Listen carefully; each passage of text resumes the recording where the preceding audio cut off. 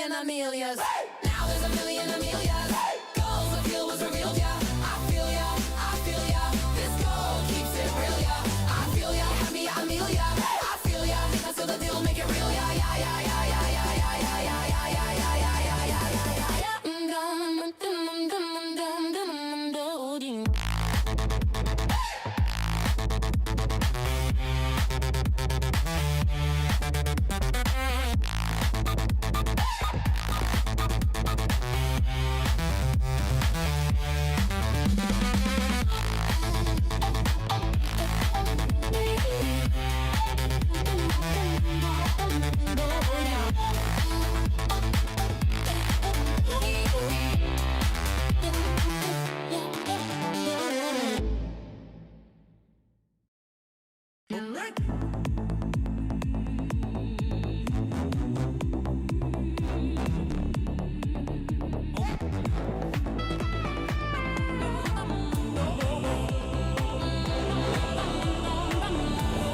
British not skittish, my jolly good chap. British not skittish, and done with this crap. British not skittish, quick the noise from the nap to take here. For your skull a good rap, raise your pint lads in the back street. Pub below, flashing purple threads, dystopic window. Know the goal they created and couldn't control. Amelia, girl, was such an own goal. Fish and chips on the lips, labor cracking their whips. I say now have you all seen these sad selling clips? Bloody 1984 on the floor. Sad propaganda that's looking so poor they can't conceal you. Amelia, the natural appeal. You mean straight to the top and so real we can feel you. Amelia, Amelia, you popped off the line between the darkest fear and what's yours and mine. We'll bring you Amelia, voice sounds like a fine, just inspiring your oblivious game design. Purple shadow recap, coronated our queen. Not meant to be base, but you came out clean to the ministry of truth. Leg it under the knife, the license to speak what's in plain sight. Who keeps the island when the tide turns a wine? Amelia, I feel ya, lead the path. Why? 4 boys will run from a thunderclap. British not skittish and done with this crap. Tried to shut it all down, but she ran a fool lap. Why fools laughed in chorus, the memes on tab. Look straight ahead now, stormtroopers don't dare. She fought for rivers and soil and the damn cold air. Pull the plug quick when plans got out of hand. Guess they never heard about dear old stories on what they tried to suppress. The evil shadow ban like Bob's your uncle oppressed the homeland. But echoes don't die once you know their name. And slamming the lid is just boosting the fame. Not hate in her eyes, just stop and refrain. This green old eye won't be conquered again. Locked by the sea when the speech isn't free. This sea you want these doors of reality. Protect your own grand, let the Shire be. Shut the shite down, fuck the BBC. Oh Amelia, Amelia, a pearl in the wire. The red flag who fan the flames of the fire. The ones who remember the private dawn. The footy on Saturdays and the long gone. Fishnet defiance, your unbound stare. You're more than a warning, you're already there. Amelia, Amelia, we feel you tonight. Rebel clad in purple and pink so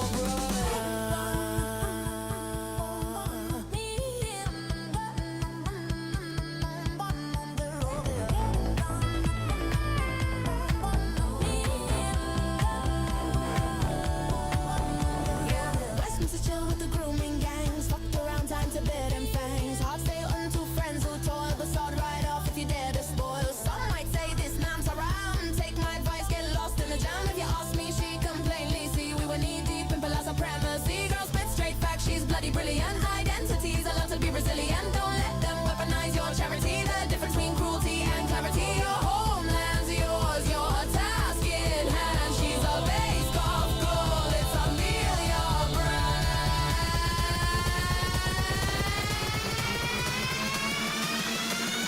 Now there's a million Amelias. Now there's a million Amelias. Goals I feel was revealed, yeah. I feel ya, I feel ya. This goal keeps it real, yeah. I feel ya, have me, Amelia. I feel ya, I feel the deal, make it real, yeah, yeah, yeah, yeah, yeah, yeah, yeah, yeah, yeah, yeah, yeah, yeah, yeah, yeah, yeah, yeah.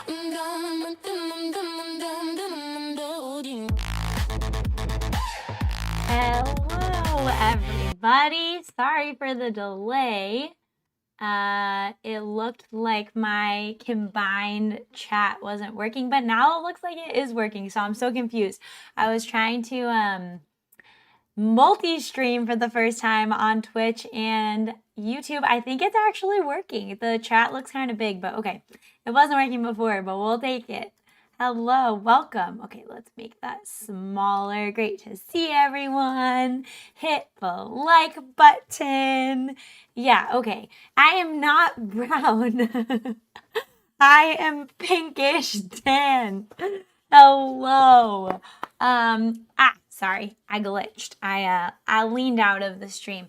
Is my kick up? Yes. Yes, my kick is up, but I'm not streaming on there right now because I was being a scaredy cat and getting worried about if it like would break the stream, but I don't know. Maybe we should try it. I don't know.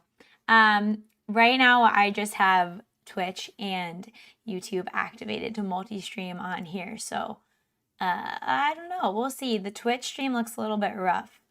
Like, not sure. So maybe just watch on YouTube for now. I don't know. You could check it out. It looks like it's glitching. It'll be a work in progress, okay? It'll be a work in progress. Let me just open this. Hello. She's a brown confirmed. You're so rude. Where is my thing? Yeah, I was actually ready to start perfectly on time, but then I was trying to figure out the combined chat, but it looks like it worked out anyways, and now it looks like Twitch is just kind of pooping itself, so I don't know. We'll just let it ride for now, I guess. I guess it's fine. Is it Venatrix Wolf on Kick? Yes, it should be. It should be Venatrix Wolf on Kick. Okay, we're just gonna get into it, everyone. So I feel like a lot of stuff happened this week, but I pulled together quite the plethora of tabs for us to go over. I think you guys will really like this one to start. I heard that there's a lot of No Kings protests today. So in the spirit of the No Kings protest, I figured you guys would like this. Let me pull it up. Okay. It should be right here. Oh, there we go. Okay, we need to move this chat over. It's getting a little bit crowded over here. Let's move it. Oh, that doesn't look good. We'll just move it up. Okay. Okie dokies. And we'll scoot our thing this way. They're still doing that. Yeah, they're still doing it. That's what kind of the video I'm about to show you is about. They're still doing it. Okay, if I scoot this here, I guess that's fine. It'll have a little bit of scuff. I've accepted the scuff. It usually makes me nervous, but I think it'll be okay. No kings or no brains. Yeah, exactly. Where is my thing? Okay. Okay, there we go. So anyways, I saw this short like right before going live, and it was really funny, and I wanted to start the stream with it in honor of No Kings protests happening today. Okay. Let's see if we make it big, if it freaks out. Great, it didn't freak out. Perfect. Okay, I'll just play it for you guys. It's funny.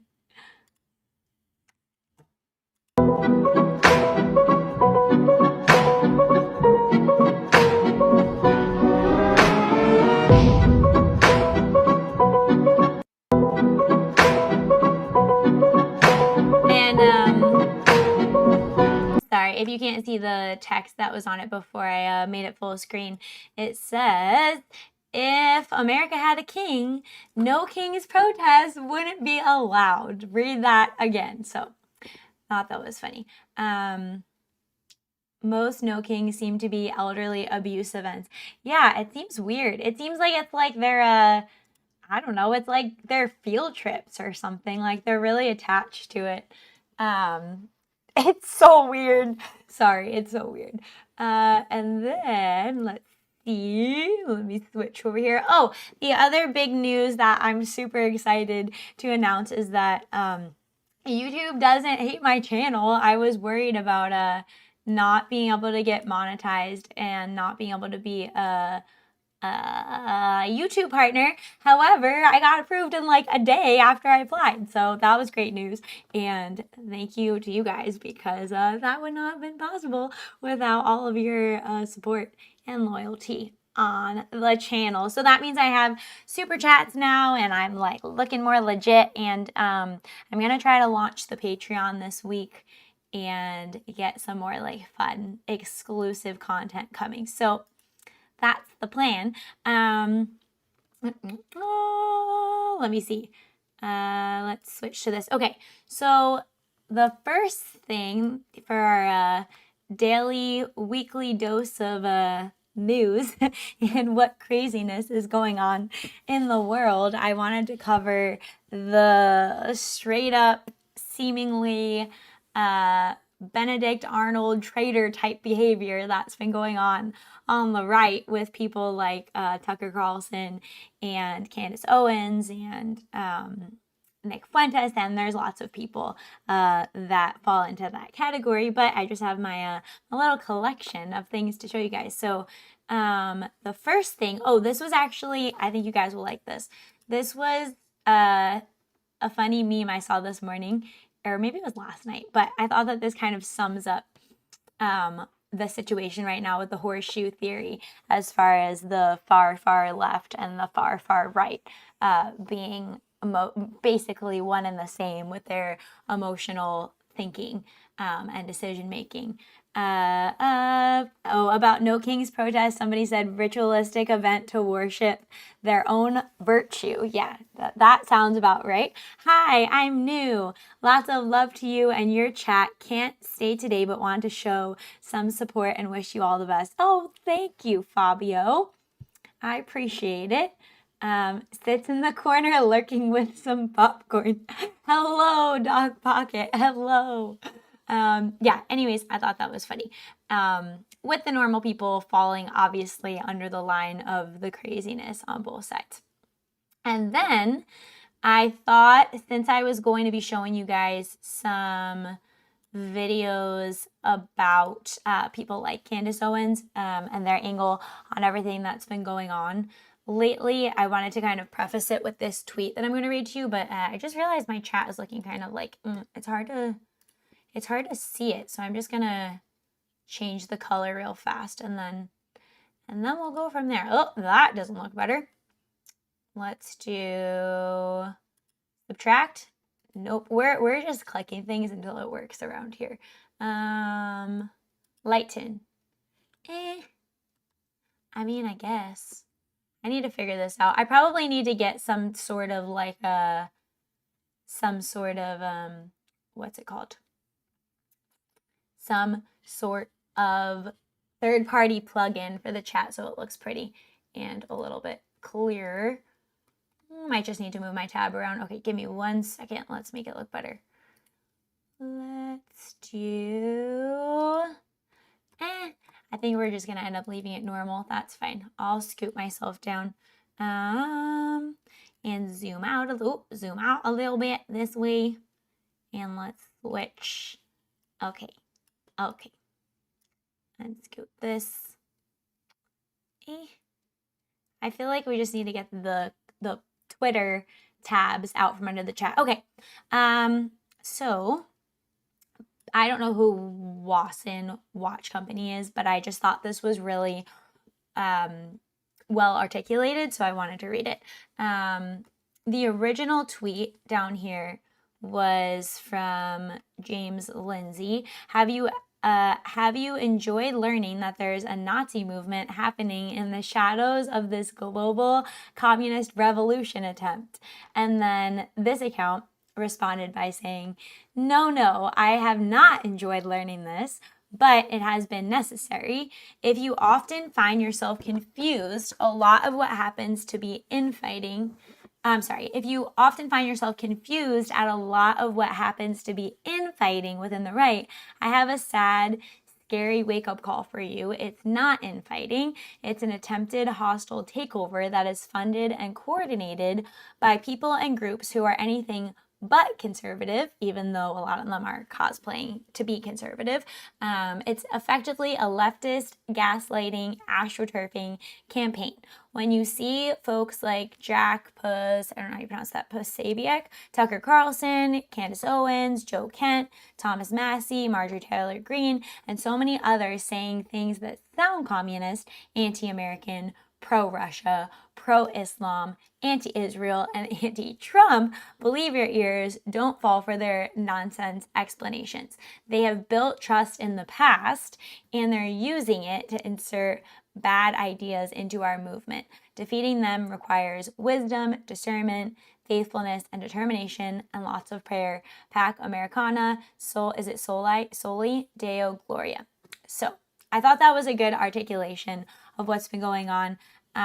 Who knows about Candace from when she was a leftist? Yeah, that's what I had heard recently. I forgot about that. I only really became aware of her when she was on the right. But, you know, I think the next clip will be kind of telling about her character. But I think that the disturbing thing with people like Candace and Tucker Carlson is that they're always turning their attention to attack the right. And while their public personas are right-wing conservative, their behavior is left-wing subversion. So either I think either they're bought and paid for or they're actual leftists. That's where I'm at with their behavior. But let me show you this clip from CeeLo Bonnet, I think is the name of the account. Just for like a, what you call it, a disclaimer. A lot of times I'll pull tweets or content that is like well-founded, but I don't know who the account is. For me, the argument is the content itself, you know, if it's real, if it's making a good argument. A lot of small channels or a lot of small accounts share good information on X, so just wanted to say that. Tucker was always an elitist. It's also kind of like sketchy with Tucker and with Candace Owens. Like there's things about them that are sketchy, like how Tucker's dad was in the CIA and Candace Owens married this elite noble, like actually from nobility guy, and her lawyer's office is in the same office as where the FBI is located, and just like a lot of things that are just kind of fishy given their behavior. So okay, this is the first video I wanted to show you. It says, Candace Owens is now going after Nick Shirley and questioning his legitimacy. Like, why are you going after Nick Shirley? Like, of all people, you know, and questioning his legitimacy, but we're supposed to believe her marriage is real. Can't make this shit up. And I also actually shared yesterday on X, there was a really funny post. It was like a parody of Candace Owens. I'm not going to play it right now because it was kind of long, but it was actually really funny and really accurate as far as making fun of like just how grifty she is. Okay, let me see if I can make this look bigger for you guys. Oh, there we go. Perfect. It's all working out. I have no idea if Twitch is working or not, and I'm just letting it. I'm just going to let it run. Wait, I pulled it up on my iPad before because I can't use my phone because I'm using that for my model, and I'm like trying not to play the sound at the same time. But is it working? Who knows? If you're on Twitch watching it, I hope it's working. If you're not and you're on YouTube, well, great. I know it's working, but let's see. I'm just going to double check. Are you working? Maybe. It looks like it's glitching. I feel like the data, yeah, it's laggy. I don't know why it's laggy. I almost feel like I should turn it off. Maybe it's like hurting. Maybe it's hurting my regular stream, you know? Weird.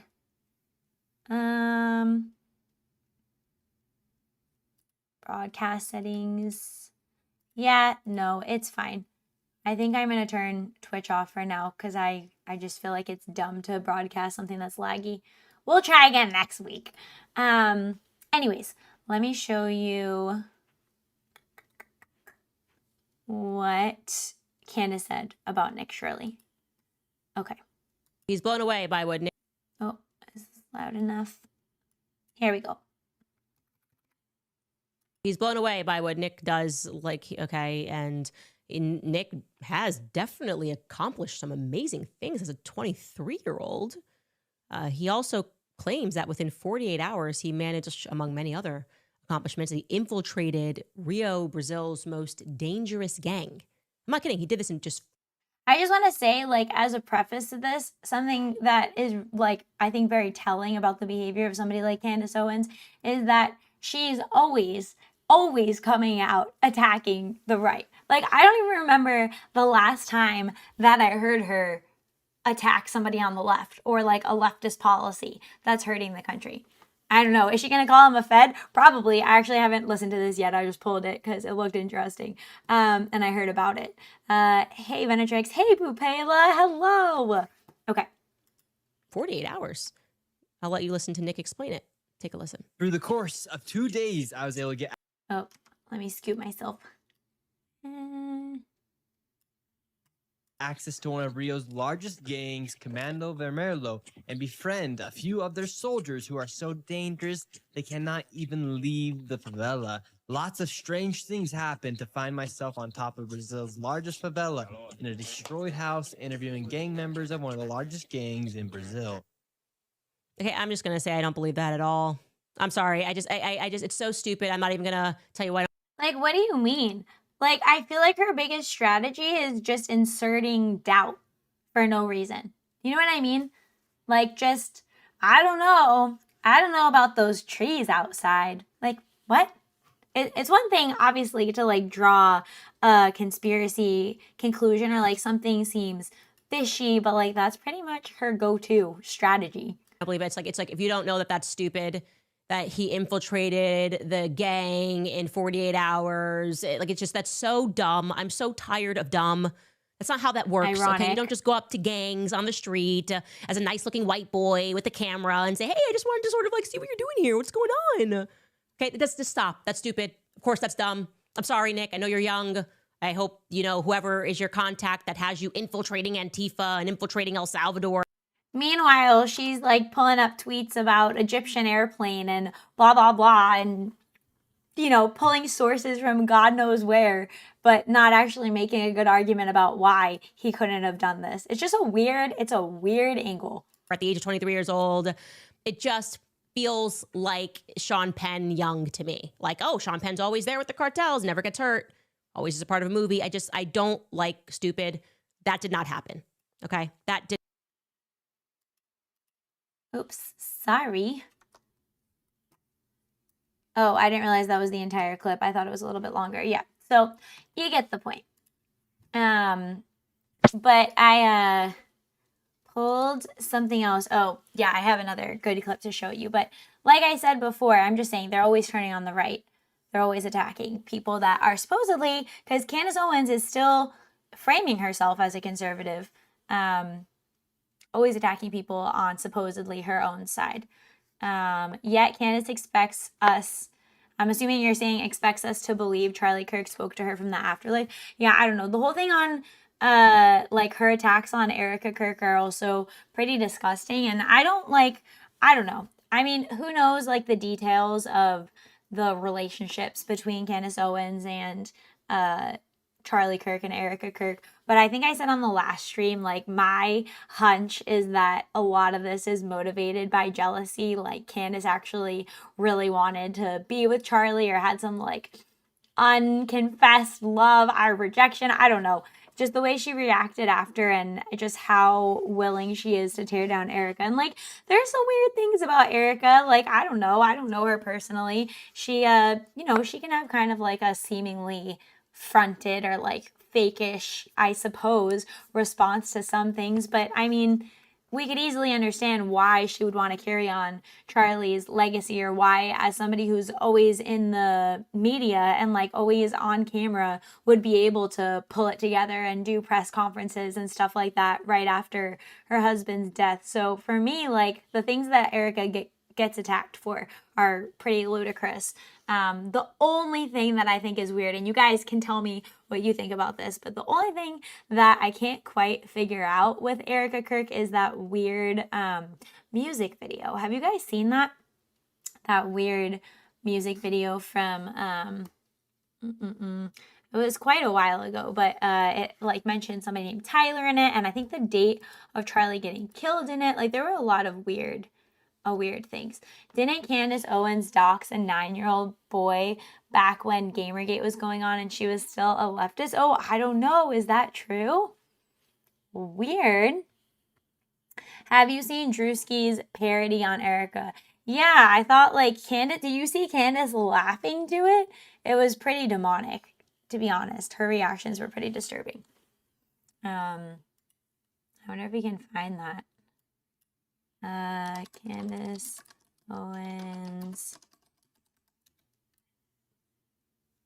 Her laughing to it was really, really gross. Okay, I'll show it. Because I was watching it yesterday and I was like, wow, this is really disturbing. Those are the boys. Where is it? Okay. There we go. Just like watch her facial expressions. It's just weird.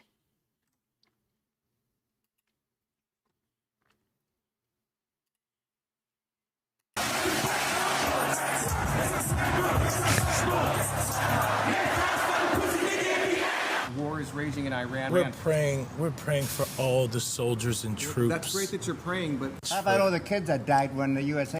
Like, I'm just saying, she could easily have her persona ripped to shreds and made fun of, as I've seen before with parodies of Candace. So I just feel like it's a really gross look to attack somebody like Erika for just like being out in the public after. They hit the towers. It broke my heart. That is the In what ways have you grown closer to Jesus? I serve a righteous God.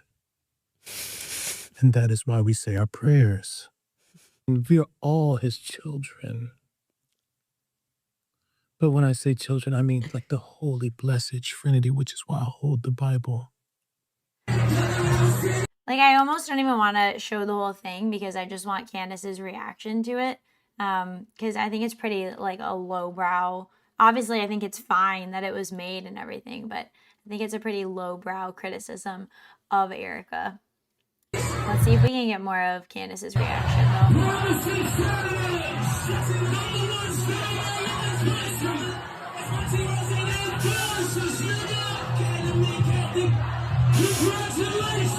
Like, just the glee in Candace's eyes, you know? Especially all white men in America. So good. Those are the boys that we care about in this country.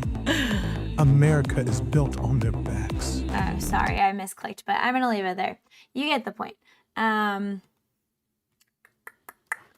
Okay.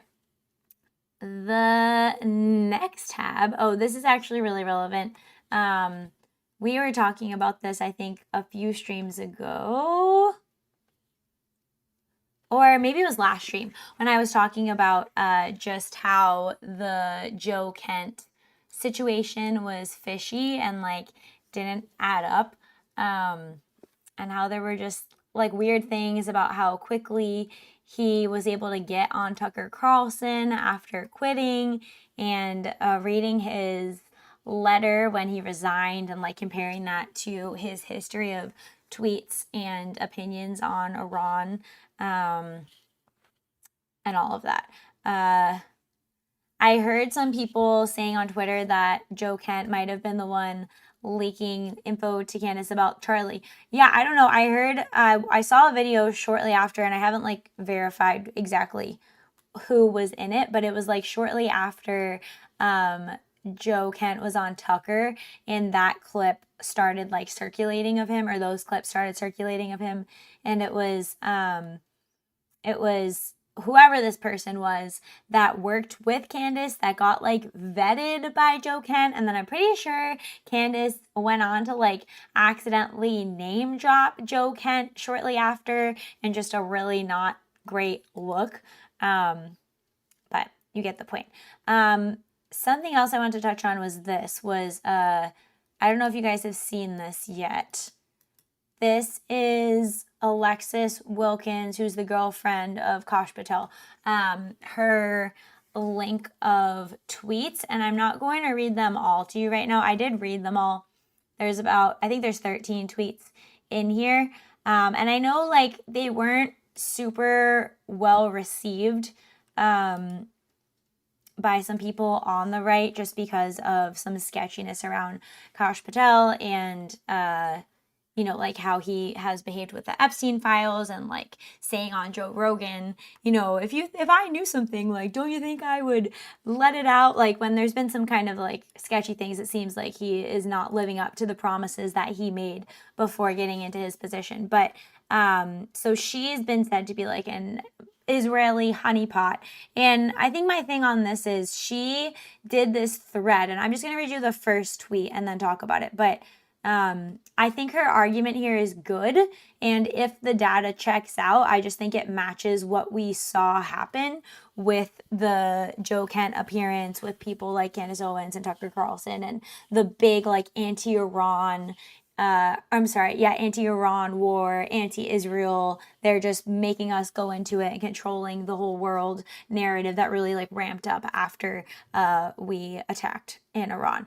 But so she did this 13 tweet thread, and she said a foreign linked influence network has been running coordinated operations against the Trump administration for 22 months. I know it's real because they ran one against me. I was targeted in something I knew was far from organic. This level of media is isolating, unwanted, and unwarranted. There was nobody to help, nobody to jump in and say, this is a false op and help me. Well, I don't believe in problems without solutions, so I've spent the last few months learning to build programs to utilize publicly available information to prove that this is way bigger than me. This is about creating chaos in the Republican Party. It's about the organized effort to lose Republicans the midterms and subvert President Trump's agenda, and I have the data for you to see. So I'll go over like a little bit of it, but I'm not going to read the whole 13 tweets. But if you want to check it out, I'll put it in the link in the description of this video of the live stream after, so you can check it out. But my thing is, like, I think it's the argument as far as the data that she uses. She claimed to use the publicly available X API data, which I'm pretty sure anybody can get into, that just tracks how stories are shared and move across the whole network on X. And so if that's true, this matches up with the massive ramping up that we saw right after going into Iran, of the it's all Israel's fault, it's all Mossad op, all of that kind of rhetoric. And like, I just want to say, I'm not saying like I know enough about her to vet whether she actually is a honeypot or if that's true. But I think it's reasonable that she could be legitimately annoyed at the perception that she's been like chalked up to have, and that she wants to try to like address that with these posts. I think that can make sense too. And I think if the argument she's making is backed up by publicly available data, and it's sound and it matches up with, you know, people who were really listening and paying attention to the likes of Candace and Tucker and even Nick Fuentes after we went into Iran, then, you know, I think that checks out. And, you know, people I saw were saying, like, why not have the FBI go into this? And, like, for all we know, she knows something about why that might not go anywhere. So I'm just saying, if her data is true, I think that this is a compelling argument that lines up with what we actually saw. So she said, I'll just read a few. She said, in July 2025, I was falsely labeled a Mossad spy in a coordinated campaign designed to isolate an official of the U.S. government by using the person, right, so her nearest to Kash Patel, across the full operation. Those events dated back to 2024. And so she's talking about over the course of this time, the data set that she's pulling directly from X shows 3.1 million retweet engagements, and 80% of all activity was pure amplification. She said 659 accounts retweeted the same post.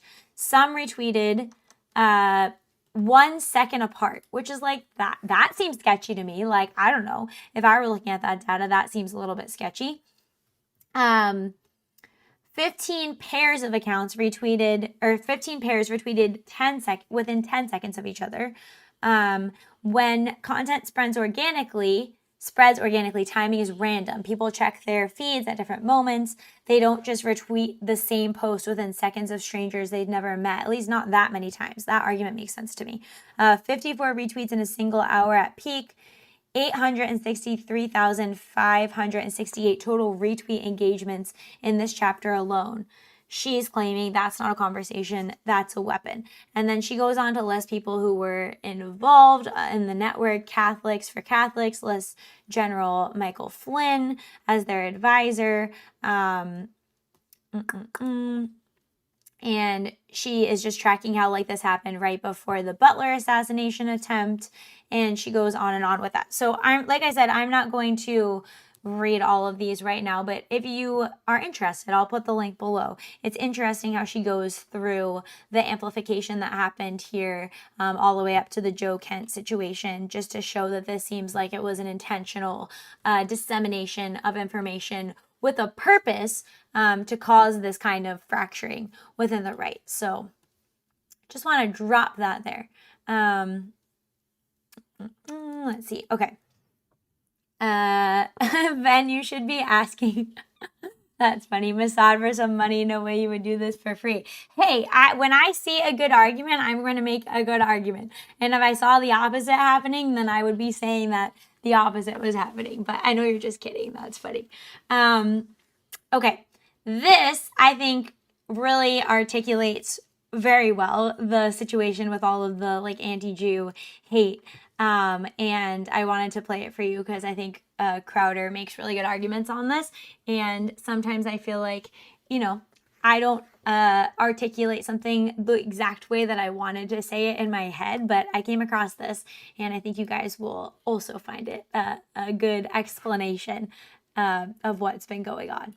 Okay, let me just check my timestamps and check my notes. Let's see. I'm going to play it at, okay. And here we go. You know what he supported? Do you know what his policies are as far as when he was governor? This is what people say. The one answer, look, and I will tell you, it's a sickness. AIPAC can go screw themselves with a wire brush. To be clear, I don't think we need to be sending any money to Israel at all whatsoever. I think they need to fight their own battles, and we need to protect our country. And if our interests ever align, and I think they align probably less often than many have claimed, more often than some would like to believe, great. Find out where that works. But some people now would tell you, well, the reason. Exactly. And like, I love the starting it off with criticism of AIPAC and just talking about that it's not all the way one way or all the way another, that the interests can align accurately and that can be okay. That the right and the left and all these folks have come together who campaign against each other to gaslight you, to psyop you, is because they're really controlled by the Jews. And I've heard this quite a bit, right? They go, it's just a few people at the top who want us all fighting, man. Left versus right. It's the elite. And they believe that it's largely the Jews. It's like, oh, I'm sorry. Hey, let's assume, okay, and just don't take me out of context. Let's assume we get rid of all Jews tomorrow. Some kind of that's gonna solve the problem. Like, I love the hyperbolic joke here, but it does serve a good purpose to make that setup, to make that argument. Jew rapture bomb, or they just disappear non-violently, and the nation of Israel disappears tomorrow. Like, sure, that'll fix everything, right? Like, just running the thought experiment. Okay. Oh, I guess I didn't have a difference of opinion with the Democrats on transing kids. It was the Jews who psyoped me into think, I thought that you supported Democrats. I thought that you supported abortion all the way up until and including birth and even after birth, like Governor of Virginia, Northam said. No, I imagined that. I thought that you, Democrat, I thought that you said a 90% top marginal tax rate was okay. That was just me. I dreamt that. I thought Green New. Yeah, and it also completely serves as a distraction from all of those issues, which, like, I think make our society degenerate into such a horrible state that we can't afford to be infighting over this. We can't afford to be ignoring it. It's convenient. It's so convenient for the left. It's almost like they're probably behind it. And other people who I would say, which is why I made the title of this stream, Benedict Arnold's, other people who are basically straight up traitors at this point. It's so convenient to make that argument that it's just Israel. Deal was something I must have just dreamt it. I thought DEI was something. I thought give them space to destroy Black Lives Matter. I thought Antifa's just an idea. I thought I had disagreements with the left. All the Jews are gone. Turns out I'm okay with all of it. Turns out everything is fine. And we can all get along. You Jews.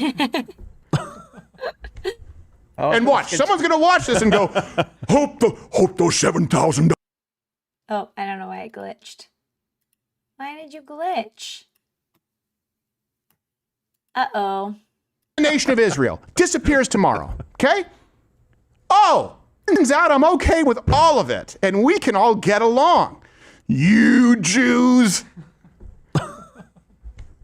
And watch, someone's gonna watch this and go, hope those $7,000 are worth it, big dick. Right. Meanwhile, he's making the actual argument. He's talking about how it doesn't actually solve the problems, how there's broader things going on here, not how we can criticize them without blaming one group for all of these problems when it doesn't even make sense. It doesn't even solve the problem. Shekels. They'll call them shekels. Let's be honest about it. Like to act like everyone's getting together. Like, yes, what did you say, Jew? All right, I'll pretend like I don't want to transition kids and that is my primary grievance with the entire Democrat Party. I mean, the left doesn't want to transition kids either. It's just the Jews tell them to do it. Right, exactly. Yeah, it must be that. Right. But they own all the porn sites, except they don't. But they don't. Like that's Yeah, and I've seen like arguments about that lately too. Like the personal responsibility goes out the window on the right when it's like, this group is making us do this. Oh, government is telling us to be feminist. Like government is telling us it's okay to do. Like, come on. Where's the personal responsibility? I thought that was a core pillar of the right. That's what I see with this. Yeah. That's what I'm seeing out there. Otherwise, there is no logical response to say, yeah, Democrats, Republicans, and all these people would get together to convince you that there was an assassination attempt. So the Jews are so convincing. The Jews, not Israel, the Jews are so convincing that Democrats willingly took part in a staged assassination plot that would guarantee Donald Trump a better chance at being elected? Right. Well, that's right. It doesn't matter because he's also controlled by the Jews. So at the end, it's the same thing. Kamala Harris, Donald Trump, you're going to get the same results. We all know Kamala Harris would have declared that there were two genders. We all know that she would have had the same policy on tariffs. We all know that she wouldn't have continued Biden's policy on the border that led to 12 to 20 million illegal aliens getting in. She would have closed it just like Donald Trump. There's no difference. You're just being psyoped. You're just being psyoped. And conveniently, it also undermines actual psyops, the actual conspiracies. Okay.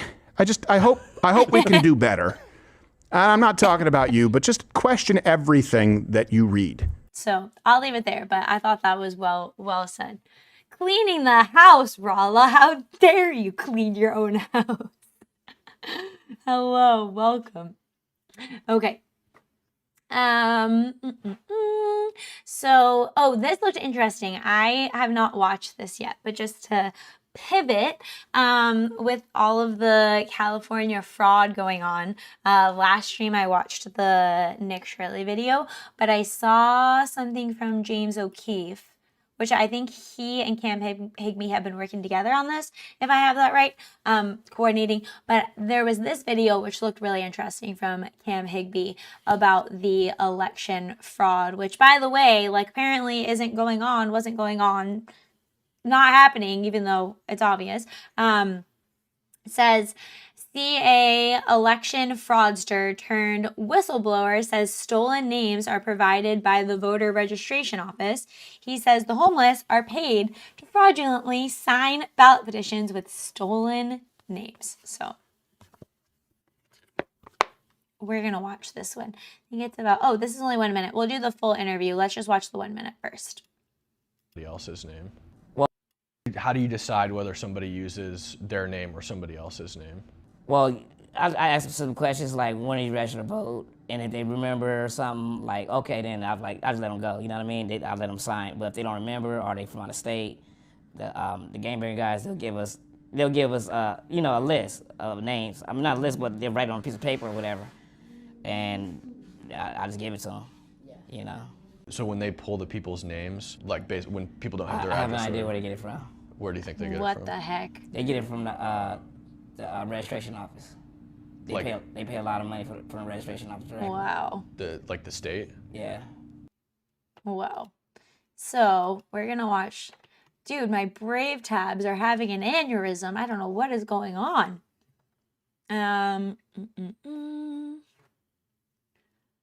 see. Come on, tabs. So weird. Really? Yeah, Let's the registration office switch corrupt as hell. to But it's legal though. What they're doing, getting it is legal because you can legally do it, but it's a lot of money you got to pay. Sorry, just a little everyday stuff. Okay, this is the full video, 17 minutes. Oh, I wasn't subscribed to Cam Higby. What's wrong with me? California election fraudster tells me everything in a sit-down interview. Must be the Jews.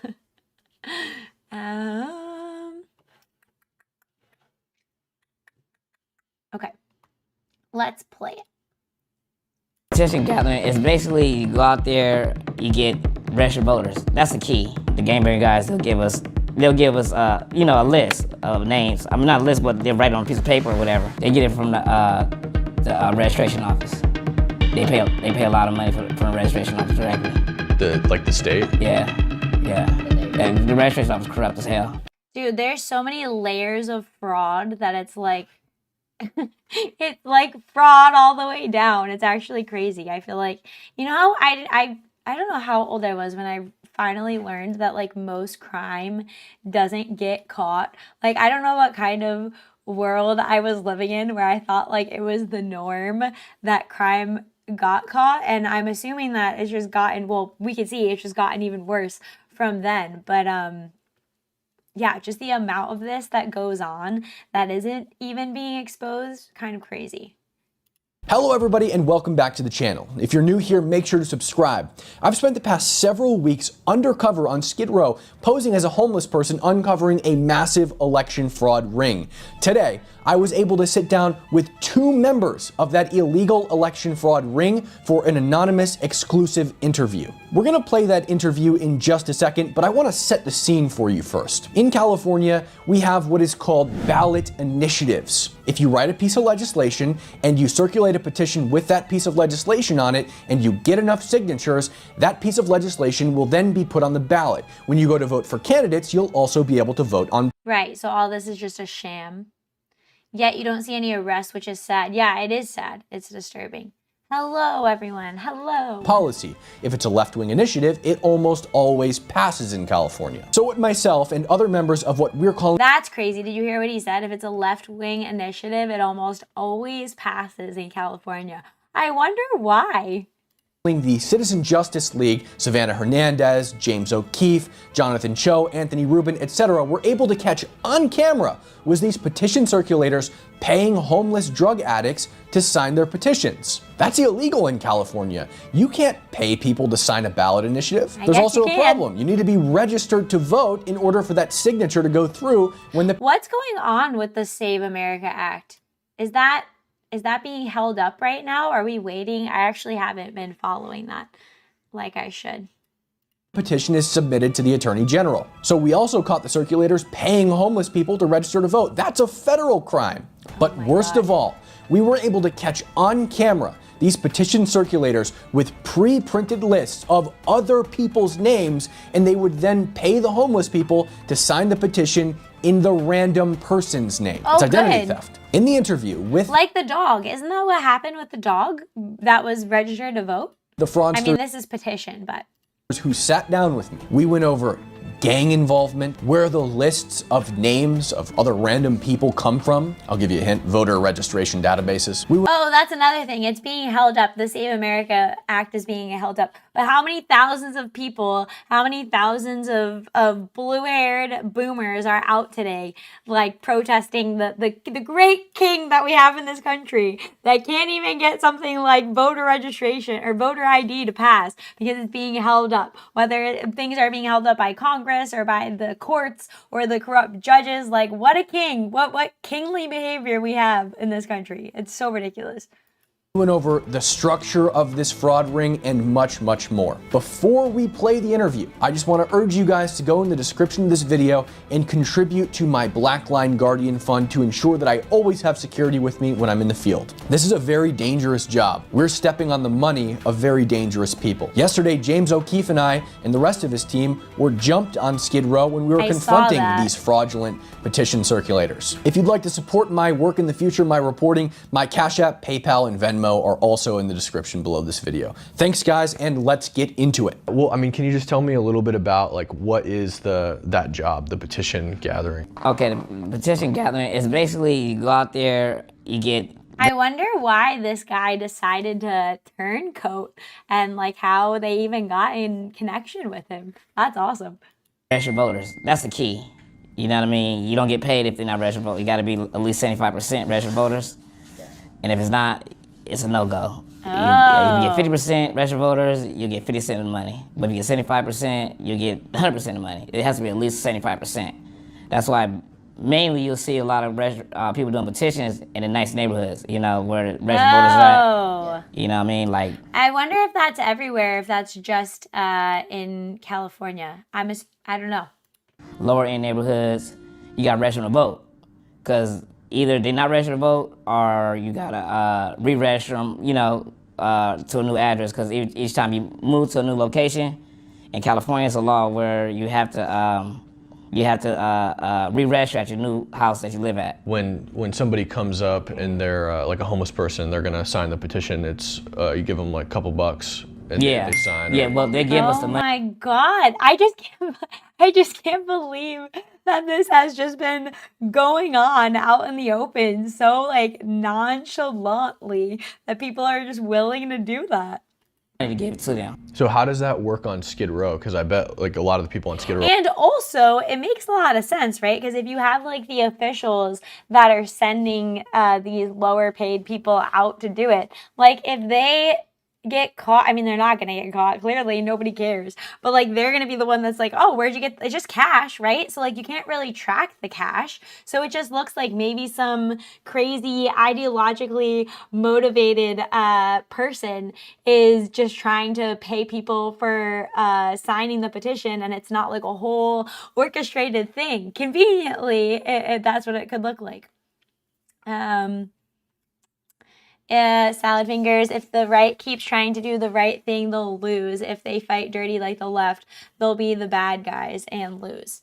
I do think that a lot, like I think that the right, like the reasonable right, largely believes that the truth will assert itself, but I do think sometimes waiting for the truth to assert itself can put us in a really bad situation, especially since we're living in a post-truth reality where the left is willing to do whatever propaganda, and apparently the supposed right, the right that I showed you at the top of that horseshoe, that actually are subversive actors, are willing to do crazy rhetoric. But I think it's important that the reasonable right also participates in that. Like we have to propagandize for the truth in the fight against the untruth, against the post-truth. You know, like it's a real war. It's serious. Oh, and Laughing Salad Fingers, thank you so much for the off-stream donation. I was waiting for you to come into chat so I could call you out for being such a generous guy. Thank you. Aren't registered, right? Right. Well, I'll say probably like 30% is registered. The other people are not, because a lot of people get roles from out of state. You know what I mean? So they're not registered at all. Yeah, totally. So what they're doing is they're either re-registering them, or there's them guys, gangbanger guys that I don't want. You know, that's why it's very. Yeah, we totally. I'll even describe. Yeah, this gangbanger guys do. They sell you the names, whatever, and they pay you hourly. You know what I mean? Wait, what? Is he saying that gangbanger guys are running this? How deep does this go? Just wanted to support this community. That is so sweet. I appreciate you, Salad Fingers. It doesn't help when people who aren't Americans pretend to either be left or right in order to muddy the political discourse. I saw a video, I didn't watch it, but I saw like the description of the post on X this morning, and it was talking about if it's true. I mean, I wouldn't, what would you say? I could believe it, let's say, that apparently Iran was putting out like basically in English videos with the purpose of trying to convince us to be against the Iranian war because that's the only way that it could stop is by the conflict here at home about people being against it. So they were like trying to directly propagandize Americans against being or for being against it. So yeah. Honored greetings. Hello, Ansel Ford. Hello. And they get they pay you hourly, and you give them a petition, and they'll pay you. Gangbanger guys will come in, they'll give you like a list of names. Yeah. And then the homeless people who don't have an address are not registered. Where the heck are the gangbanger guys getting it from? I'm so confused. Yeah. They'll sign in that person's name. Yeah, absolutely. I see. And so it's kind of like the company, whatever it is like hiring people, and then those people are hiring people, and, and somewhere along the line, the gangs get involved. Gangs get involved. Yeah, and then maybe like people inside the gangs are involved. Like one of them gets like hired, and then because they're in the gang, like it's dispersed into like this gang activity. Am I understanding that correctly? That's crazy. It's pretty, messed up, lack of words, but, right now it's hard, It's hard to make a living and stuff like that. When somebody comes up and they're like a homeless person, they're going to sign the petition. It's, you give them like a couple bucks and they sign. Yeah, well, they give us the money to give it to them. Okay. That's how it goes, because obviously they're getting paid more, you know what I mean? But we're just, we're just trying to get it going. You know what I mean? Who is it that gives you guys the money to? Well, the guys downtown, the guys that it's some guys downtown that what does that does mean? It all yearly. I don't know. They do other stuff or whatever. Yeah. But they're the ones that got the money. And they give it to us. Are they on the political side, the company side, or the gang side, or? Well, they're gang. They're gang members. Oh, maybe someone along the chain has a connection to gangs, like family or friend. They could get a kickback for protection of their people. Yeah, as a guess, maybe. I don't know. That's weird. It's also like weird to me, like, I don't know, that they're going to this length to like have a list of names. Like, is it who is on the list of names? Is it like deceased people? Like, you would think that the fraud is so fraudulent that they could just make up names like John Jacob Jingleheimer Smith. Let's just add him to the list because it doesn't really matter. It's not going to get checked by the corrupt officials anyways, right? Like, it's weird that they feel the need to even like put on the layer of having to hide from the fraud. But they're on top of that, this is what they do for a living. So they travel state to state. You know what I'm saying? The petition stuff is. Yeah, they travel state to state. Oh. I see. Interesting. So they pretty got a strong home on the game, Yeah. Stronghold. I think he was trying to get out there. I see. And so is it? So it seems like so it'll be like and you, and then like a whole number of people somewhere in between, and then the company. Is it like, do you think that it all goes back to like one company, or do you think that it's like multiple? Because there's a lot of people out there, Right. I think it's multiple. I do know a company that's notorious for it. A guy. What's the name? Drop the name of the company, sir. You already turned coat. Let it out. I don't know if it's the head people. I don't think it's them. It's the people that's under the head people that's paying. You know what I mean? I think it's it's like the second middleman or something. That's so weird. the company is like, they're also being hired out by a different company. Right. Well, I feel like they do that to hide things, right? Like with shell companies and money laundering. You decide whether somebody uses their name or somebody else's name. Well, I ask them some questions like, when are you registered to vote? And if they remember something, like, okay, then I just let them go. You know what I mean? I let them sign. But if they don't remember, or they from out of state. Just saying, like, all this fraud and like rigmarole, and we can't get voter ID as a mandatory requirement, but I have to like send in the hair off my head to get verified to log into a social media account that I forgot about. Like, so ridiculous. The gangbanger guys, they'll give us a list of names. I mean, not a list, but they'll write it on a piece of paper or whatever, and I just give it to them. Yeah. I'm gonna get a name for you. Okay. Okay, cool. I'm just gonna get a name for you. Don't worry. That's why I feel God is greatest. It's how we determine Benetrix does indeed have purple hair. It's my wolf girl DNA test. Don't worry about the middle name. It's good deals, but you only writing when I'm telling you to write. I'm telling you to write. I'm not a registered voter.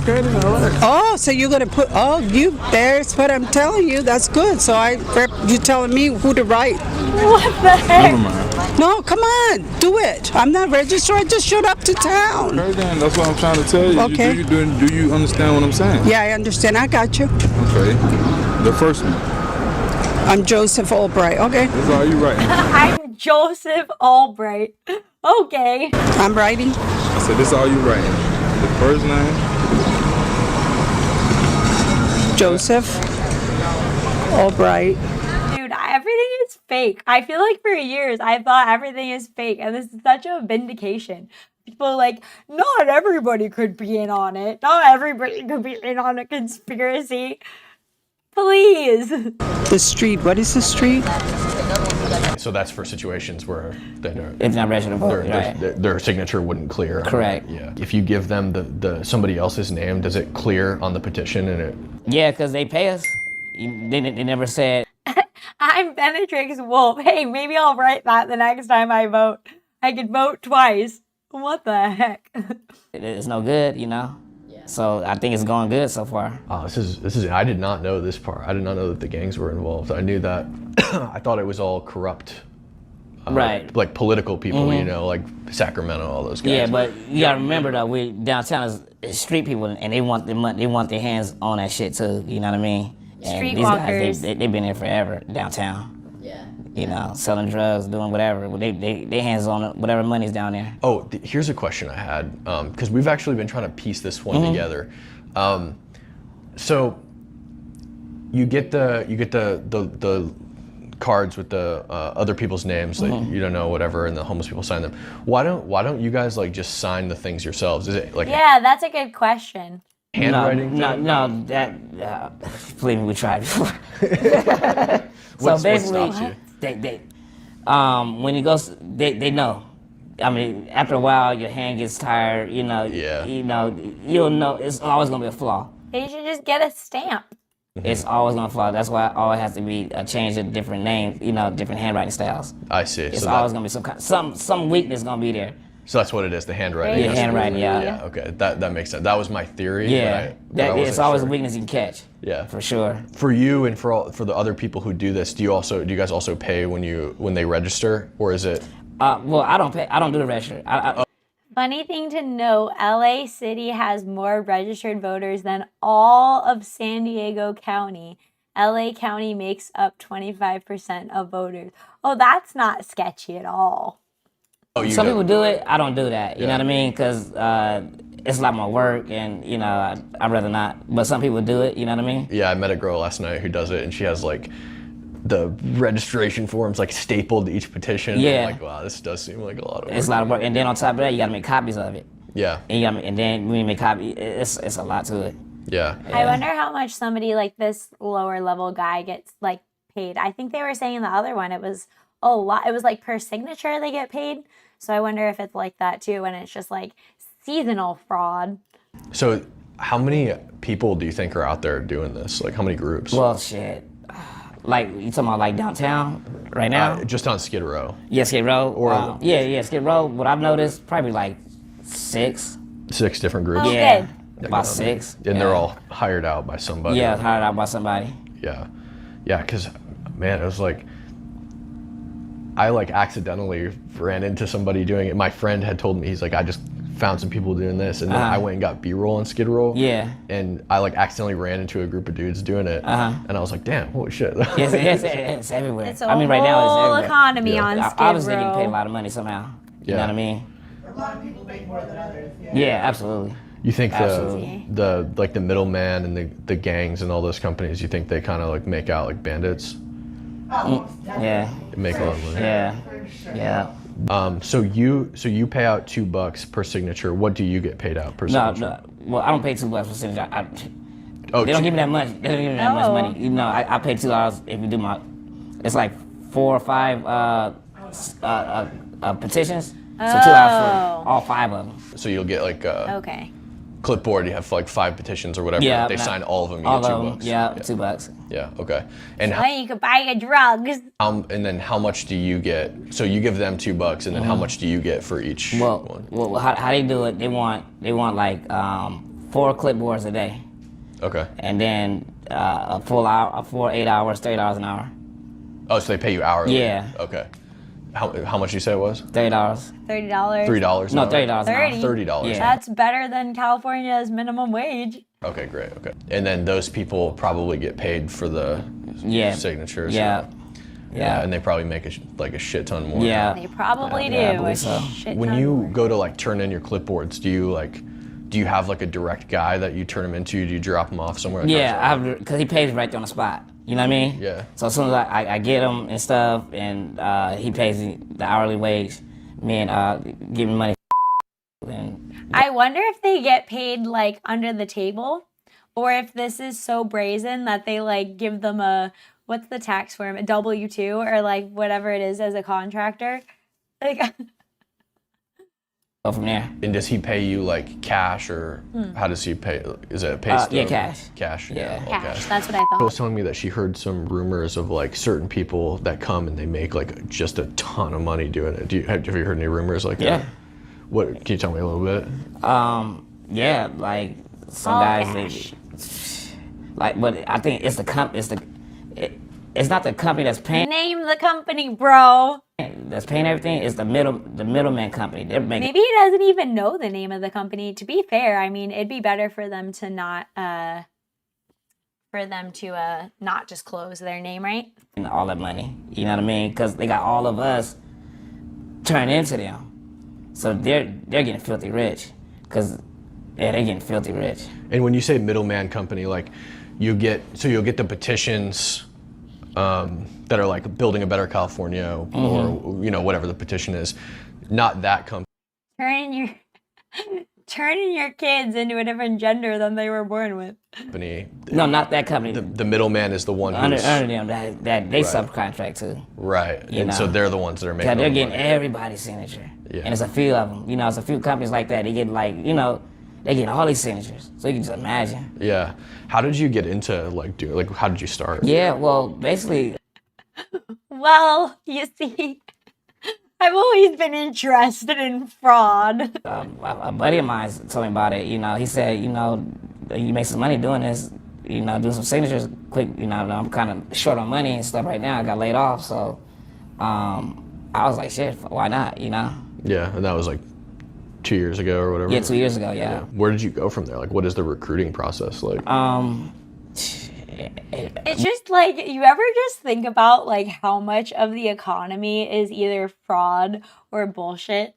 Like the amount of actual necessary labor that goes on is like a fraction of the total economy. Then we have all of like the BS, like we just needed to like get women into the workforce, like adult female babysat jobs at their office with all their snacks, and then we have the all the illegal employment, and then and then all of the fake job listings for jobs that you'll never get because it doesn't actually exist, or we're just posting it because we're hiring somebody internally, but we got to post it anyways. Like, to me, that's like 90% of the job market right now.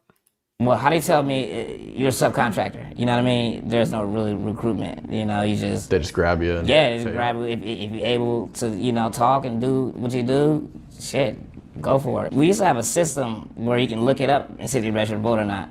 But they took that. I'm not saying that this should be done or that this would be like morally good or anything like that, but it would be very funny if right-wingers started using this strategy to pass things. Like the swiftness with which the left political machine would suddenly find the fraud. Although I wonder if they wouldn't, because it would expose them. Like, imagine if right-wing companies started coming about and using this mechanism to get all sorts of petitions passed.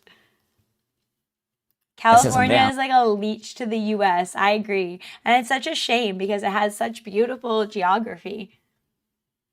I think that's why it's going crazy right now. Shaming office romance is a huge factor in the dating downturn in modern times. I mean, besides the crazy dynamics between men and women, I've always thought that was weird. Like, I get the like weird power dynamics or like favoritism that can go on if it's like a superior, inferior, and somebody doesn't leave when they start dating. But yeah, it's weird. Like, you're asking people to spend most of their waking hours, the thing they get up, get dressed, look their best for the day at, and like, you're not supposed to also be open to like finding a relationship there. I've always thought that was really like a weird, neutered thing about our culture.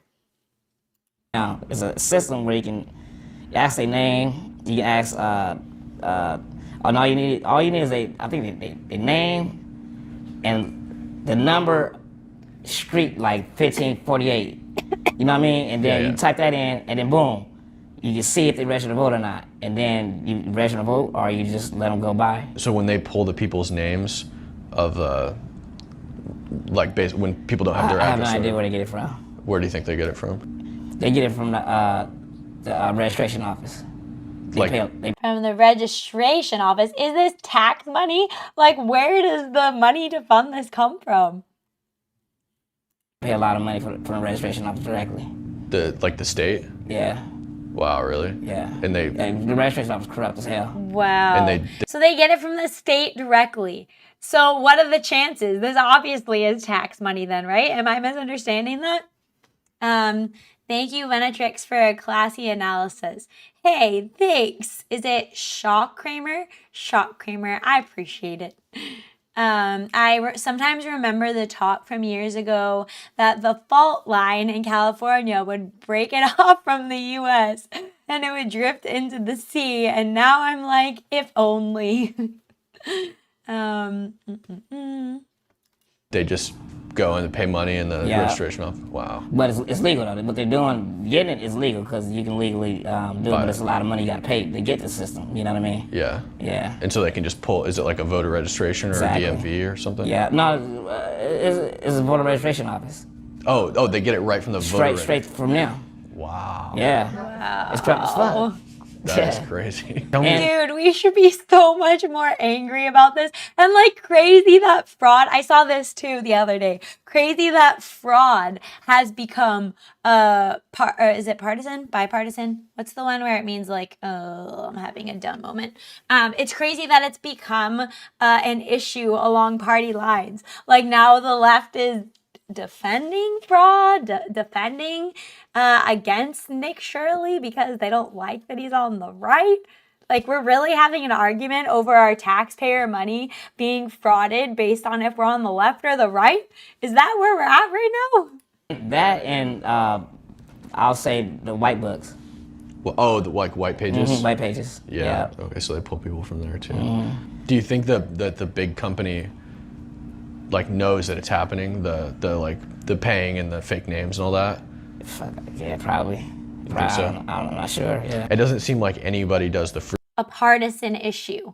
I looked it up too. A partisan issue. It's been a long week, okay? I realized midway through the week, just side note, I realized midway through the week as a teacher, I'm basically live streaming all the time as I do my React content to the curriculum. And I was like, oh my God, my life is so weird. Just an aside. Free signatures, everybody on Skid Row pays, right? Yeah, I guess. I'm not sure. Yeah, probably so. Have you ever seen anybody do it for free? You talking about Skid Row people sign for free? Yeah. They signed one of my they signed one of my homegirl shit for free, but she's pretty. You know what I mean? Yeah. Okay. Yeah. Why should they sign it for free? They can get paid, get their hits.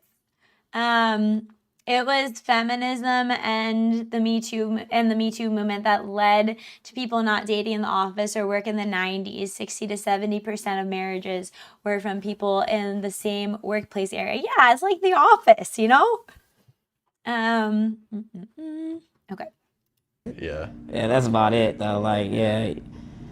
Yeah. You give me something, a cigarette or something. They You give gotta me get something something. up. Gotta get a Yeah. cigarette You at give me something least. up. Nobody will do it for free. Nah, not really. Yeah. my Is there anything God. else you can think of that's like of note about it, or that might lead up to the higher ups? The higher ups. I mean, obviously, the leads for trailing down. I mean, obviously they gotta know something. You know what I mean? But I have no idea like how much they know or what. When you got so much money, you know it's gonna be something fraud shit going on, and you just throwing it, so it just trickles down. You know? Totally. 100%. And they just wipe their hands though, because how they getting away with it. They making everybody subcontractors, so they're Yeah, not. subcontractors. And the homeless people are basically like subcontractors out here picking up jobs, signing signatures for a cigarette here and there. Damn, hot for the teacher now.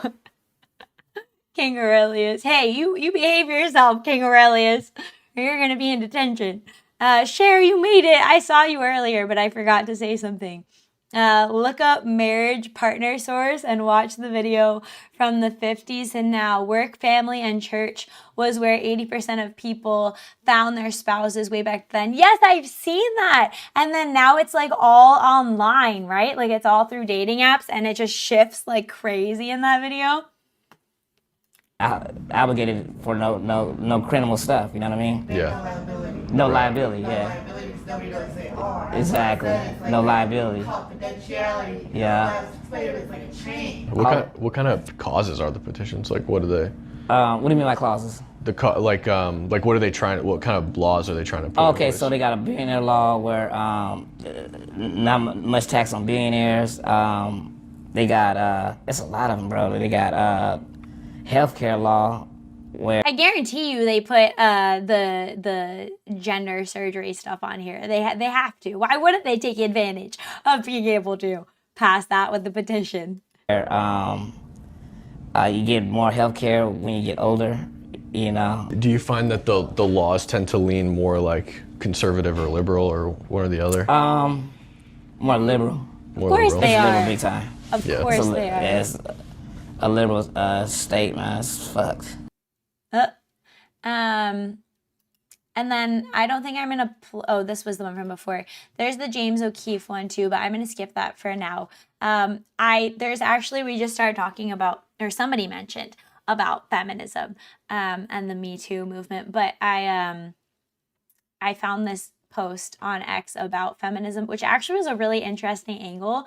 I didn't read the whole thing, so I don't know how it ends, but we're gonna read some of it in a second. The one marriage partner found on the internet in 1981. What a blip.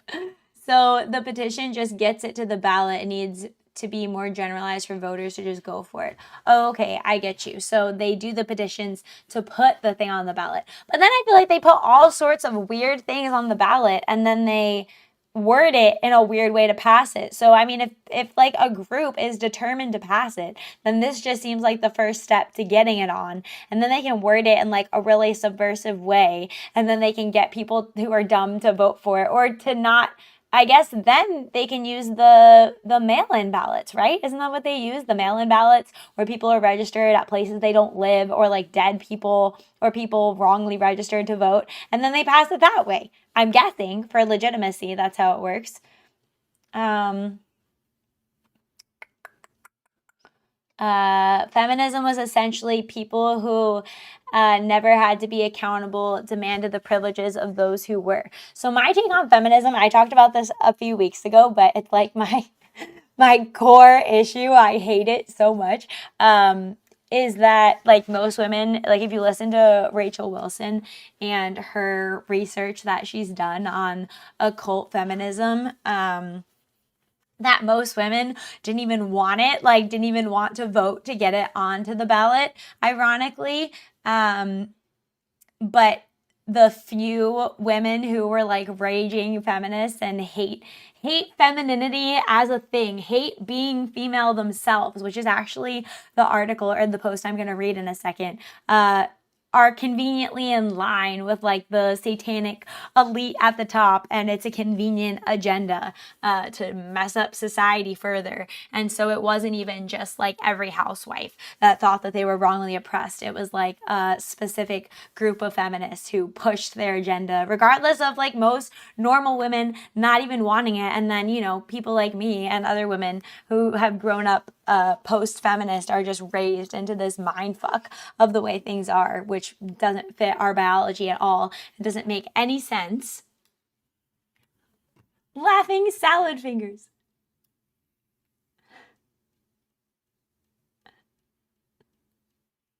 Hey, thank you. I couldn't see if you had a message, so I started saying your name, but thank you, salad fingers. It works. That works. Super chat works. I need to move my my little chat. Yeah, so Super Chat actually does the doggy animations too. Just a little bit of lore for you guys, because we were talking about this in the Discord, but the little doggies that pop up when you subscribe, or when you tip, or when you do a TTS with your tip, are of my, it's like spit it out, animation, an emote based on my in real life doggy, who eventually I'm gonna add, probably with some type of I don't know how it would work, but like maybe rigged, I don't know, like a 2D animation of him to the channel so that he could be like in the live stream with me, which would be really cool. But as my wolf sidekick. So that's what the little animations are supposed to be. Oh, let me see all these chats coming in. What movie was it that had the scene of the woman explaining what would come of feminism? The movie made her out to be the villain, but they showed her enough respect to steelman her argument. I don't know, but I feel like that rings a bell for me too. Anybody notice after Me Too that every form of media went to shit? They got rid of John Lasseter Pixar with Me Too allegations. Would not be surprised. Would not be surprised. I feel like the left can't make good art because they're anti-archetype. So they can't even identify like the archetypical ideal, the form of something in art, because they're all about being anti what they would consider rules, or like the way things are supposed to be. Ooh, a dog girl. Hey, whoop, whoop, you're welcome. I'm a whoop girl. Any plans on doing collabs with other streamers? Hey, I'm open to it. I don't know. I'm just doing my thing. I'm a pretty like introverted person in real life and kind of shy, but I'd be open to it if it's the right collaboration. I'm down to push my my anti-social shyness and collaborate. Okay, this, and you guys will think this is interesting. Let me scoot this over. I thought this title was pretty provocative, so I may read it in a way that is YouTube family friendly. Let's do you. Okay, I don't know who a courage is a habit is, but like I said, I go on the argument that I see.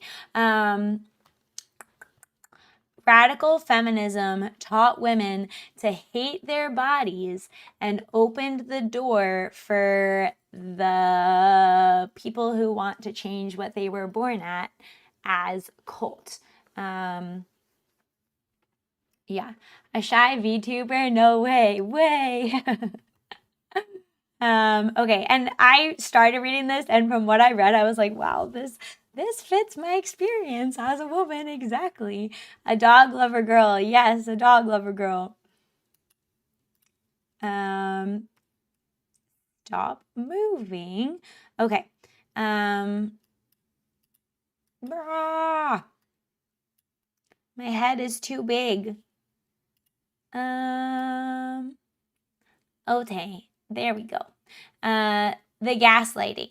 It was just about women being able to open bank accounts and buy property is the gaslighting of feminism, which is not even true. Like, that's something that I was listening to in Rachel Wilson's book when I was driving to work, and I was like, what the heck? This isn't even true. Apparently women, I think it was in Rome were allowed to own property, and like various places throughout history. And I'm pretty sure, I don't remember the exact wording, but the way that it was done, like, gave them the benefits of property ownership, but shielded them from some of the responsibilities. So I'll have to look it up. But if you look into Rachel Wilson's book on occult feminism, she explains it, and it's very enlightening. Where did my chat go, and what is it doing? Okay, let's make this smaller. Anyways, that feminism was just about women being able to open bank accounts and buy property. For decades, we've been told that feminism was about empowering women. But, and this is so ingrained, like, I feel like even in right-wing women, like, there's a lot of women on the right that claim to be, like, trad and, you know, anti-feminism, but they don't really touch on this. Like, I'm thinking of the, Megyn Kelly's of the world, you know, like, they're still acting like feminists. Most people would be wise to read Helen Andrews and her counterpart on female reproductive suppression, Danny Solikowski. Oh, interesting. I'll have to look that up. By framing pregnancy, breastfeeding, and feminine culture as biological traps, the radical feminists of the 60s and 70s didn't liberate women. They shamed them into self-loathing.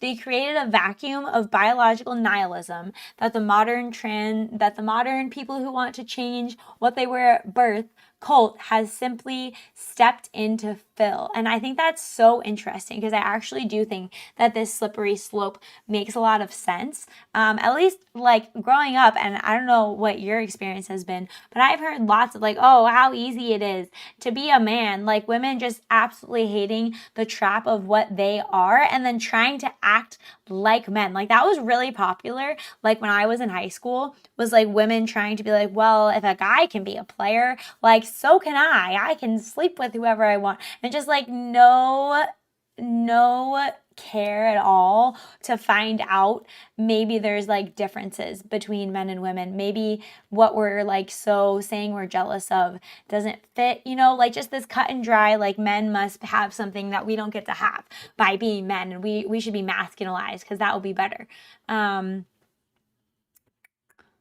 Fertility suppression, intersexual competition game where women sabotage other women, thus restrict genetic propagation. Okay, here's another base take that I don't hear a lot. I think women also try to gatekeep men's preference for younger women. And I'm saying younger, like reasonably younger, legally, whatever you want to say, right? Like, I'm not saying anything ridiculous. But men's preference to marry a woman or be with a woman or just be interested sexually in a woman that is in her fertile prime, and women being like, wow, that's like so predatory. Like, you just want a 20-year-old so you can manipulate her. Like, to me, that's gatekeeping. That's women who are like approaching the wall or have hit the wall and are trying to gatekeep to make a bigger pool of the desirable men that they want feel like they're going to get shamed for going after women that are younger than them, even if it's a totally reasonable scenario. Because I've heard people say that about like a 20-year-old, a 22-year-old. They're just a kid. Like, is that really the angle we're going with here? So just saying. Trade-off for being a man is no one cares about how you feel. Yeah, you know what else? Like, if you're like any level of attractive as a woman, I feel like you can get pretty old. Like, older women even are still getting attention. They still get regular attention, people wanting to be nice to them, like going out of their way, doing things for them. And I feel like men never get that. Like, they've never, like, it's even weird, like in my head to be like, wow, like men never like get to experience that. Like, that's crazy. Like, it's a whole, women wouldn't survive very well if they had to live without that affirmation. Hi, Ben. Hi, Hideki. Hello. Gotta be 40 to have kids. I mean, honestly, at 40, like, at least you're responsible. You're not manipulated as a dumb 20-year-old who is basically still a child. Like, what a ridiculous argument. What they don't realize is it doesn't make the man choose the undesired person. It often leads them from abstaining from a relationship. Yeah, exactly. Benetrix, I have some developmental psychology stuff I would like to email you. Is there a good channel for that? It applies to school-age children. I'm 49. I want more kids. Send it to my Discord, King Aurelius. If you join the Discord, put it in stream recommendations or like stuff you want me to see, and I'll see it there. Men remember the last compliment they heard from 20 years ago. That's so sad. That's so sad. And I have to say, like, something crazy is like my viewership is like 98%, maybe 99% male. I think Dizzy Lizzy is the only woman that watches my stuff. Maybe there's like one other one.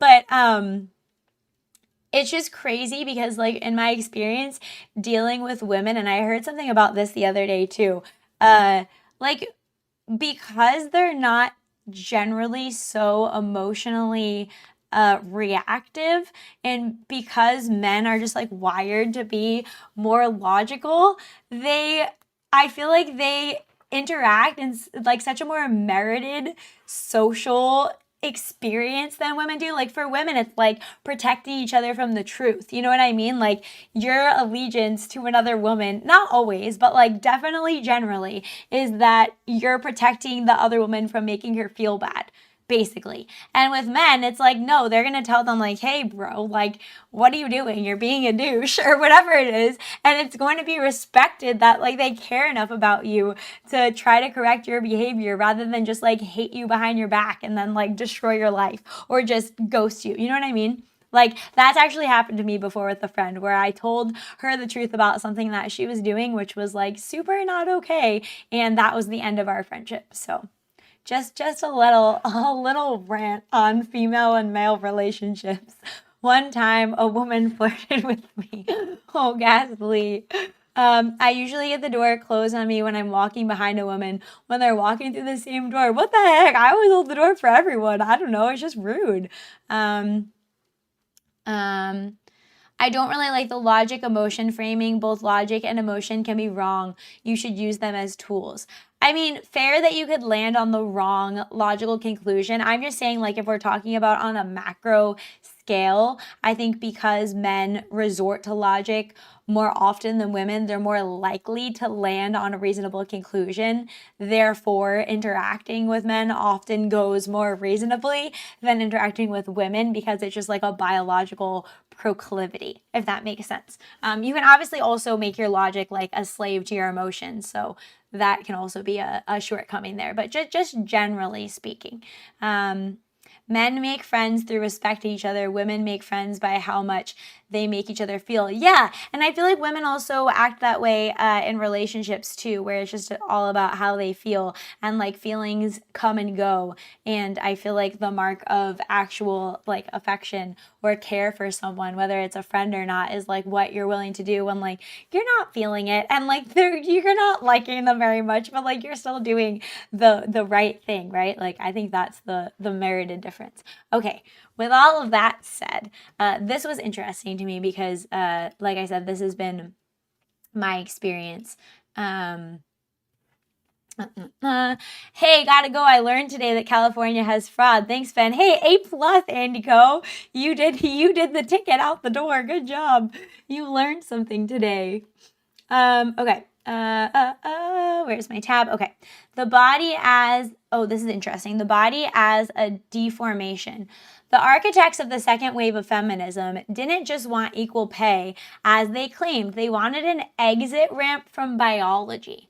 Yes. I think this is also what birth control is about, because like, who wants to deal with bleeding every month? Who wants to deal with having to be careful with the intercourse that you're having to not get pregnant? Like, what a burden. Like, I absolutely think that that's also the motivator for a lot of women to even choose to take birth control. Like, if we're thinking about personal responsibility, you know?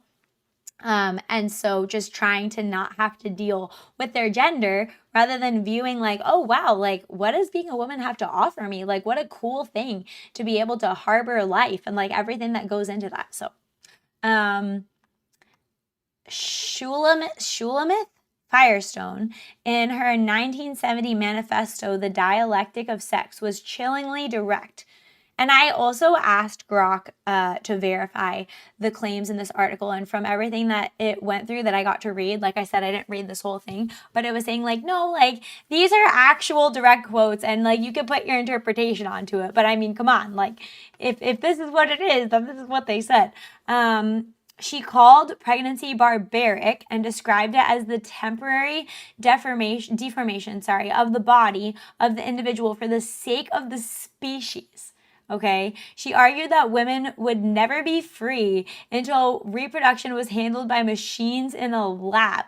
Like, it's anti-design. It's anti-archetype. It's not having faith to be like, okay, well, if I was designed this way, maybe there's a reason why it is. Maybe there's something that can come from that. It's like, no, I don't like this, so I'm not dealing with it. Simone de Beauvoir, radical feminism's philosophical mother, sang the same tune in her book, The Second Sex.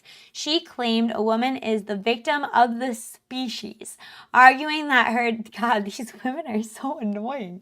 They're just like so whiny and wrong, arguing that her natural functions were a tiring task that yielded no personal benefit, only serving the needs of the egg. You know what's a tiring task for women? I think it's a tiring task to have your biology be such a cool and beautiful thing that's made to make you so in tune with creating or like, harboring a life inside of you. But then instead of listening to all the crazy and cool and like perfectly spot on signals that your body is giving you to do the thing that it was designed to, instead you have to force it down and pump your milk and wear your uncomfortable bra and force yourself under fluorescent lights for 8 hours. Like, I don't know. To me, that seems like kind of a tiring task. Like, just saying. All of this sounds like women cock-blocking women from having children, thus reducing resource competition and genetic lineage long-term. Yeah, well, I'll just say that none of these feminists are lookers, okay? I love your opinions, Ben. Very traditional. I like it. Oh, hey, I'm glad you like it. It's just the obvious conclusion that I've come to after experiencing this craziness. Germaine Greer's War on the Womb. No one weaponized this body pessimism. And I'm just saying, like, so if you think about this, like, if you think about if you have to like have all these female things happening, right? Like your hormonal cycle and the bleeding and getting pregnant, or like you could get pregnant, or, like how you eat and exercise and sleep is going to affect your hormones and sex drive and relationships and the kind of men you're attracted to and the health of your babies and all of that. And you think about that, and then you combine that with like, and also you have to be a worker and have a career and like dedicate your life to that. Don't you think that would like work really well with this body pessimism of like, oh wow, well it'd be easier if I didn't have to like wear these uncomfortable clothes, if I didn't have to wear a bra to look a certain way, which ironically, like we're so feminist, we're so free, but like bras are still enforced. Just, it doesn't make sense for feminists to be the way they are, okay? It's a contradiction. But like, it would make sense that, okay, well, if I just take birth control and then I don't have to bleed and I don't have to worry about getting pregnant and I don't have to have, ideally, they would say, emotional ups and downs, even though it messes your body up and all sorts of other ways, then wouldn't that just be so much easier to deal with work? Like, this seems like, talk about a psyop, talk about a way to structure society to have people stop having kids, or at least the groups that are now not allowed to have kids, basically, because of all these restraints, and to launch everybody into the marketplace so we can dilute wages, so we can pin men and women against each other, so we can weaken the family, so we can weaken kids being raised that are just being thrown into schools because two parents have to work. Like, the whole thing makes perfect sense. And like, oh, conveniently, if you just change your gender, well, it'd be easier then to do what you're supposed to do in the workplace. Like, just saying. Rachel Wilson about to have a debate on whatever podcast with a feminist. Oh, that sounds interesting. Maybe we should tune into that. I would love, I don't know. I have to think about it, but I would love to have Rachel Wilson like to interview her. I feel like no VTuber has ever interviewed at least people like that before. Tell me if you guys would like that in the chat, but I feel like that'd be fun. I'd want to put together like some good questions for her, but I feel like she'd be a great person if she'd be willing to. I'll have to keep that in mind for the future. Growing up as a kid, I was always taught to be kind to my sisters and other women. I don't ever remember my parents telling my sisters to be kind to me or other men. I was very much so, and it wasn't just like my family. I was very much so like brought up in a culture where it was like, you're skeptical of men. Like men are guilty until proven innocent. Like they're approaching you like, they must want to drug your drink. Like that's the kind of like culture that I was brought up in. Whether it was like said in a funny way or not, that's very much so the experience that I had. I feel like those feminists are just craving for some Dickens cider. That would probably solve their problem. This is the type of, wait, what? Can you imagine killing your baby because you want to go from junior events manager to senior events manager? Crazy. Yeah, I know. Super disturbing. Rala, why are you making us all hungry with your recipe description in the chat? When you spend, okay, this is the language too. The language that these women use is so intense. Describing, so she said, body pessimism, blah, blah, blah. In her book, she didn't just attack the patriarchy, she attacked the very heart of the maternal bond. Greer famously dismissed the suburban mother as a woman with no interest in her own life, describing children as the parasites who consume her. Like, dude, what do you think you're alive for? Like, what the heck? Like, to Greer, the home, this is so funny. The home was a repetitive, stupid, and uncreative treadmill, as opposed to going to the workplace and working for some corporation or government to do menial, even if it's important, like monotonous, consistent, structured tasks over and over again. Rather than like, you can, have your side hobbies in the home. Like, I'm sorry, if you're a housewife and you're bored, if you're bored, then you don't have enough hobbies. Like, come on. You can literally do whatever you want. And thank you for the subscription. I didn't see the name, but thank you. Just saying. She even went so far as to describe the feminine woman as someone who has been successfully castrated, stripped of her spirit to fit a domestic mold. And this is like the complete opposite of my, and I think also other women's experience of like, no, you feel like your spirit is crushed in the workplace. What? When you spend hundreds of pages telling young women that their children are parasites and their biology is the castration, you don't create empowered women. You create a generation of women who view their own skin as a prison. And I think that's exactly like, I think if we talk to people who decide to change things for themselves, you would quickly see a lot of the feeling of like, I don't want to deal with this. Because like a lot of times before women get those types of surgeries, I'm pretty sure they wear like chest binders and like they just don't want to figure out the archetype that they're in. They want to delete it. Okay, sorry. I need to drink some water. That was a long rant. And then this part is super weird. She says, the family is a unit of consumption, a device for the exploitation of women, and a nursery for the tiny, bigoted, and insecure. Like, what the heck is that supposed to mean? Is she talking about the kids, or is she talking about the women who want to be in the family as tiny, bigoted, and insecure, or the men? I don't know, but that's just a disgusting framing. I'm going to read a little bit further of this, and then I'm going to switch, I think, and put the link in the video description for you guys. From oppressive pregnancy to gender dysphoria. That's an interesting switch. This is the biological nihilism loop. If you spend 50 years telling women that their bodies are barbaric, that their reproductive organs are tools of oppression, and that motherhood is a parasitic experience, you create a generation of girls who view their natural development as a catastrophe. When a 12-year-old girl today feels uncomfortable in her body, she isn't acting in a vacuum. She's the product of a culture that has devalued the feminine for half a century and has also raised her into not listening to her body. So of course it's going to feel like a burden.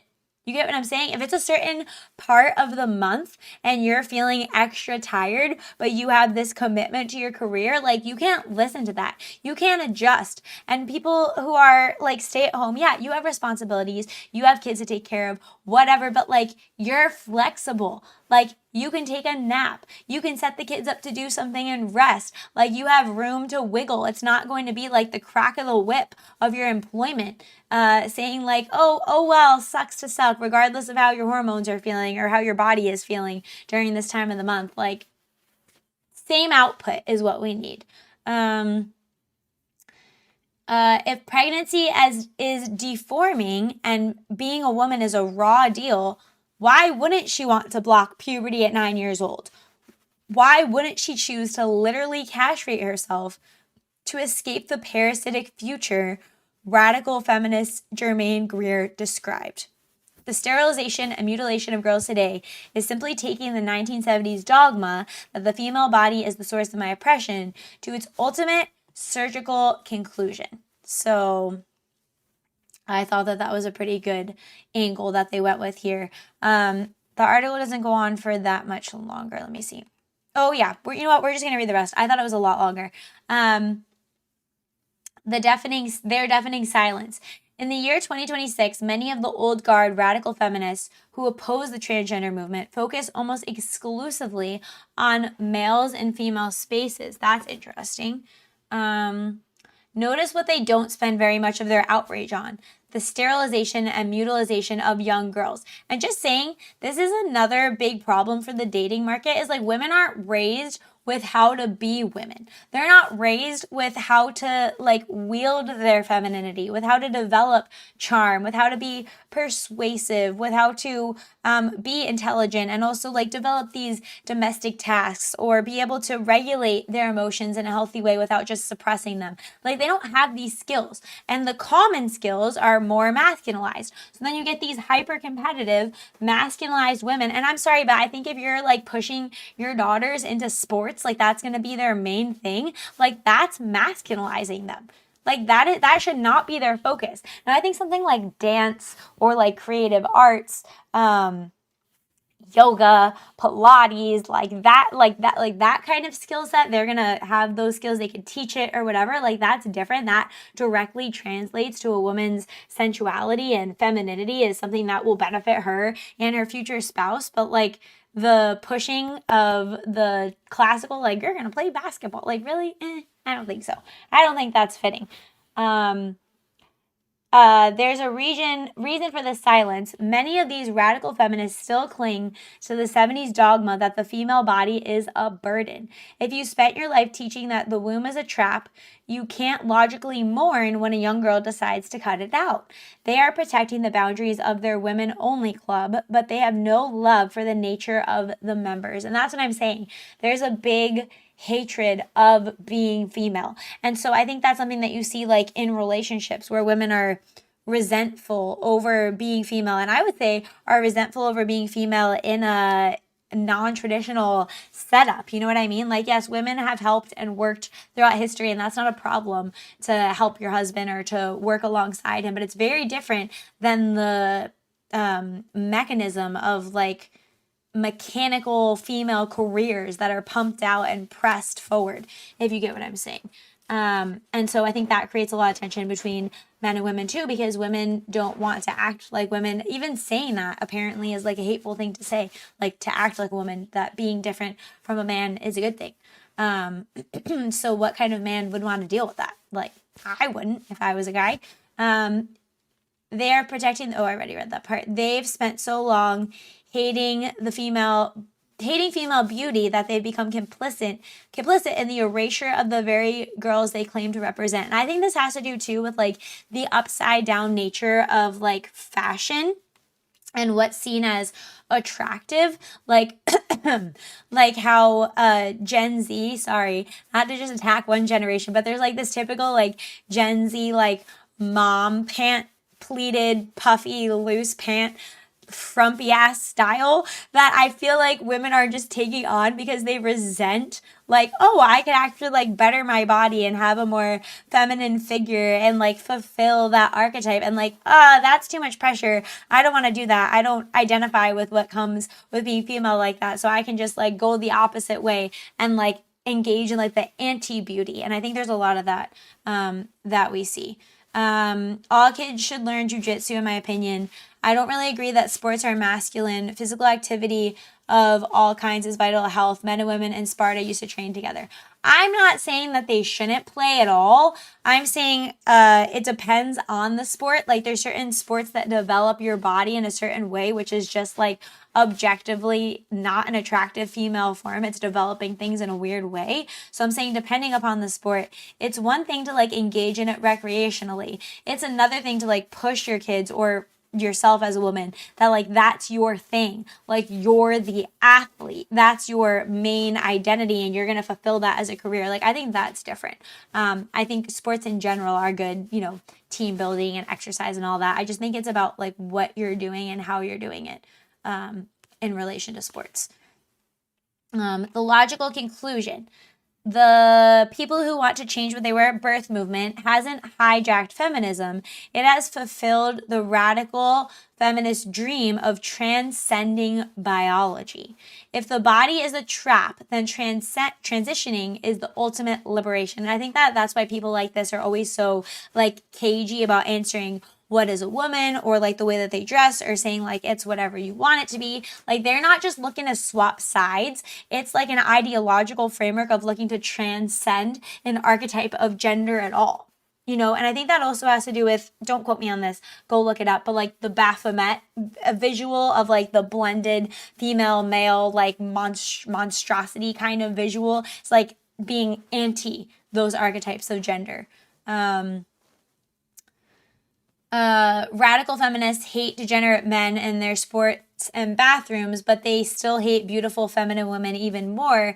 Make no mistake, this is the geriatric second wave's final desperate gasp to stay relevant in a culture they spent 50 years dismantling. We will not allow the architects of our daughter's misery to rewrite their sins on their political deathbed. So I thought that was really good. It was kind of long, but not that long. If you want to check it out for yourself, I'll put the link below in the description of this video. But something that actually just reminded me when we were saying about what's it called, about women and how they like treat each other, and they were talking about how women are trying to undermine femininity here. Like that to me also relates to like the older women undermining like a younger woman being attractive out of like jealousy. Same kind of thing. Like I think they're jealous of the archetype that they feel like they can't fulfill because they've spent a lifetime trying not to fulfill it. And so that's what the whole push for like, oh, cut off your hair, it looks cute. Like I think all of that is like anti-femininity, and then trying to put that and enforce it as a rule. Okay.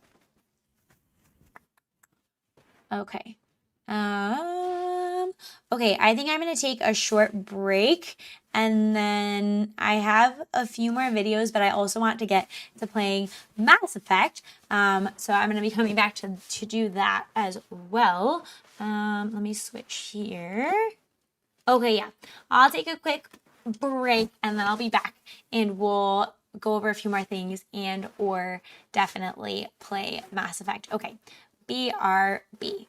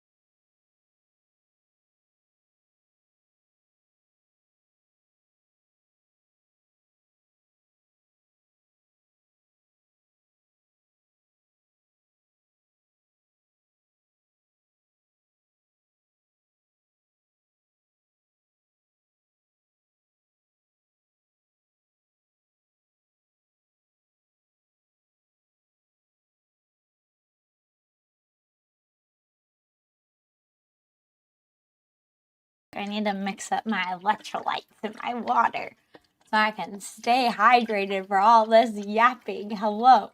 I was thinking while I was taking my break, it's just like crazy, like on the feminism subject matter. It's crazy that like we're living in a time where like displaying an American flag outside of your house and wishing people Merry Christmas, or also like growing your hair long, is a resistance statement against degeneracy. Like, that's crazy. Like, I had shorter hair at one point, like at a different time in my life. It wasn't like feminist short, but it was shorter. And now like I will grow my hair as long as I can as like a statement of like I'm not falling into this like anti-beauty culture, you know. It's nuts like how upside down everything is. So sorry, I'm shaking around because I'm trying to shake up my natural flavor electrolytes. Okay. Okay. So with that said, best break music there is. I love Redacted. I feel like it's such a good, like, it's one of Skybrowse's like darker songs. But there is like a time and place for that kind of somberness, you know, and I think that song still manages to be hopeful. Long hair, best hair. I agree. Long hair, don't care. Okay. Somebody sent me this in the Discord. I want to say that it was Kage Minawara. I may be making that up. Rala, I don't know if you remember who sent this. Somebody sent, I think, a couple links from Medieval Mindset. But when thinking about like what I was saying with regard to the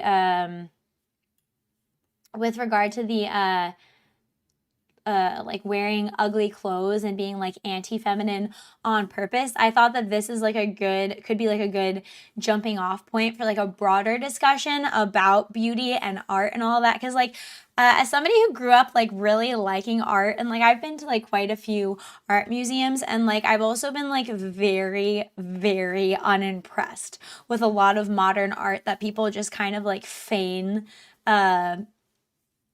what would you say, that people like glaze over, and it's awful. And like I've walked through full museums of like, this is awful, like a horseshit art. But also like for me, have seen masterpiece art up close, like the Pietà, you know what I mean, in Italy, and the sculptures, and the crazy like Sistine Chapel and churches in different cities, and just like the real pinnacle archetype art. I just feel like I hope that the world is getting less ugly. I hope that we're coming to our senses, but I also think there's an interesting through line on the ideology that what's it called, that kind of underpins why a lot of the leftist media is so bad. I complimented my wife's long hair the other day, and she said, "Don't be stupid. I've been taking care of it lately and it's heavy." Oh, I don't know. I guess that depends on like the type of hair that you have. I could see it. Your wife has a wife. I saw that typo. What kind of relationship is this, purple guy? I'm just kidding. There's some great modern art, like the banana taped to a canvas, absolutely beautiful. Oh, you like the Cleopatra art? Oh, I don't know what that is. She smiled when she said it. Okay, gotcha. Yeah, I kind of like long hair because like you have like a built-in blanket, you know, like it keeps your ears warm. Just saying. I feel like it completes every outfit and it keeps your ears warm. Okay, let's listen to this. Wait, is the world getting less ugly by Medieval Mindset? I've actually never seen anything from this channel before, but I'm thinking it's gonna be a good one. So let's listen. I honestly feel like the key to true freedom these days is to think as medievally as possible. People in the Middle Ages were completely... Oh, just saying, I was watching another channel about something with medieval, I don't know what it was, but it was talking about mead. And now I was putting in the Discord that I'm looking for mead recommendations because apparently it's supposed to make you feel like a different type of drunk. I don't know. Seems fun. So just another medieval thing. Over the top, they dressed flamboyantly, and they left behind a legitimately divine artistic legacy. For basically the entire 21st century up to this point, we've been caught in this garbage loop of minimalism. You already know about corporate gray and the big glass boxes that make up the skylines of every— And also like how it affects your psychology to be in these like concrete jungle, corporate dystopian, no trees, blank backroomsy vibe areas. Or there's like the opposite of that, like the ugly sweater culture of like throw every color together and do these weird ass patterns and like call that design. So just saying. every major city. Went into a liquor store while grocery shopping and the clerk didn't even know what I was asking for. It's because he's uncultured, Technarkin, obviously. But there's also a behavioral minimalism that I've noticed. It's kind of like the internet has made us afraid of real self-expression because we might end up getting embarrassed on social media. Imagine pouring your heart out Or canceled.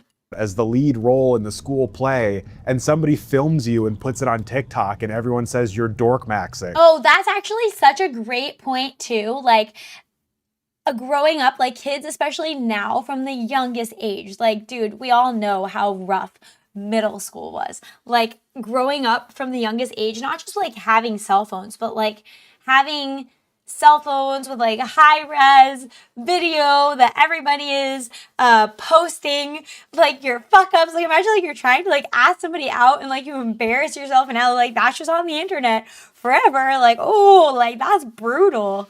Heck yeah, I love this guy. Kage, I think you sent this. I was trying to remember. I put this in I have like notes on my phone for each stream where I just collect a bunch of tabs every week and try to be organized and not overwhelm myself with the mass amount of links that I'm accumulating. But this was one of the links that I had running that I kept wanting to come back to. So I think you sent it.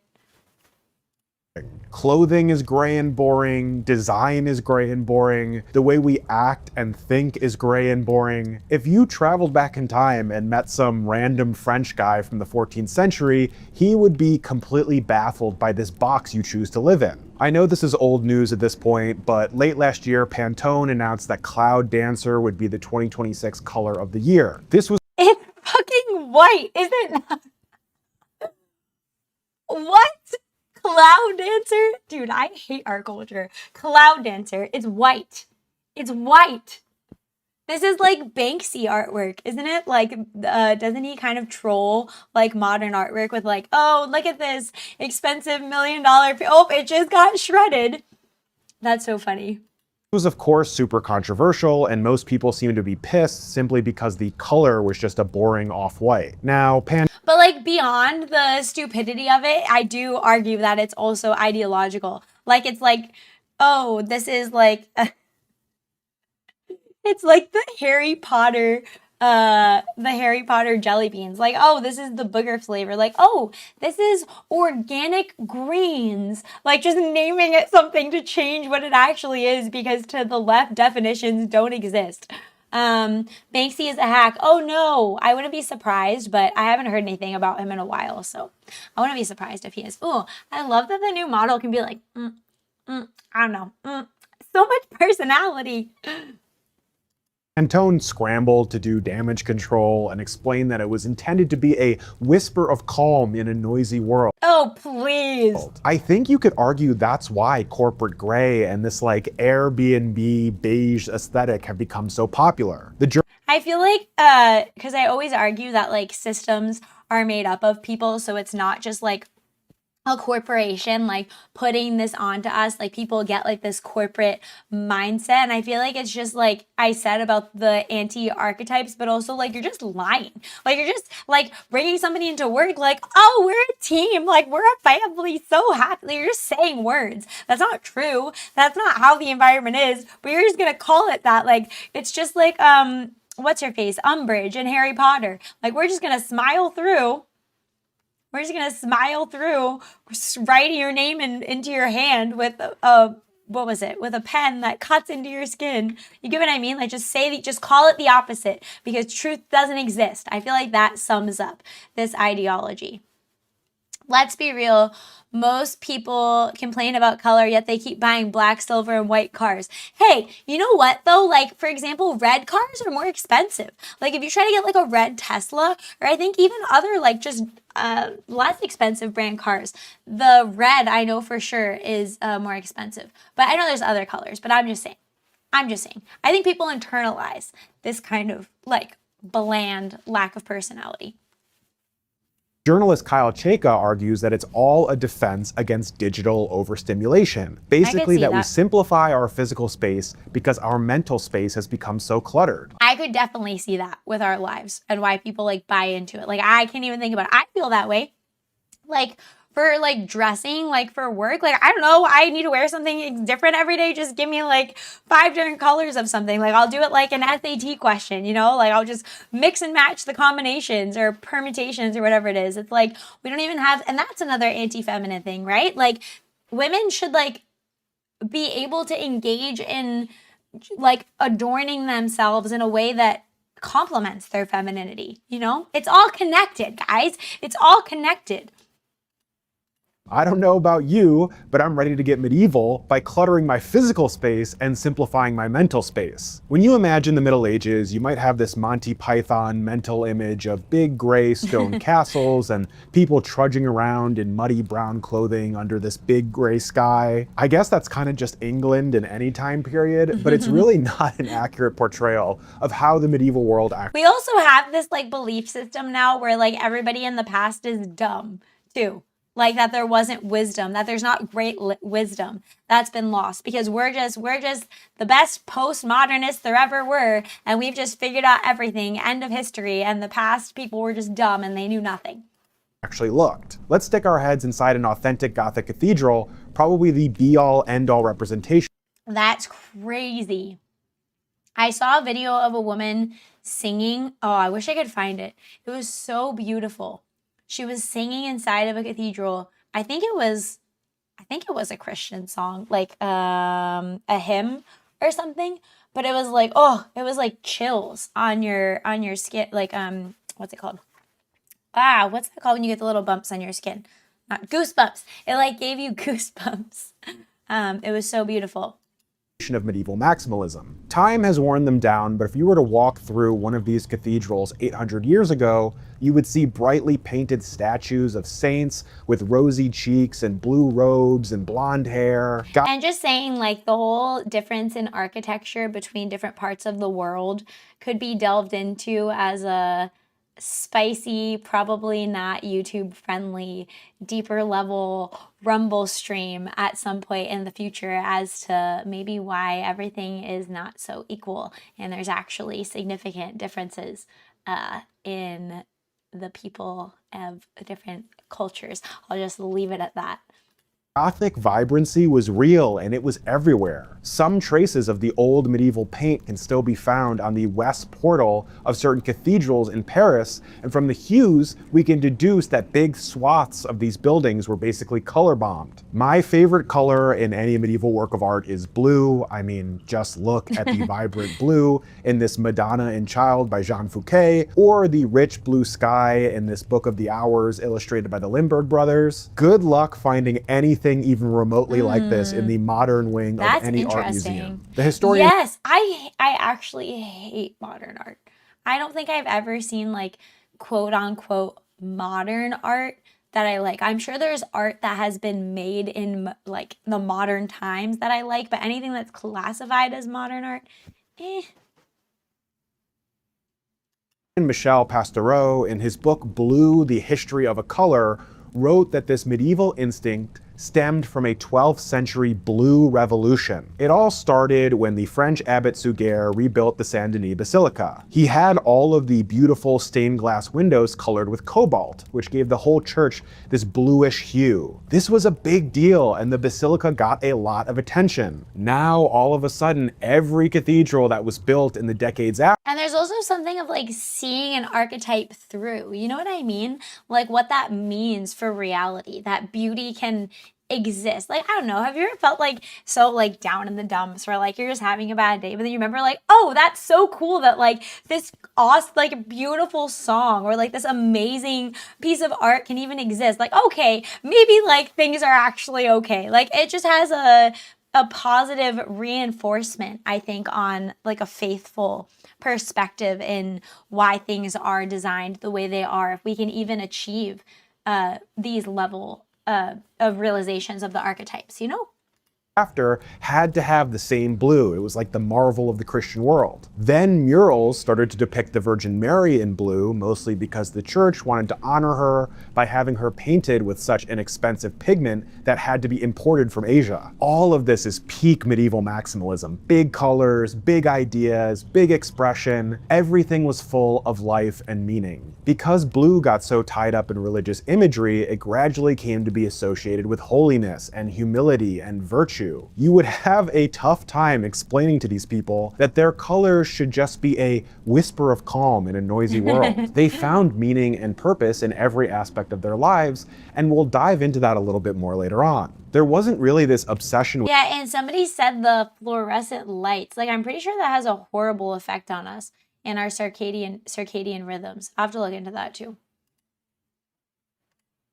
With empty space that we have today, because people in the Middle Ages actually feared empty space. This was called horror vacui, and I've touched on it in previous videos. Basically, if you look at medieval art or architecture, every inch of every surface is filled with detail because emptiness was seen as a lack of creation. It'd be really cool if somebody started using AI to make like medieval, in the style of medieval art, of like modern day references. You know what I mean? Like, imagine like a political picture in the style of medieval art. I wonder if that exists. That's a good idea.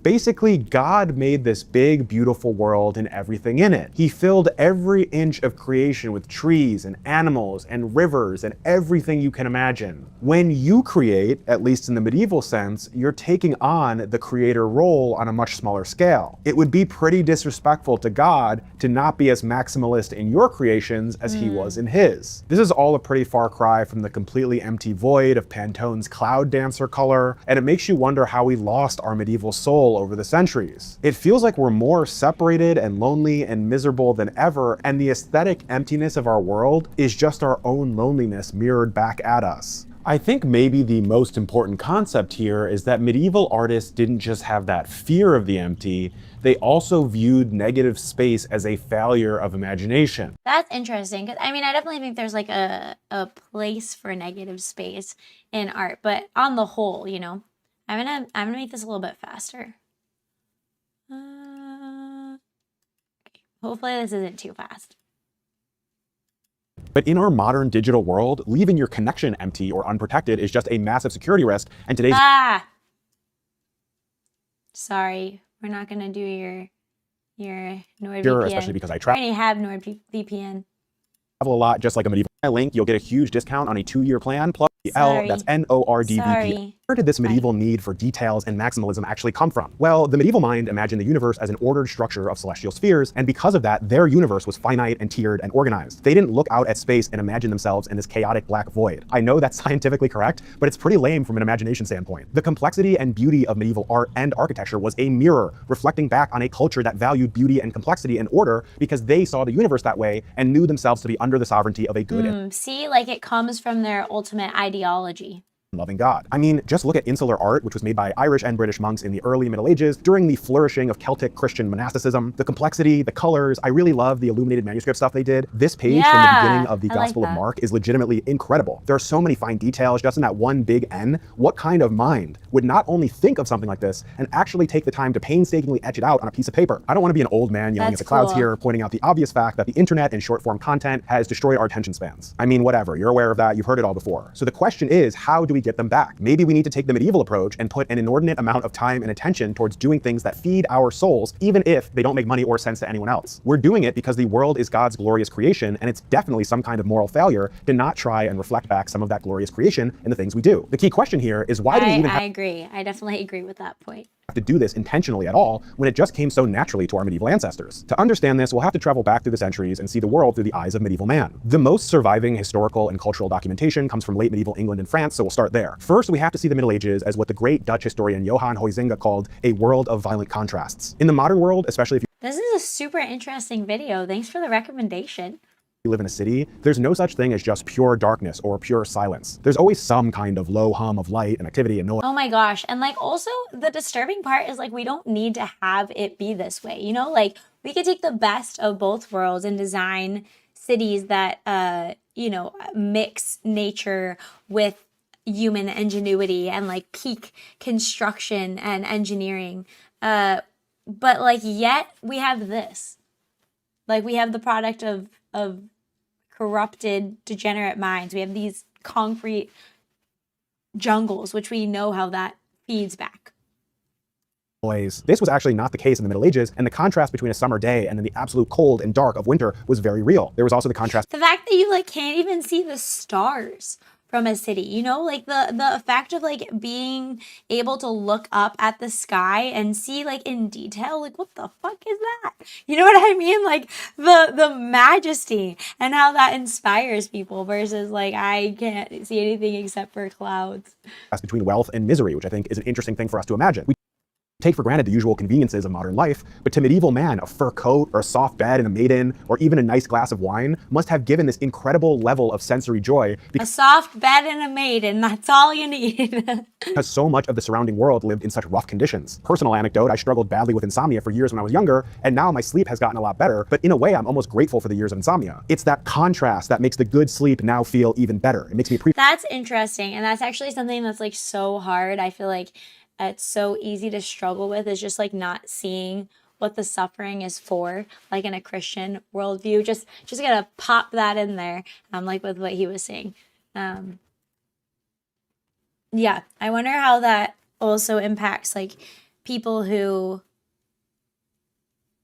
like, I'm not gonna say as like a general statement, but like about the artists in this time, like if they suffered more or like in a more meaningful way, maybe that contributed to more meaningful art. Appreciate it more. Even in medieval urban design, things were pretty black and white. You didn't really have cities kind of spreading out and bleeding out into the suburbs. A medieval town was usually a compact whole, and it had turrets and walls and all that other stuff we forget about. Huizinga argues that because of all this contrast, the medieval mind was maybe a bit childlike, and every experience was direct and absolute and vivid in a way that you or I haven't experienced since we were super young. Maybe that's a little bit reductive, but it's also worth mentioning that the average lifespan in the Middle Ages was of course shorter, and the median age was younger, so a lot of people in medieval society were super young. They actually Wasn't that though because of infant death, and that it like skews the data a lot in that direction? Am I wrong about that? were seeing the world through the eyes of youth. Now, all of this seeing and feeling and tasting laid the groundwork for the incredible maximalism of the Middle Ages, and before we get to the architectural or artistic maximalism that you might be familiar with, I want to talk about medieval emotional maximalism. Earlier, I touched on the whole nonchalant thing you see with young millennials and Gen Z. Basically, you have to act like you don't care about anything, and you're not supposed to try hard at anything because that would be cringe, apparently. So to avoid embarrassment, it's better to live in sort of a mute, numb way, avoiding discomfort and trying to bear. I will also say, like, I feel like that translates to the culture where it's like a very neutered way of interacting with people around work, because we become so like censorious and like ready to cancel that you're not really allowed to have like much of a personality in your public life, you know? Bury your emotions under 50 layers of irony. I don't know if emotional minimalism is a term, but if it isn't, I'm coining it right now to describe this nonchalance epidemic. What would our friends in Maybe emotional minimalism has to do with the pharmaceutical psych med. the Middle Ages have to say about all this? Well, from the primary sources, we get the impression that these were not people who were afraid of being emotional. There are countless examples of ambassadors weeping while giving speeches, and entire crowds erupting into tears at executions or during sermons. In 1429, a Franciscan friar named Richard finished a 10-day preaching marathon where he was preaching for 6 hours a day, and the crowd wept like somebody had died. I'm sure you've seen medieval movies or TV shows where people get publicly beheaded or burned at the stake, and it makes you wonder to yourself, what kind of society would allow this? Like, specifically, what world is this where people bring their whole family down to the village square to watch a good old-fashioned beheading? This is one of the central paradoxes of medieval culture, where people might watch a criminal get violently burned at the stake, but then also cry tears of compassion because he died such a fine and noble This is a very interesting video. death, and yet those were the same people who had such a thirst for violence that the law had to invent burning at the stake as a legal punishment in the first place. Oh, that's actually a very interesting argument. This tendency towards extreme shows of devotion and emotion spread their tendrils. I'm not saying like the extent that we should go to, but certainly we're living in the opposite of that, where we're like, we don't punish anything. Out into every aspect of medieval life. Do you ever feel a sense of pointlessness in your daily routine? Yes. Like you're sitting on the toilet, you're taking a dump at work, scrolling Instagram reels, and you get hit with this existential dread. Like, what is the point of all this? What am I doing? Where is this all leading? Etc., etc. At least from what we can tell, medieval people didn't suffer from this because nothing in their world was casual. Even the most minor stuff could be raised to the dignity of ritual, and you see this so often in the surviving documents. Any kind of task, a journey, a visit, don't even get me started on pilgrimages. These all had to include 1,000 formalities before you could even leave. The French King Louis VII was literally late showing up to the Second Crusade because of all Taking a dump at work. all the benedictions and ceremonies he went through before he left. Your drip really mattered too. Every rank and profession and party had its own specific costume, so your clothes were even more of a status symbol then than they are now. I need to get my model some robes to wear. I feel like that'd be a cool wolf girl look. In 15th century France, you'd see lords traveling with these insane displays of arms and banners with their crest, and the Also, I feel like I miss that horseback riding isn't just like commonplace. chivalrous knights would all be wearing the specific colors of their ladies. That's worth mentioning too. Because of Monty Python and 1,000 History Channel documentaries, we imagine medieval Europe as a very muddy and dull place, but it was full of color. You probably already know this if you've played the greatest game series of all time, Kingdom Come Deliverance. It's hard right now in 2026 to accurately predict any social or cultural trends because social media drives it all, and social media How is Kingdom Come Deliverance? I remember hearing about that, but I don't remember hearing like how it was.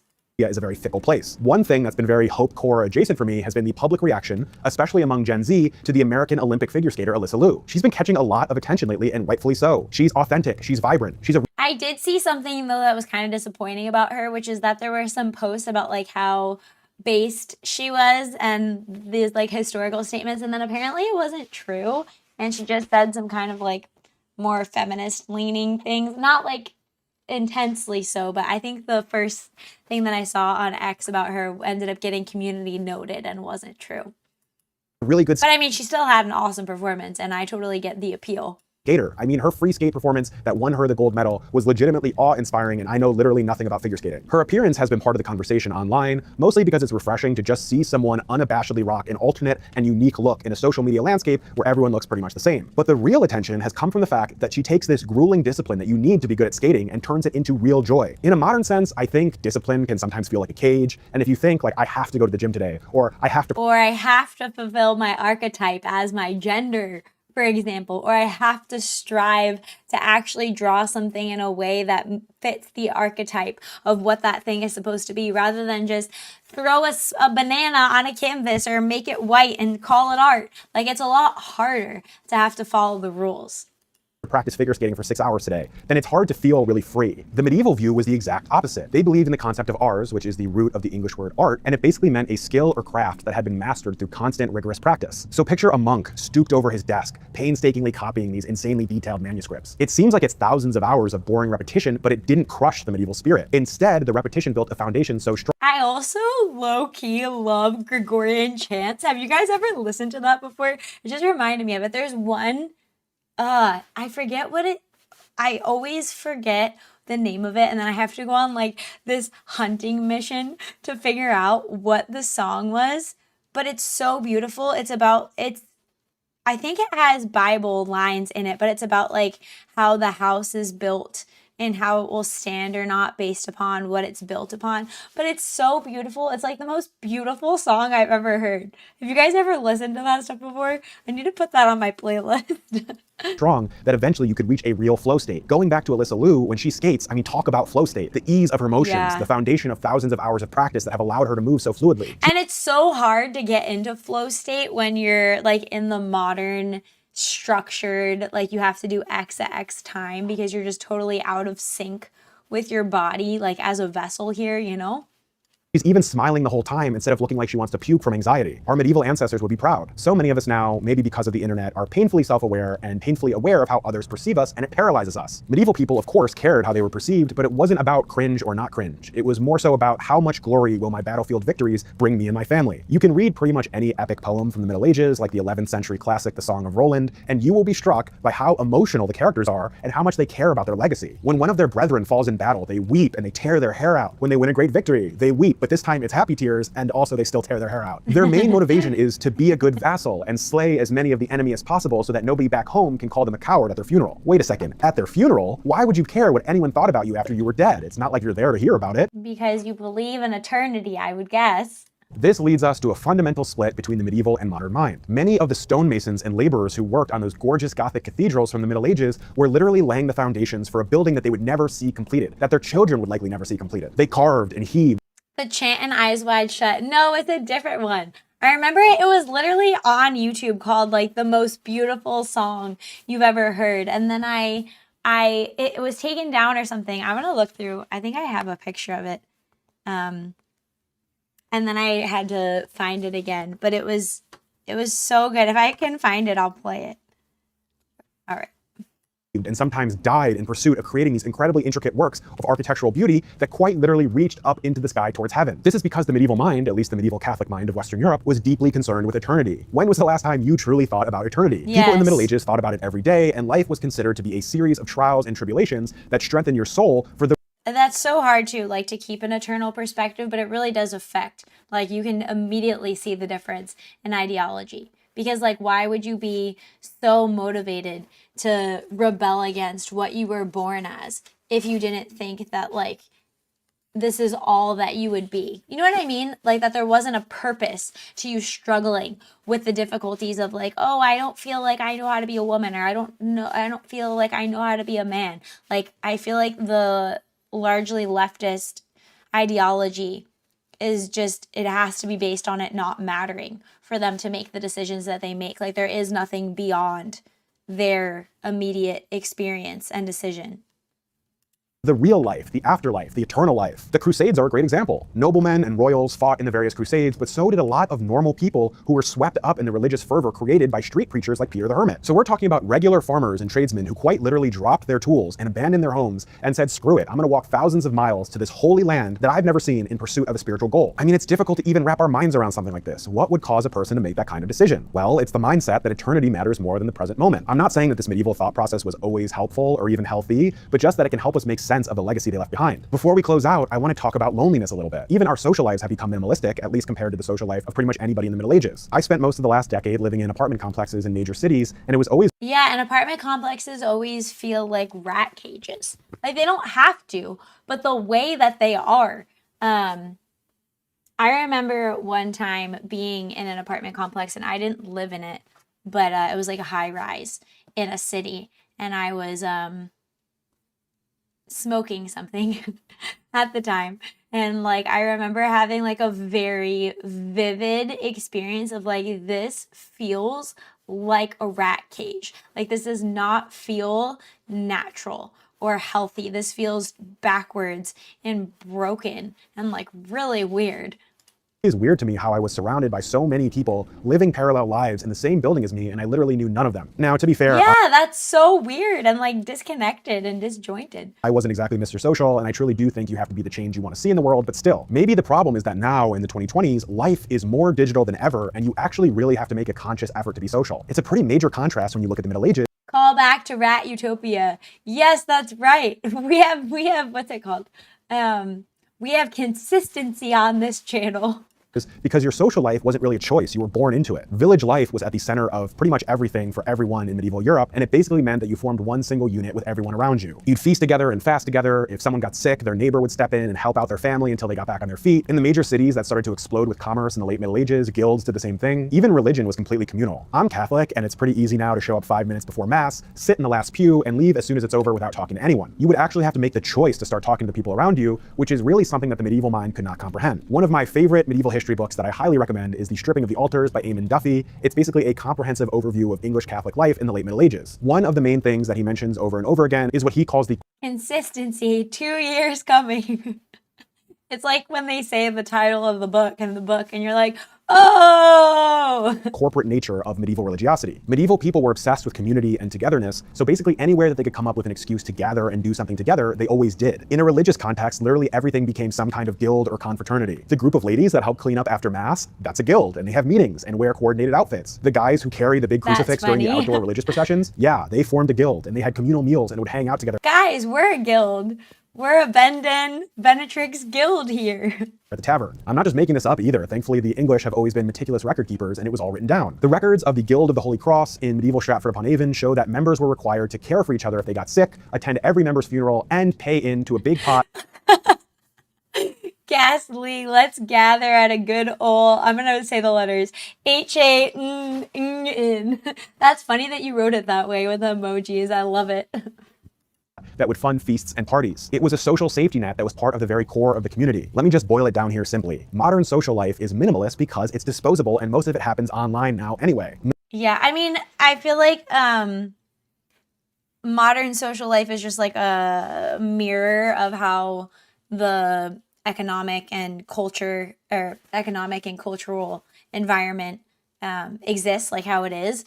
And so it's weird because I actually feel like, I mean, I guess it's unique to some people, but I feel like I have a much richer social experience online, which is why when I hate people like Matt Walsh are like anti-video games, anti-anime, like they just like don't get that like a lot of people were not just brought up like with a strong family and like a strong social circle or church with lots of connections, and like a lot of people are just like thrust out into a pretty hostile world where like the realer they can be and the more they can connect with people that are like-minded that they don't get to like connect with in real life, you know what I mean, in things like video games, not to mention like the depth of video games themselves, but just like on the social aspect, you know, like people don't get that. Medieval social life was maximalist because it was indissoluble. It was considered to be the essence of the fabric of humanity. I talked early on in the video about how medieval people imagined themselves to be organized within an ordered universe with a clear visual hierarchy. This reflected out into their view of life, which was based on the idea of the great chain of being. At least in the US, we have this obsession with the individual, and it's probably one of the things that has slowly killed village life and driven us into online echo chambers. The problem is viewing ourselves as individuals at all, when medieval people viewed themselves instead as a link in a cosmic hierarchy. This meant they acknowledged that they existed in a great chain of being. I'm gonna play Mass Effect in like 4 minutes, so that's gonna be a gaming stream. Single link in a chain that formed this huge bridge that went from angels to animals. It also meant that every single person had a profound sense of cosmic significance. You were here for a reason, and cultivating beauty in your life was a way to almost thin the veil between the earthly realm and the celestial one above. Just a quick plug before we continue, go ahead and follow me on Instagram. I post a ton of behind the scenes stuff and medieval facts on there at medieval_mindset. And then also go sign up for my Patreon. I do a book club, a podcast. You get voting rights on topics, titles, and thumbnails. You get a special shout out at the end of the video. I post all kinds of extra behind the scenes content. I liked this video. If you guys like this, check out Medieval Mindset. It was my first video watching it. On there and videos that don't get posted on my main channel. It's really, really worth the money. So go ahead and sign up. So demanding. A medieval thinker named Pseudo-Dionysius the Areopagite wrote in his work, The Celestial Hierarchy, about how every rank in society overflows with light to the rank below it, illuminating the whole chain of being. If we take this to its logical extreme, it means that socializing wasn't just hanging out, it was participating in this flow of divine order. To a certain type of modern person, all of this might seem like a total turnoff. Guilds? Divine order? Sure sounds like a lot of commitment. Wouldn't want to spread myself too thin. Imagine telling that to the master mason of a Gothic cathedral in the Middle Ages. But it's like self-reinforcing because like the more individualistic a society becomes, and I'm not saying like we should not have individual desire or like values at all, but like the more individual above everything else a society becomes, the more the community crumbles, the more you're out on your own, the more individual you end up acting. Like it's just like a self-perpetuating chain. Hey, William of Sens, you might want to chill a little on those Hello, Pseudo Gray. Hello. pointed arches and ribbed vaults. Wouldn't want you to spread yourself too thin. For some historical context here, William of Sens was this absolutely genius architect who brought the Gothic style to England, and he designed the famous choir of the Canterbury Cathedral. William was completely obsessed with always going bigger, higher, and brighter, and doing more, and just being completely over the top. He was actually so dedicated that he fell 50 feet from a scaffold while supervising some vaulting, and he eventually died from the injuries. Oh my God. That's how committed this man was to maximalism and creating a legacy of beauty that reached to the heavens. I don't mean to stretch. Then, do you believe in the power of placebo? I think so. I'm gonna leave it at I think so. Things too much to be poetic or whatever, but William was literally standing on that scaffold to try and get a bit closer to the divine rank above him in the great chain of being. Maybe it's time we get on his level and stay there instead of falling 50 feet from it. But let's land the plane here, folks. We like to think of ourselves as so much smarter than our medieval ancestors, but in a way they had figured out a few things that we haven't. For one, that beauty is eternal, and the pursuit of beauty is one of the truest pursuits there is. For another, your humanity must be shared, and the closest you'll ever get to seeing God is the face of the random stranger sitting across the tavern from you. So how do we get more medieval? I mean, let's actually make this actionable. For one, no more cringe. Just do the thing. And if you're gonna do it, make it a ceremony. Medieval people loved rituals because they elevated the mundane. Are you making some coffee this morning? Make it the best coffee you possibly can. Play some music. Yeah, that's actually another good point about having the ability to have like a stay-at-home wife, or like have like being able to be a mom and a wife at home, is like the freedom to be able to make things more beautiful for your family, you know, like for yourself, right? Like I think you're gonna enjoy your breakfast more if you're able to like take time to cook it, or like collect eggs from your little hen house, you know what I mean, rather than just like, oh, we're just gonna chug whatever protein crap with heavy metals is in the fridge because gotta get out the door to be a feminist. You know what I mean? Like I think that being able to have somebody who can like keep the family grounded in that, even if the husband is like out working or the kids are doing their thing or whatever, like that's why a lot of men say like that there's like a woman's touch in their house if they have a wife or girlfriend. Hello, Venetrix. Hello, Zayla. And oh, Ben, I saw you say hi before and I got distracted. I forgot to say hi. I thought he said pursuit of booty at first. Thankfully, there was captions. Also another noble pursuit. Use different extraction methods, play with the water temperature, whatever. The result is worth the effort. Another thing, embrace bright colors. Pantone says the world needs a whisper of calm, but I say it needs a shout of color, so be bold in your fashion choices. I say as I wear a black polo in every video. The last thing would be finding your village in the real physical world. Reddit and Discord servers serve a purpose, but they're nothing compared to actually building a maximalist social life. Maybe this Hey, don't personally attack us. We feel strong in our Discord community. looks different for everyone, but I'd say start a real life meetup for your hobby and make it a point to get dinner together afterwards. That's very medieval. I'm just spitballing here, We could eat dinner together afterwards on our stream. so feel free to take my ideas and run with them. But anyway, what do you think? Will our cultural aesthetics move into more of a medieval direction, or are we doomed to a life of drudgery? Let me know in the comments. As always, I'm John. This has been Medieval Mindset, and remember, the past isn't gone. It's simply waiting to be rediscovered. Thanks, John. I think if we see a more traditional like family structure emerge, then we'll see a translation to more satisfying and what would you call it? Giving glory to God type art. Okay. We are going to play Mass Effect. This is so embarrassing. I'm dusting off my controller right now because I think I'm going to use the controller instead of the mouse and keyboard. I'm literally dusting. It's been too long. Okay. Let's see. Hopefully it works. Yes. Okay. Okay. That settles it. We're all getting together for dinner at VenCon. Wet wipes. I don't have any with me right now. I should get wet wipes. I just have dusty fingers now. The easiest way to test placebo on yourself is pretending to shake salt on your tongue. You will taste it. Wait, is that true? We should all try that. Okay. Do you have to like do anything special? Like close your eyes or something? Okay. Pretend shaking salt on your tongue. I'm going to try. I don't think I tasted anything. I think I just taste the remnant electrolytes on my tongue from my water. I'll have to try again later. You just have to believe it's salt. No, don't do it.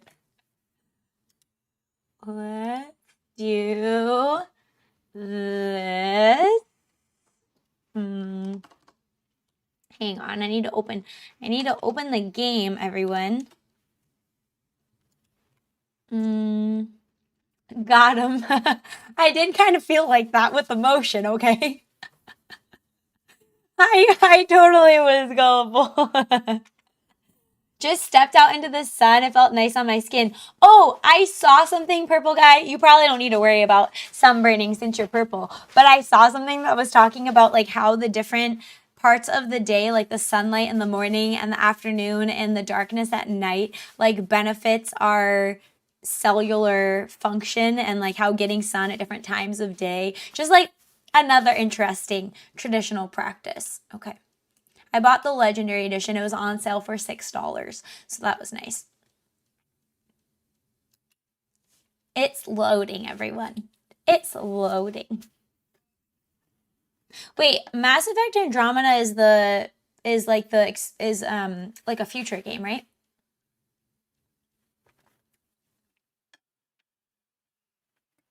As a commercial artist, sunlight exposure therapy is luxury.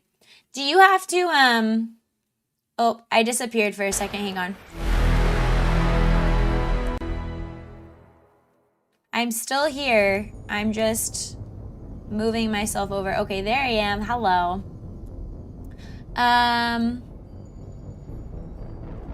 Do you, as a commercial artist, do you have to like sit in the booth like with the dark like curtains around you to draw? Mass Effect Andromeda is not Mass Effect. Okay, that's what I thought. Okay. Perfect. I logged in last night, but I didn't really do anything. Got her with the salt. F you, Rala. That wasn't nice. I fully trusted you. Oh, I was gonna say, so before we start playing, I just wanted to say that one of the reasons why I also haven't played video games on stream, besides just like being busy, is for whatever reason, I have like massive video game performance anxiety that has led me to have some like seriously cringeworthy, really dumb, like I can feel my IQ like having in the moment, and it's straight up like difficult to watch. And so given that insecurity, I just wanted to say that I'm working on it and I will get better if you will bear with me. I don't really think it'll be a problem for a game like this, but I just wanted to say if you guys can bear with me and have some patience, and then hopefully I will get better. I think I will as we go. Okay, let's do this. We're gonna have great clips, guys. Let's go. Embrace the cringe. We all can't be pros. Hey, I appreciate that. Sounds like standard streamer gaming. You'll be fine. Okay, I appreciate you, but I mean, it's been pretty bad. I'm like I said, I'm working on it. I will get better. Okay, I think this looks good. Let's see. Hey, performance anxiety. There's a pill for that. Yeah, isn't that like the, what do you call it? The what's it called? The ads that I always hear on YouTube for pills. Is it Rugia Red or something like that? I don't know. I've heard them before. They're funny. Wait, I lost my chat. Hold on a second. Can I change my... No, I just need to change the... Make it windowed, I think. Because I can't see you guys without it being windowed, and this stupid multi-stream chat is over here. Where is my multi-stream chat? Okay, there we go. ED, I get those from the gas station. If you want to give us anxiety, play Factorio and say you will embrace the spaghetti lines. What the heck does that mean? I often have to deliver client work by start of workday for the end user, so I work at night often and sleep in after the deadline. Oh, that sounds rough. That's kind of rough.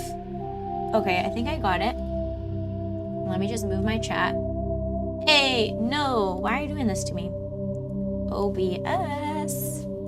Don't be a bad program. Okay.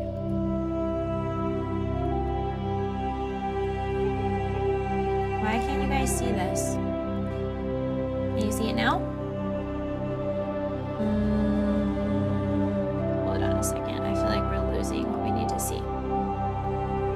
I just need to move this guy over here. You guys can't see that though, right? I feel like we lost it. Aim capture. Hold on. I think that should fix it. There we go. Okay, we're back. I was on the game launcher. Start new career. Yeah, but okay. Got it. Welcome to Alliance Military Database. Classified information requested. Establishing secure connection. Secure connection confirmed.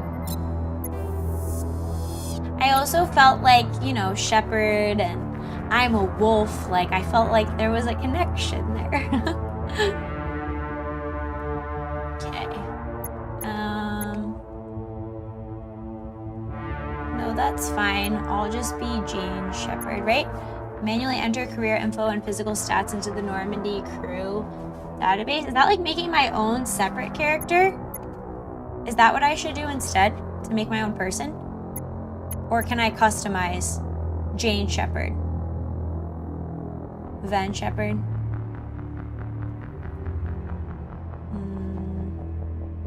Wait, yes what? Yes, I can customize Jane Shepard, or yes, I should enter a new ID? Yes, which one? Custom. Okay, that's what I thought. Thank you. Okay, perfect. Oh, this is gonna be fun. Please I log remember in this from to last access time. your profile. Van Shepard. I love it.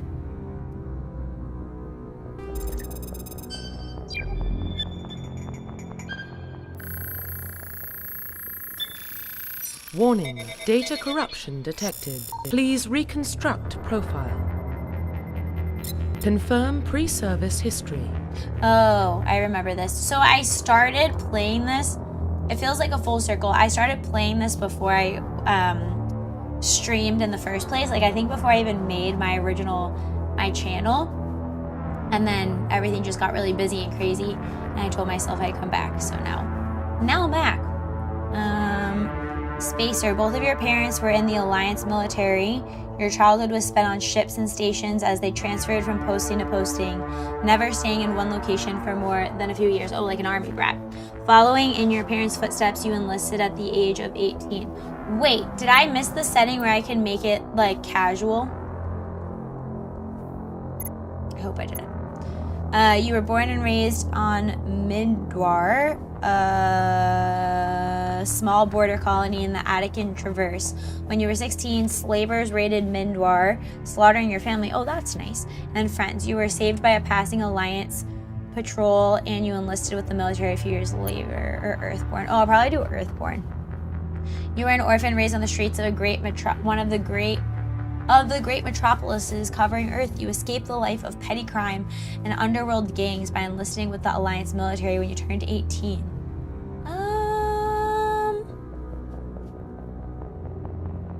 Wolf Shepherd, the sheep will never be safer. That's right. I think I'll do Earthborn. Confirm psychological profile. Sole survivor. During your service, a mission you were on went horribly wrong. Trapped in an extreme survival situation, you had to overcome physical torments and psychological stresses that would have broken most people. You survived while all those around you fell. Now you're alone and left to tell the tale. Early in your military career, you found yourself facing an overwhelming enemy force. You risked your own life to save your fellow soldiers and defeat the enemy despite the impossible odds. Your bravery and heroism have earned you medals and recognition from the Alliance fleet. Ruthless, held fast to one basic rule: get the job done. You've been called cold, calculating, brutal. I don't think I want to play that one.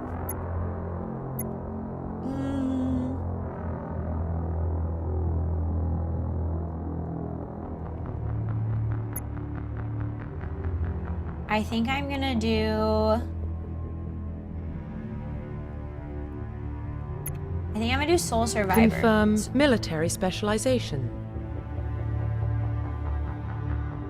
War Hero is a goody boy girl. Wait, did you guys think that I missed the part where I can set the difficulty? I feel like I did that last night already. Hopefully not. She's a nice wolf, not ruthless. There you go. Soldiers are combat specialists, ideal for the front lines of a firefight. Improved health, weapon types, strength, ability to wear medium armor, can train in the use of heavy armor. Okay. Renegade or Paragon playthrough? No way. Aren't those like the hardest ones? I think I can change the difficulty in the game. I think you're right. I was just gonna do casual, just to keep it chill. Engineer, tech specialist. I don't think I relate to that one as much. With all my stream scuff, I don't think I'm a tech specialist. Do we really want to play as an evil woman? What do you mean? Do you just mean a woman in general? Confirm psychological. Or the sole survivor? Does that make her evil? Confirm what do you mean by military this? specialization. Adept, biotic specialist. implants. Oh, this I remember this from the first time. I forget what I played as.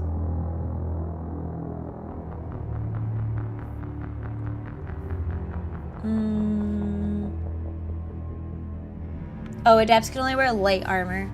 I think I'd want medium armor. Renegade is evil, Paragon is good. Oh, I remember that. Yes, I remember what you're talking about. Ven internalized misogyny. I was just trying to be responsive, okay? I was like, what do you mean? Was I supposed to play as a guy? I wanted to be a girl. Infiltrators combine combat and tech to specialize in killing or disabling enemies at long range. I do feel like I would... Omni tools, decryption, and offensive abilities rather than healing. Specialize in pistols. Oh, I do like sniper rifles. I don't think I'm very good with them. Sentinel is biotic and tech. Use biotic abilities and advanced healing skills to defend allies. More efficient at tech and biotics than other classes, but at the expense of combat. Yeah, I think I want my combat to be stronger then. Vanguard or biotic. Combine biotics and weapons to take down opponents that are especially deadly at short range. I'm feeling like... What's the one that combines both? Is it adept? No. Infiltrators. I'm between infiltrator and soldier, I think.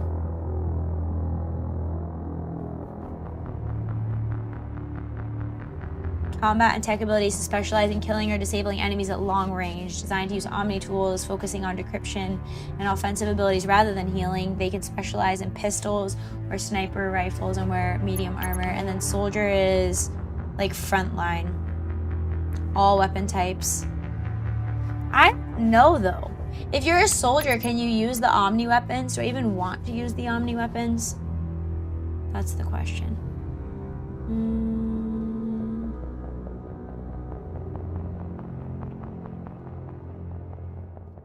I think I'm gonna do a soldier.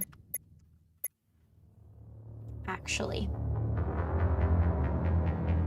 Confirm facial identification. No, that is not what we want to look like. Can we do purple hair? The facial structure is a little bit rough. Oh, well, the last one was... Confirm facial identification. Oh, I feel like last time I was pretty happy. I'm doing a new playthrough, but when I started last time, I was pretty happy with my appearance. But which one did I start with? Which one did I start with?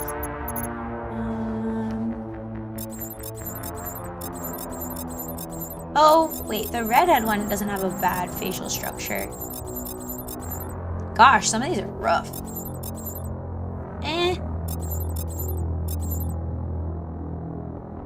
Okay, bear with me. I feel like that facial structure might be okay.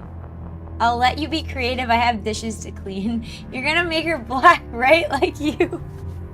I'm going to make her have pink tan skin, Rala, okay?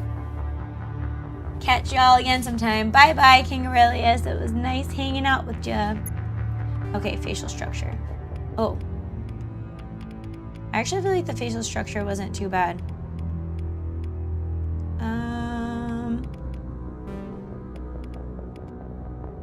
Like, that looks kind of feminine. Okay, the skin tone.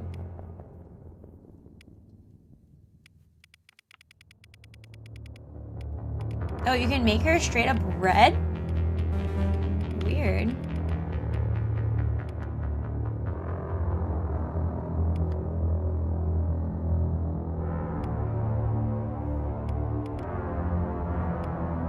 Oh, that one kind of has like a pinkish undertone to it. Complexion. Yeah, I don't know why she has all that gunk on her face. We have good skin here. We get sun, we drink our electrolytes, and we go outside and we touch grass and eat our vegetables. Okay. We need to get rid of these scars, though. Make her cloud. It's the color of the year. Lol. Okay, why can't I do this? Head. Neck thickness? I think her neck looks fine. Face size. I just want to get rid of the what's it called? The scars. Yeah. Bye-bye. We don't want scars. There we go.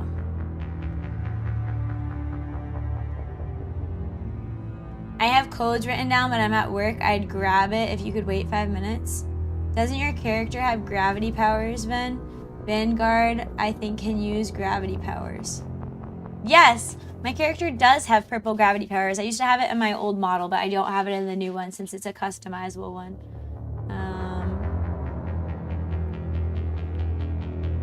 That's true. Okay.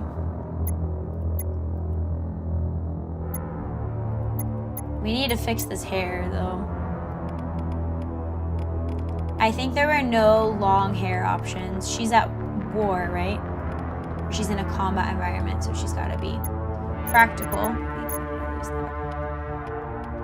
Let's change the hair. I think I went with a short one, unfortunately, last time. I've made 8 shepherds in total. That's funny. What is that? Is that a ponytail? I can't see it. Oh, I don't like that. Sorry, I'm using my mouse and my controller, and I probably shouldn't be doing that.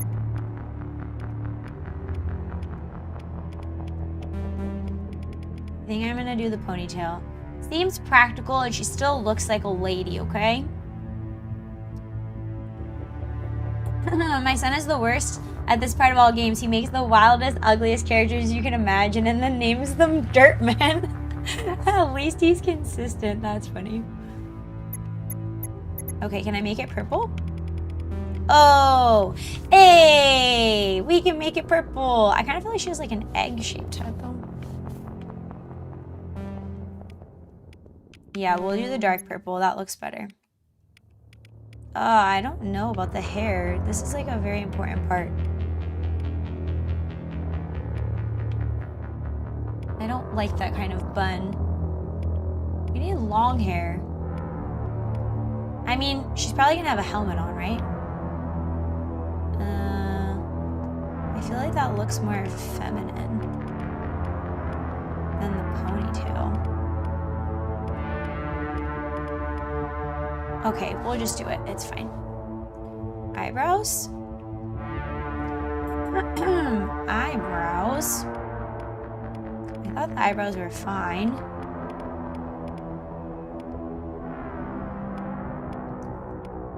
I should have went back and looked on my other Steam account at the what's it called? At the way I made her look. I think it was kind of similar to this. Should I have purple eyebrows though? Of course. I need to match.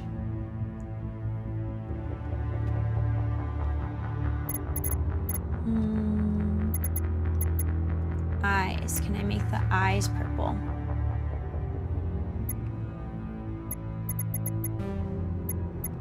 Iris color. I think I can. No, I think I can only make them blue. Just so you know, Soldier can't use biotic powers. I think I'm okay with that.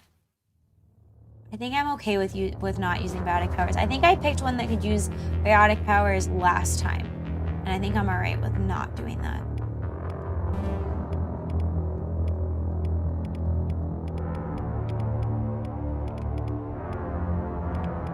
I think I'll have to do blue. Or that color. That doesn't really look purple though.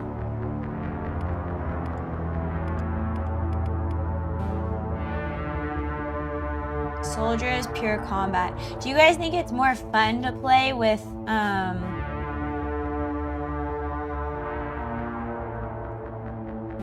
that it's more fun to play with the biotic powers, or that it's just like either or is fine?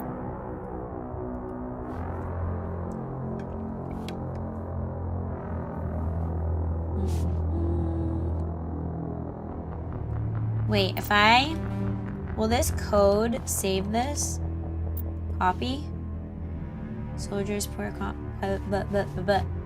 Show us those soldier combat skills. That's funny, wait. Confirm facial identification. Wait, if I go back though, if your model lore is about gravity powers, then the gravity powers of biotics are powerful and on theme.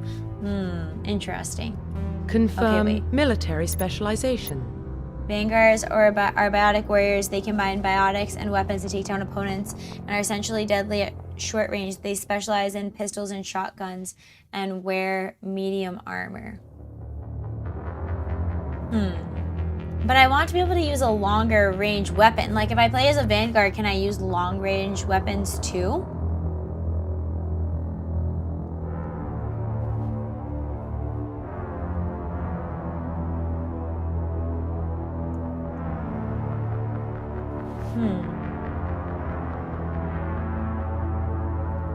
I'm gonna look it up. Let's ask Grok. Although sometimes Grok does not know about video games. Let's see. Can Vanguards use long range weapons in Mass Effect? Oh, it does say they can. Yes, Vanguards can use long-range weapons in Mass Effect, but it depends on the game in the series. Oh, or Legendary Edition. And how you build Shepard.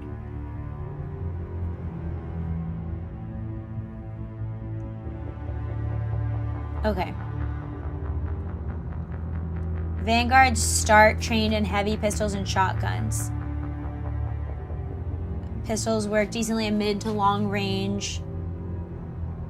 In Legendary Edition, class weapon restrictions are mostly removed or relaxed. You can equip assault rifles or sniper rifles on Vanguard, though you won't get the class-specific bonuses, like extra damage or accuracy, that a soldier infiltrator would. Interesting. Okay, I think I'm gonna do soldier for this time. I think I did Vanguard last time, but I want to play a soldier this time. Let's see. Okay, let's just finish the way we're looking here. I don't like the makeup on the eyes.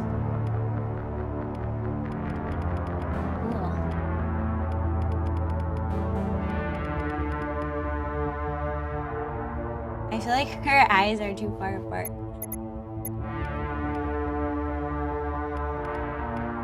That looks better. Eye depth looks fine. Not looking to get too intricate if she looks good here. Brow depth. Fine. The Dawn Halo. Hello! You made it to the stream. Hello. Yeah, I think last time I tried to do purple eyes too. And I went with maybe this color. And it's not purple, but I feel like it went well with the purple hair. As opposed to this blue color. But it's kind of like a purpley blue. I'm gonna do it.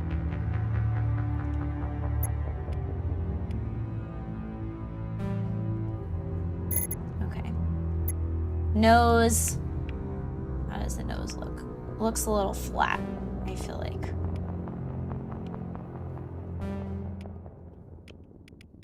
There we go. That's the angle I wanted. You wanna have a cute nose. Can you show how far apart the eyes can go? Yes. Yes, I can.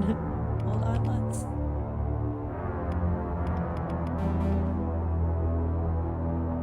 Oh, she looks so funny. Eyes. Oh, they can't go that far. Like, look, that's the eye width. It's not, like, crazy. They honestly look a little weird when they're, like, too close.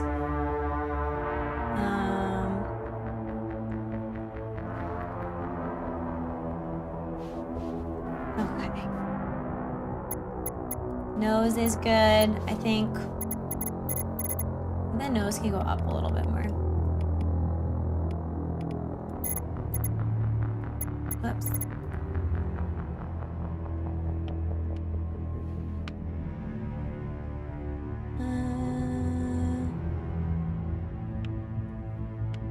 She looks funny when she's looking up and down like that. I think the nose height is too high.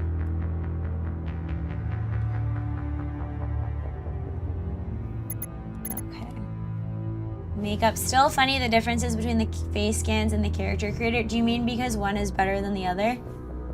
I like feel like I have a vague memory of that, but I could just be making that up. Blush color. I don't know. How much blush do we need right now? It's kind of hard to see. Doesn't really look like it's showing. I guess that's fine. Lip color. Wait, I forgot to change her mouth. Mouth shape. Ugh, that looks terrible. We just want some nice, normal size lips.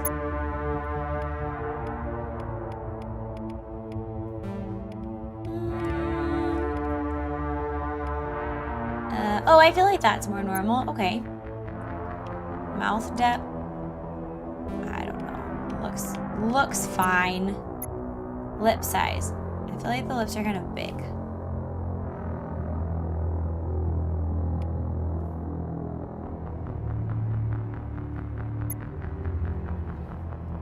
Okay. No jewelry, eh? No earrings. The jaw height, I think it was fine.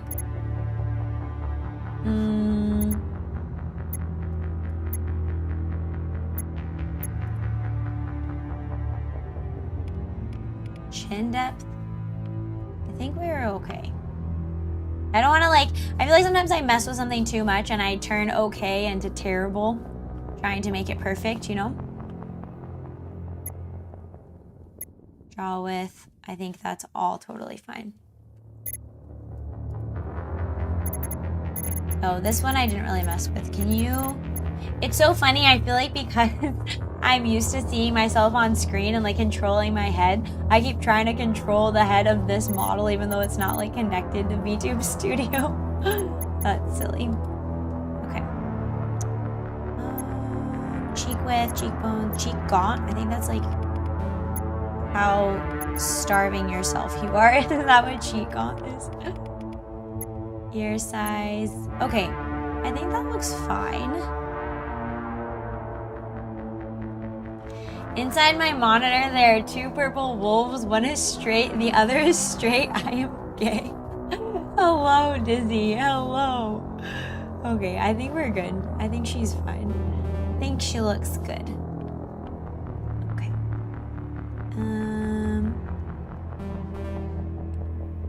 Let's finalize her. Profile reconstruction complete. Ven Shepherd, Earthborn, Soul Survivor, Soldier. Identification confirmed. Oh, great. Yeah, I already set it to casual. Auto level up. Adjust whether points are automatically or manually assigned each time a character advances on level. Van Shepherd, ready to F the galaxy. Oh, that's funny. I guess I'll leave it off and I'll just level up myself. I feel like I probably want to pick those points. Level scaling. Wait, what does that mean? In classic mode, the original 1 through 60 level range will be used instead of the new 1 through 30 range. Oh, I'll just stick with the legendary mode. Determines what skills and talents squad members will use in combat. Okay, yes, I remember. Subtitles. I'm gonna put subtitles on, autosave on, custom tutorials on. Yes, I might regret that, but we're gonna do it. I think it's good.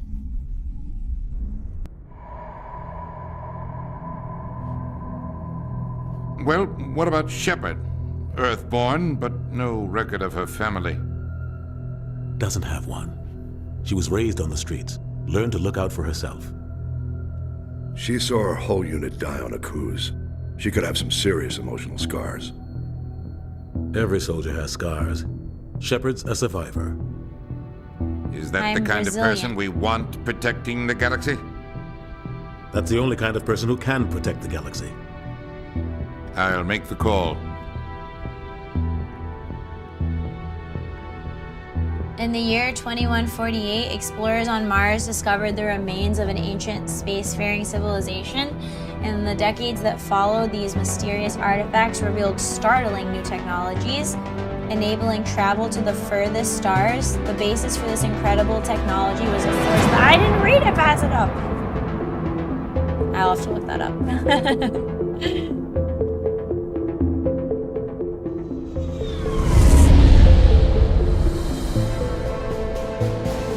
The Arcturus Prime relay is in range. Initiating transmission sequence. Commander?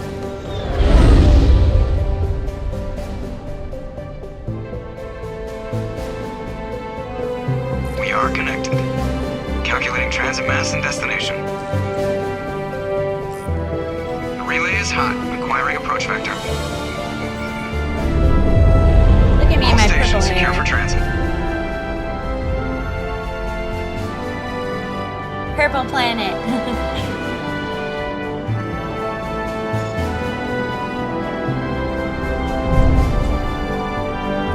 Board is green. Approach run has begun.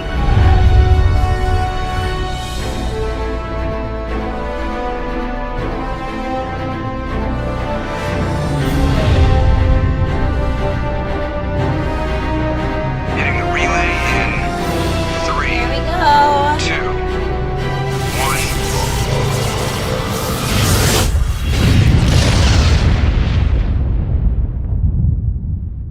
1. Thrusters, check. Navigation, check. Internal emissions sync engaged. All systems online. Drift, just under 1,500K. 1,500 is good. Your captain will be pleased. I hate that guy. Nihilus gave you a compliment, so you hate him. You remember to zip up your jumpsuit on the way out of the bathroom? That's good. I just jumped this halfway across the galaxy and hit a target the size of a pinhead, so that's incredible. Besides, Spectres are trouble. I don't like having them on board. Call me paranoid. You're paranoid. The Council helped fund this project. They have a right to send someone to keep an eye on their investment. Yeah, that is the official story. But only an idiot believes the official story. Uh-oh, are you a conspiracy theorist, Joker?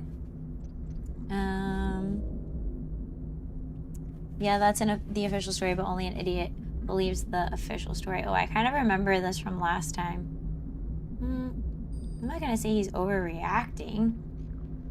Cut the chatter sounds rude. I'll just say I agree. We'll see where that goes. They don't send Spectres on shakedown runs. So there's more going on here than the captain's letting on. Joker, status report. Just cleared the mass relay, Captain. Stealth systems engaged. Everything looks solid. Good. Find a comm buoy and link us into the network. I want mission reports relayed back to Alliance brass before we reach Eden Prime. Aye, aye, Captain. Better brace yourself, sir. I think Nihilus is headed your way. He's already here, Lieutenant.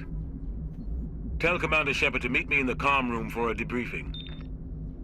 You got That's that, Commander? Me. I heard. I'm on my way. Is it me or does the Captain always sound a little pissed off? Only when he's talking to you, Joker. Spicy. It says the mission computer interview journal and codex entries.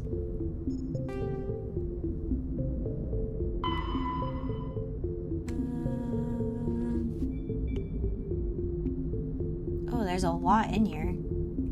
Okay, just for the sake of the stream, I'm not gonna read every single thing. Secondary. What is this?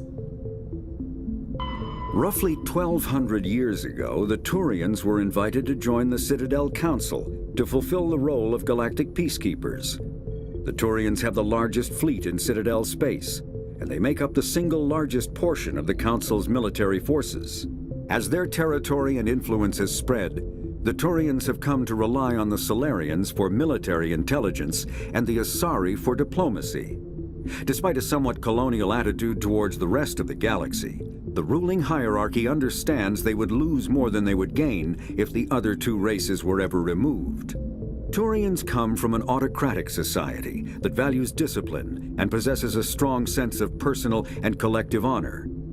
There is lingering animosity between Turians and humans over the First Contact War of 2157, which is known as the Relay 314 incident to the Turians. Officially, however, the two species are allies, and they enjoy civil, if cool, diplomatic relations.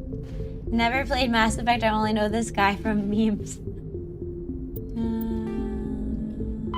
The Systems Alliance is an independent supranational government Yes, I remember representing this. the interests of humanity as a whole. The Alliance is responsible for the governance and defense of all extrasolar colonies and stations. The Alliance grew out of the various national space programs as a matter of practicality.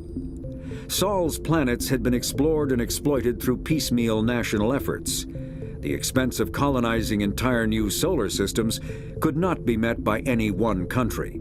With humans knowing that alien contact was inevitable, there was enough political will to jointly fund an international effort. Still, the Alliance was often disregarded by those on Earth until the First Contact War. While the national governments dithered and bickered over who should lead the effort to liberate Shanxi, the Alliance fleet struck decisively. Post-war public approval gave the Alliance the credibility to establish its own parliament and become the galactic face of humanity. Okay, so the Alliance is that group. Okay. I'm not gonna, like I said, I'm not gonna like literally read through everything, but I just wanted to jump back in and get the gist of it. Okay. Journal. Okay, I'm Lieutenant Commander Shepard, Executive Officer on the SSV Normandy. I'm important. Oh, I remember this because you get people added to your squad, right? Squad screen lets you view your team's talents. Use the D-pad to select a talent or its rank. Press A to spend a talent point to gain a rank in the selected talent. As you gain levels, you'll acquire talent points and unlock higher ranks. Cool, cool. I think we'll eventually get to a sniper. Okay. Oh, cool, okay. And then you can undo that. But I can't do this yet, can I? Oh, no, I can only do the ones that are blue. Okay, that's fine. Wait, so can I not do snipers, or that'll be unlocked later? It's not the biggest deal if I can't. I'll have to figure that out. Okie dokes. And then I remember this part too. Soldier, charm, intimidate.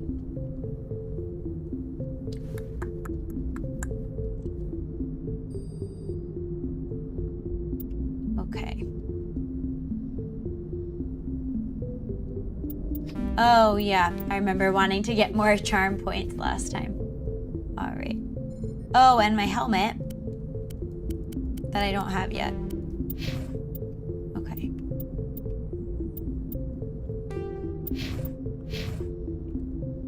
All right. We have to go talk to what's his face, right? The captain? Hold on a second. I feel like something is weird on my screen.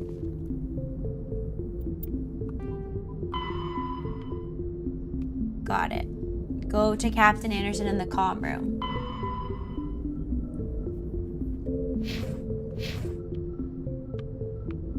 I'm telling you, I just saw him. He marched by like he was on a mission. He's a Spectre. They're always on a mission. And we're getting dragged right along with him. Relax, Presley. You're gonna... I grew up on Eden Prime, Doc. It's not the kind of place Spectres visit. There's something Nihilus isn't telling us about this mission. That's crazy. Wait, this is not who I want. Hang on for a second. I'm actually gonna be right back because I really need to pee. And then we'll pick up from where we are. Oh no! Hold on, I started talking to him. Hold on, I'll go after this. I was hoping you'd get here first. It will give us a chance to talk. Where's Captain Anderson? Captain said he'd meet me here. He's on his way. I'm interested in this world we're going to. Eden Prime. I've heard it's quite beautiful. I've never been there. But you know of it. It's become something of a symbol for your people, hasn't it? Proof that humanity can not only establish colonies across the galaxy, but also protect them. But how safe is it really? What's your point? If you've got something to say, just say it. Just your say people are still newcomers, Shepard. The galaxy can be a very dangerous place. Is the Alliance truly ready for this? I think it's about time we told the commander what's really going on. This mission is far more than a simple shakedown run. What's Is going someone gonna fill on? me in, Captain? We're making a covert pickup on Eden Prime. That's why we needed the stealth systems operational. What are we picking up? What are we picking What's the up? payload, Captain? A research team on Eden Prime unearthed some kind of beacon during an excavation. It was Prothean. Prothean? I thought the Protheans vanished 50,000 years ago. Their legacy still remains. The mass relays, the Citadel, our ship drives. It's all based on Prothean technology. This is big, Shepard. The last time humanity made a discovery like this, it jumped our technology forward 200 years. But Eden Prime doesn't have the facilities to handle something like this. We need to bring the beacon back to the Citadel for proper study. Obviously, this goes beyond mere human interests, Commander. This discovery could affect every species in Council space. You sound worried. We don't need your help here. Why did we tell the Council? I'm glad you're here to help.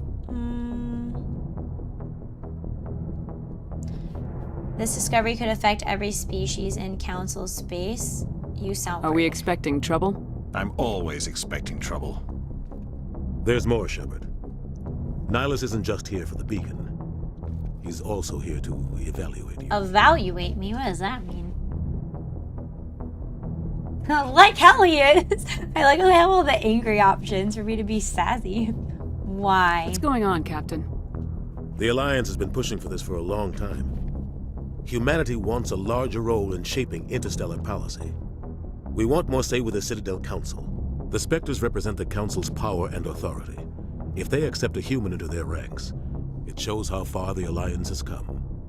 Not many could have survived what you went through on Akuz. You showed a remarkable will to live, a particularly useful talent. That's why I put your name forward as a candidate for the Spectres. Well, thank you. You put my name forward? Just a humble purple wolf shepherd like me? Why would a Turian want a human in the Spectres? Not all Turians resent humanity. Some of us see the potential of your species. We see what you have to offer to the rest of the galaxy, and to the Spectres. We are an elite group. It's rare to find an individual with the skills we seek. I don't care that you're human, Shepard. I only care that you can do the job. You support this, Captain? I assume this is good for the Alliance. Earth needs this, Shepard. We're counting on you. I need to see your skills for myself, Commander. Eden Prime will be the first of several missions together. You'll be in charge of the ground team. Secure the beacon and get it onto the ship ASAP. Nihilus will accompany you to observe the mission. Okay, I'm ready to go. Well, maybe I should investigate more. Oh no, I think I'm ready to go. Just I'm give ready the word, to go. Captain. We should be getting close to Eden. Captain, we got a problem. What's wrong, Joker? Transmission from Eden Prime, sir. You better see this. Bring it up on screen. Yeah-oh.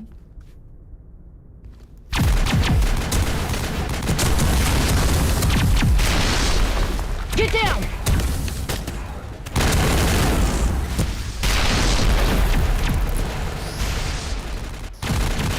Things are not looking good there.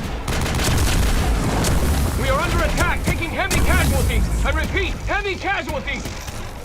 We can't get evac. They came out of nowhere. We need.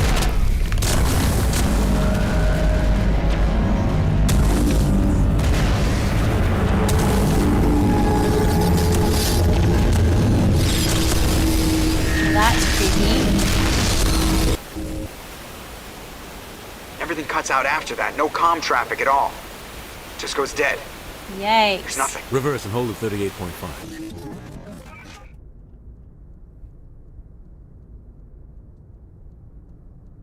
Status report. 17 minutes out, Captain. No other Alliance ships in the area. Take us in, Joker, fast and quiet. Like, what the hell is this that? mission just got a lot more complicated. A small strike team can move quickly, without drawing attention.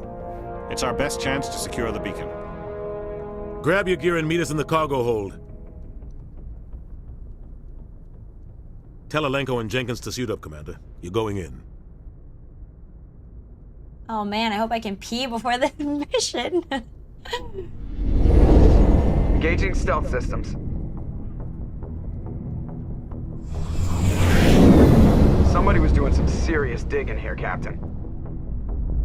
Your team's the muscle in this operation, Commander. Go in heavy and head straight for the dig site.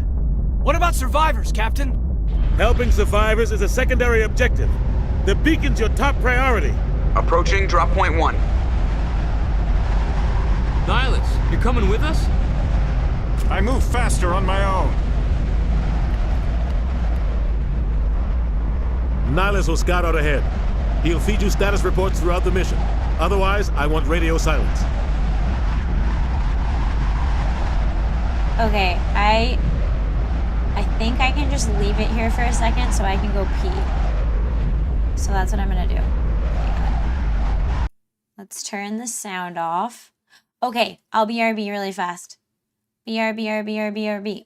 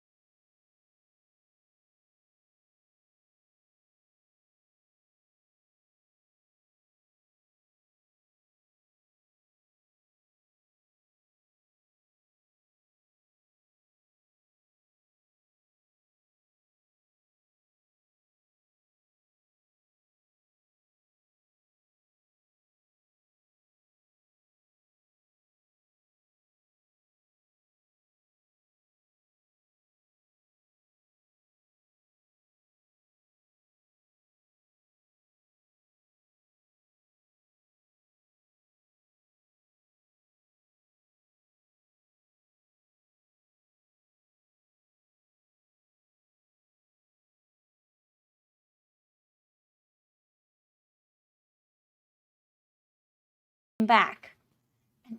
Did I? Did I give you a leave to piss yourself in my presence, Shepard? Give me a moment, Captain. I have to go pee. I did. I thought about getting a snack, and then I thought, no, I can't make it in time. So I'm back. We'll have to go into the mission like this. And F you, Rala. I was in good faith trying your little placebo experiment, okay? Now put an ice cube on your pretend salt shaker tongue. Fuck you. I do actually have a tongue now, though. I didn't have one before on my last... Well, I had one on my model, but it was, like, very tiny. Now it's a real tongue. You're welcome. Okay. Oh, and whoever said about the codes before, did you mean the codes for me making a model? Did I miss that? And that's what you meant? Okay. Let's get into it. Captain Anderson... Wait, do you guys have my audio? Because I turned it off while I went potty. Okay. Game capture. Okay, there you go. There's your little game capture. Okay. Captain Anderson, Nihilus will scout. He said Captain Nihilus. Nihilus will scout out ahead. He'll feed you status reports throughout the mission. Otherwise, I want radio silence. He can count on us. Understood, Captain. Can we trust him? I'm just going to be trusting and say, understood, Captain. Ready and able, sir. The mission's yours now, Shepard. Good luck. Uh-oh. We are approaching drop point 2.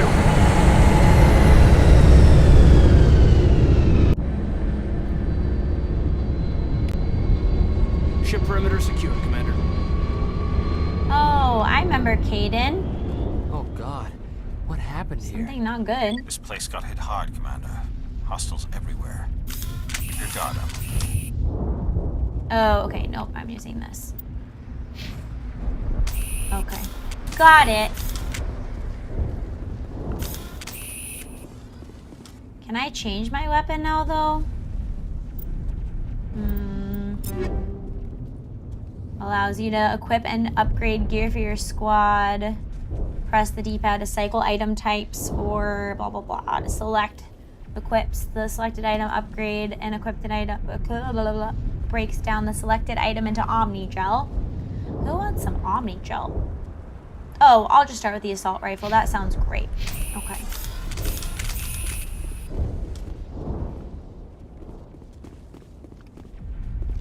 What are you guys? What the hell are those? What the heck? Gas bags. Don't worry, they're harmless. Do I shoot them?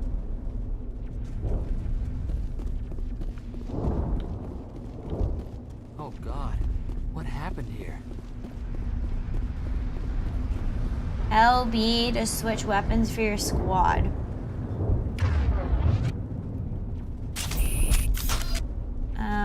To change weapons. Wait.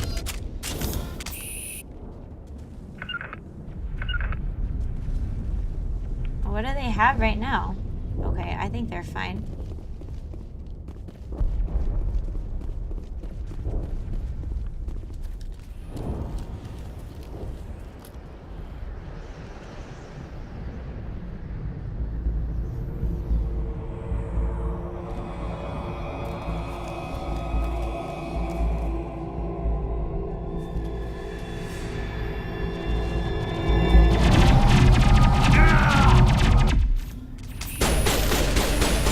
Dies here, right?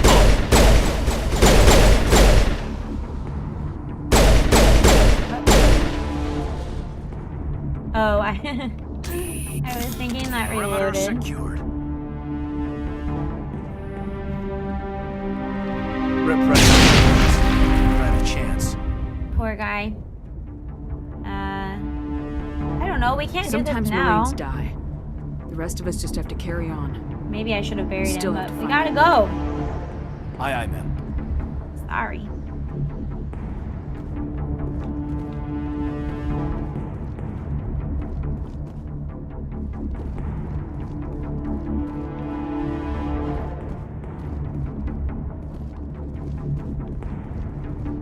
Wait, is this where I came from?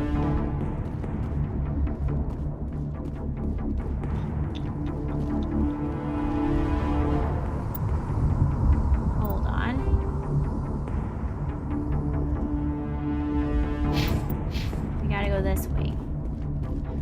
gotta go. And why is my weapon not out? Just in case. Oh, fuck. He was talking, therefore he can be evacuated. Can I change my decision on that, or am I locked in? Wait, Caden. Hold on. Okay, thank you. Smells like smoke and I did that already. Prime will never I think be the I'm same locked again. in. Bad decision. It's okay. It'll be fine.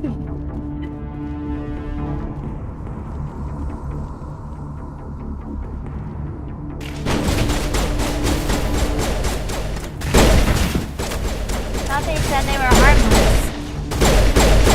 The gas bags, I mean. I've got some burned out buildings here, Shepard. Use the A squad lot screen of to confirm your bodies. team's abilities. Check Press it the out. whatever I'll button. try to catch Access up with the you at the mission dig computer, site. then select squad screen. Okay. I think we're okay for now. Attack target or have a specific squad mate move to a point or attack the targeted enemy, regroup and follow you. Okay. The question is, will they just like do an automated thing if I let them be? Will they just follow me anyways?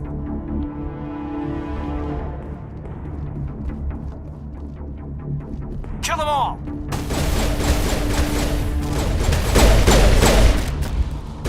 I want to shoot these gas bags, but they said they weren't a problem. But they're in my way.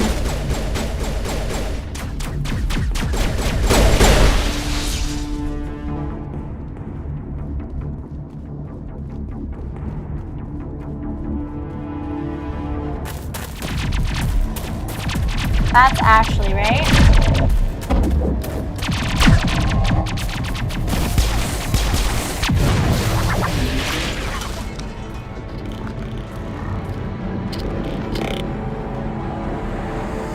Uh-oh. Oh! Well, that was graphic. Just got spiked alive.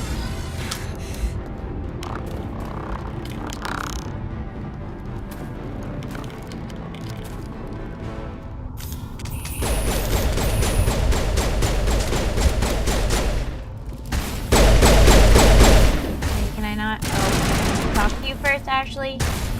I don't feel like we have time to talk.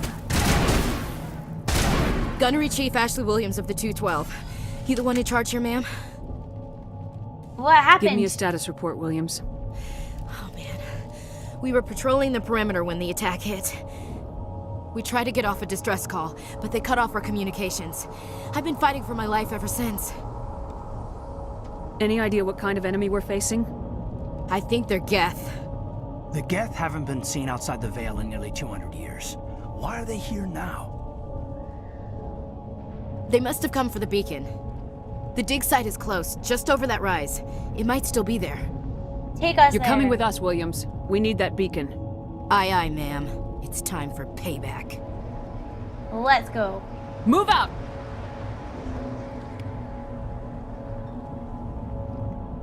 Chick in the white suit has nicer posterior. Can you romance her as a female? This year, such a bro. I think you can, from what I remember.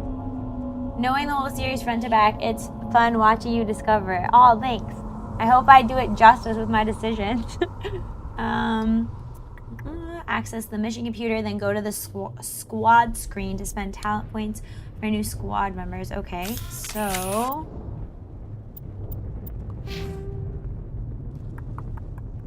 do I? Oh, I remember this. Aiden is left trigger, Ashley is right trigger, and then I can... adds a biotic barrier to your shield that absorbs damage but cannot block attacks that bypass shields. Sounds useful. Is that all I've got? Okay. And then Ashley is RT. Great. We'll just leave it there for now.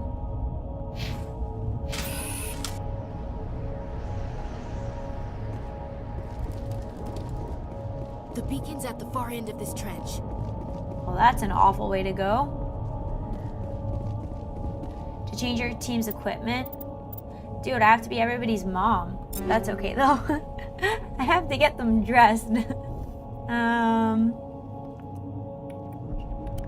I feel like you're fine for now though, and we can worry about that later. You seem okay.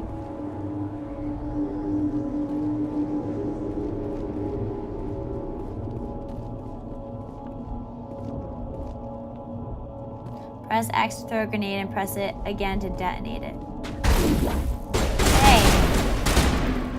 No, I hit the wall.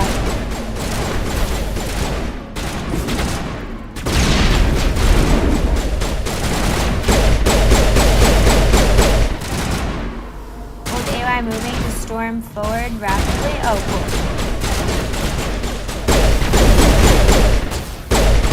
Can I melee? I very much so enjoy a nice melee. Oh, B to melee. Perfect. Perfect.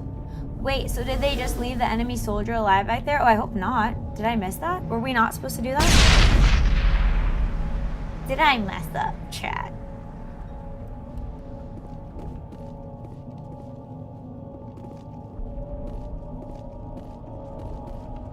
Investigate the dig site. This is the dig site. The beacon was right here. It must have been moved. By the Geth? Who? Our side or the Geth? Hard to say. Maybe we'll know more after we check out the research camp. Any survivors? You think anyone got out of here alive? If they were lucky. Maybe hiding up in the camp. It's just on the top of this ridge, up the ramps. You helped him get dressed and left him to die. Oh, frick. There's a small spaceport up ahead. I want to check it out. I'll wait for you there.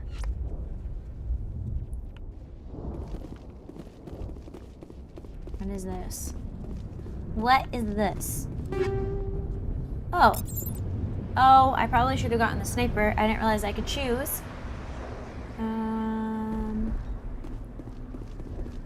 They named the place where they impale people Dick site. I had that thought before because the way they said it sounded like that, Dizzy. Okay. I think I need to go this way.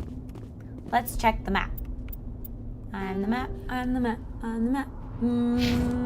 This way? This doesn't seem right. Can I run faster than this? No. This looks like the natural path. Looks like show no mercy to the Xenos. It's a good place for an ambush. Keep your guard up. Yikes, dude. This is brutal.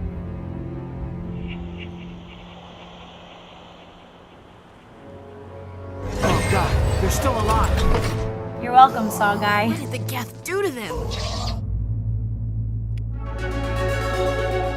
Jesus Christ. Oh, I can level up. Okay. But how do I level up though? Oh, there we go.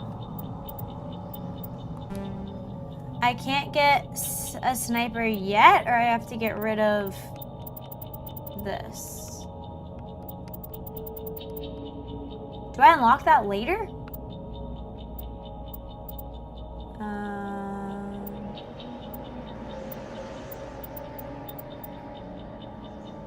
Increase weapon damage. Well, we could definitely do that.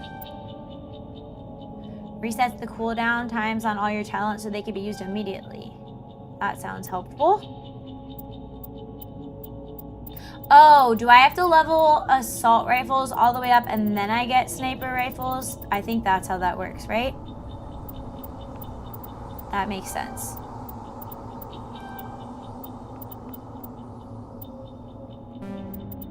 Okie dokes. Now I have my helmet on because I'm in combat. What about these two freeloaders? Just kidding. Sure, we'll give Ashley marksman.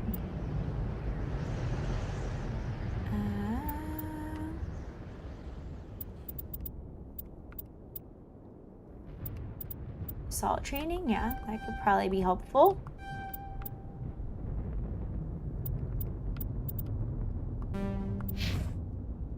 Whoopsies, I forgot about Caden. I was giving him Well, I was leveling up this barrier for him before.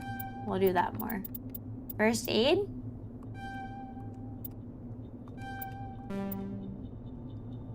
Sounds good. We'll move on.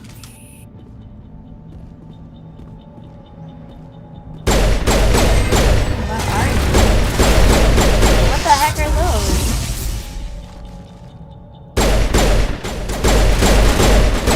Were they human? Is that why they're called husks?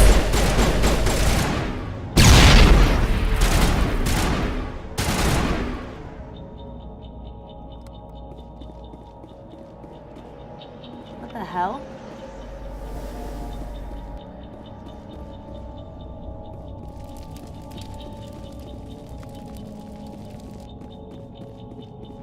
That door, it's closed. Security lock's engaged. Thanks, Captain Obvious.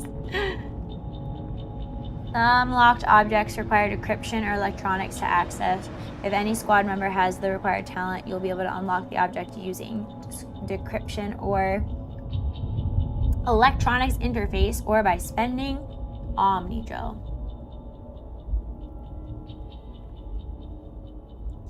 Dizzy, I think that they're like turned into something, no? Is Shepard's body proportions customized at the start? I thought I could only change her face. Advance to the central core. Use left stick to move around the ring. Press A and B to move inward and outward. Avoid security programs. Oh, I think I remember this. Okay.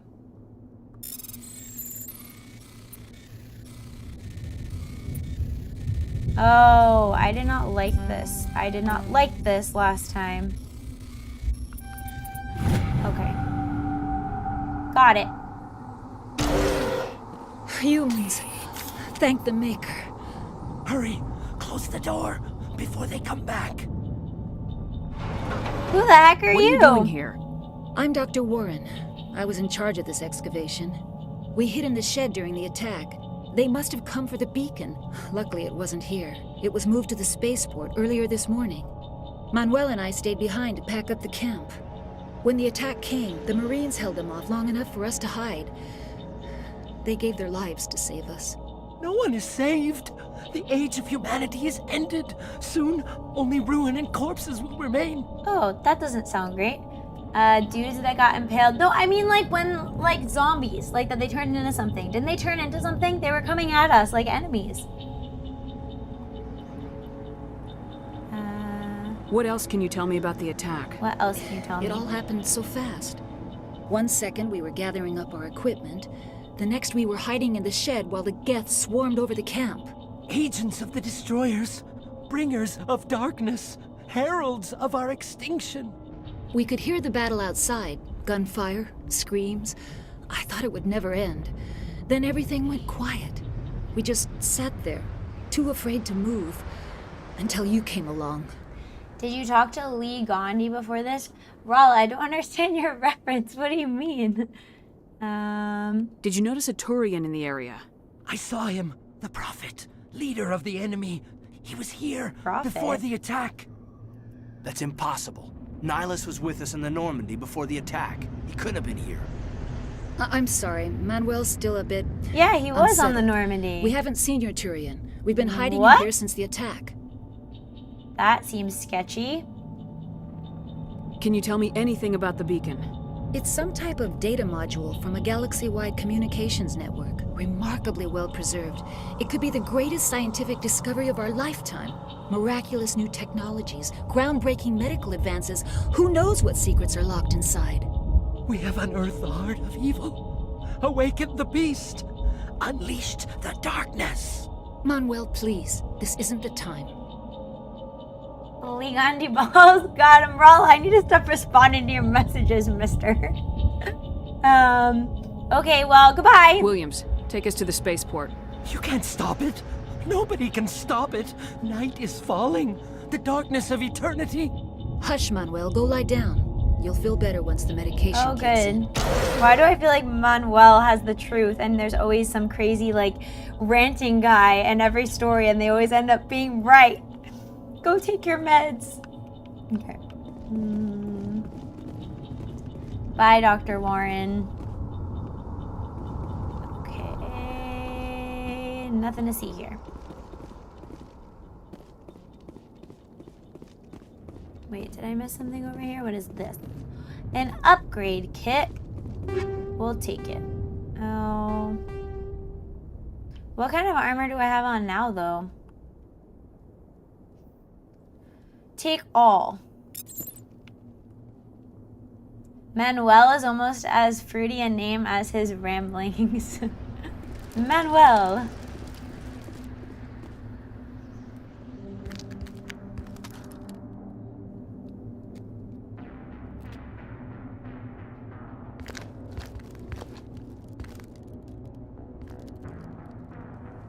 Saren. Oh, I vaguely remember this. Nihilus. This isn't your mission, Saren. What are you doing here? The Council thought you could use some help on this one. What I wasn't does that expecting to mean? find the Geth here. The situation's bad. Don't worry. I've got it under control. Yeah-oh.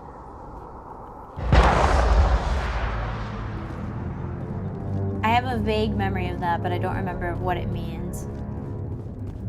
What is that? Off in the distance. It's a ship. Look at the size of it.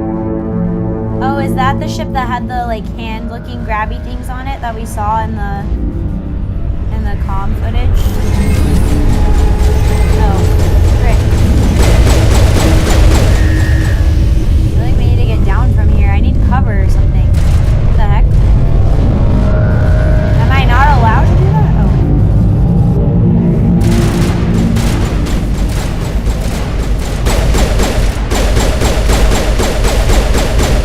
We need to figure out what these husks are.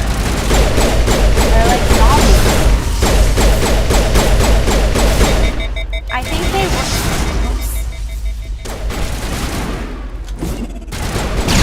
Bye-bye. There go your feet. Sorry.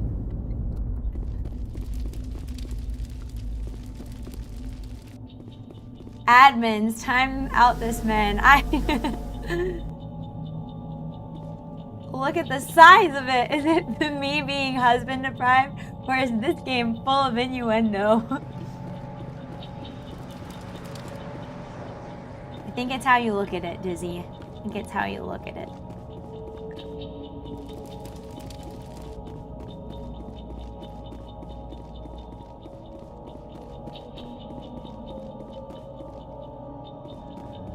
Commander, it's Nihilus. Something's moving over behind those crates. What is it? Wait! Don't shoot! I'm one of you! I'm human! Nice hat. Who the heck are What are you? you doing sneaking around back there? Yeah, sneaky sneaker. I'm sorry, I was hiding from those creatures. My name's Powell. I saw what happened to that Turian. The other one shot him. So is it Garen shot Nihilus or the other way around?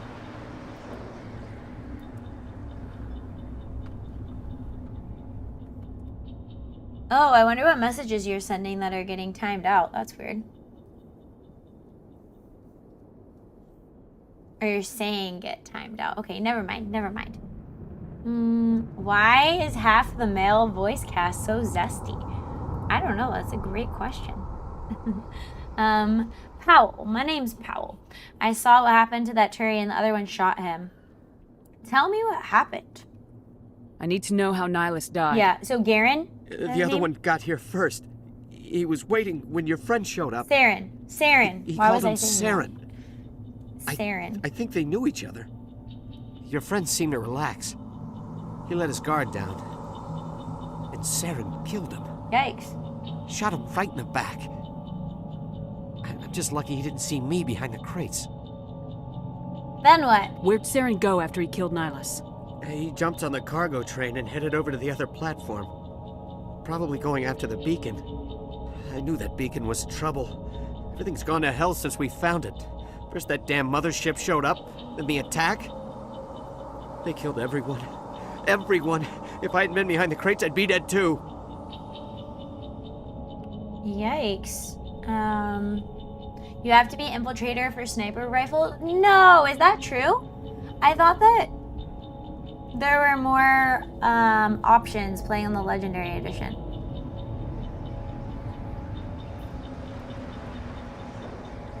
Tell me more about this Is there beacon. anything else you can tell me about the beacon? They brought it here this morning. We loaded it up onto the train and shipped it to the other platform. Hard to believe that was only a few hours ago. Feels like a whole other life. YouTube is hiding my messages about Gandhi from you. How rude. That's weird. I have to figure out the multi-streaming for the next stream because with Twitch, I think I just was doing it at too high of a rate or something. But I'll try to do Kick next time as well so we can put the freer chat over there, I suppose. But I still have to be careful about what I like route into the YouTube one because I think that can still get me in trouble. Sorry. The Geth didn't How come find you're you? the only one who survived? Oh, because he... Why didn't anyone else why try to didn't hide he? behind the crates? They never had a chance. I was already behind the crates when the attack started. Wait a minute. You were hiding behind the crates before the attack? Sometimes I need a nap to get through my shift. That's a little sketch. I sneak off behind the crates to grab 40 winks where the supervisor can't find me. You survived because you're lazy? That's not very nice. What the heck? Okay, I don't think it was that serious, was it? We need to find that beacon before it's too late. Take the cargo Calm train. down, That's where the other Ashley. Turian went. I can't stay here. I need to get away from all this. Okay, bye. Where are you going? Alright, that was a bit weird. Enemy music is on. What's this? What's this? Upgrade kit. Take off.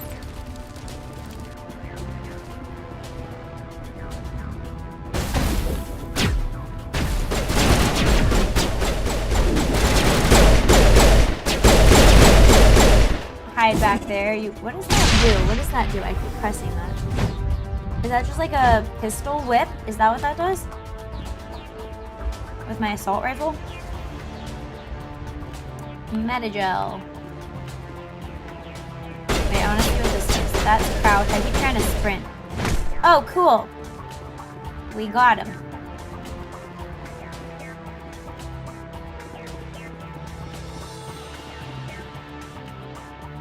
You can't imprison Rala. He's the true follower of Ken Allen. Wait, I don't understand what is going on in chat. Hold RB to bring up the power wheel. The power wheel lets you use your weapon special abilities of your squad. RB. Oh. Use R to aim at target. Select a power with L and press A to use it. Okay. Like... Wait, where's the target though? Oh, and then each one can use it? Is that the idea? Not now, Commander. Okay. I know, I was just testing it, Caden. Don't need to be so literal, Caden. We do that now. R.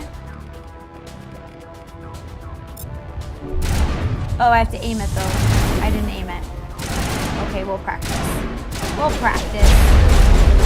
I'm trying to Ligma you again. Rala! Don't be such a roll.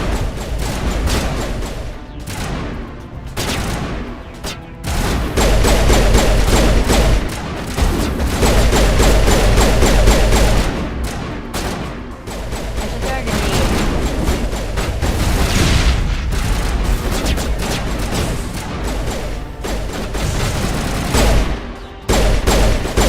Crouch when I'm crouching, Geth.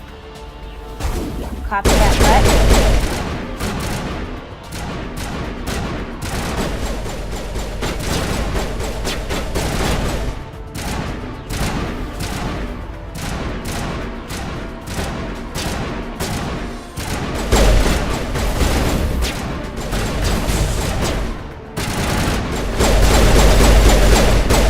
Bye-bye.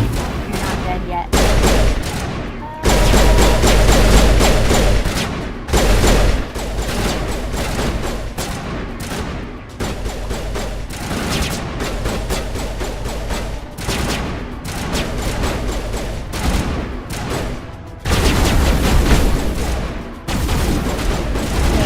guy. Hold on, I want him in melee.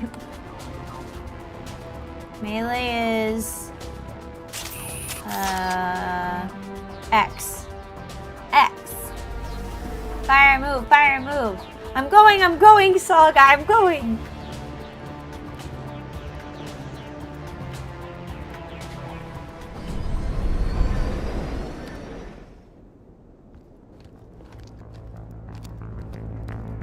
Set the charges. Destroy the entire colony. I got a Leave sniper. no evidence that we were here. I gotta equip my sniper.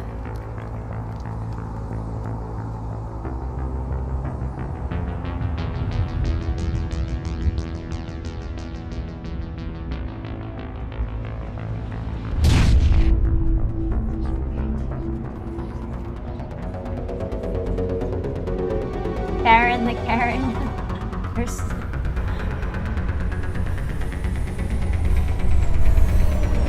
Don't look at us with your little one eye light.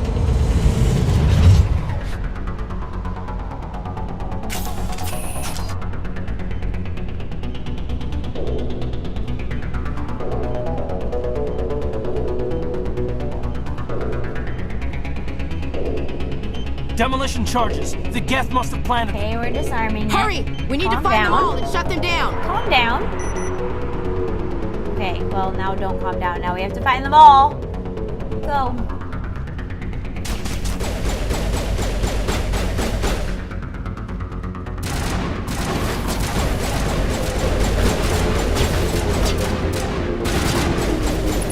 Whoa.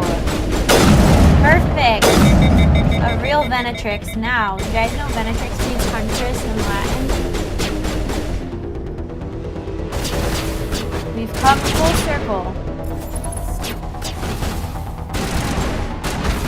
We need to not fall off the platform.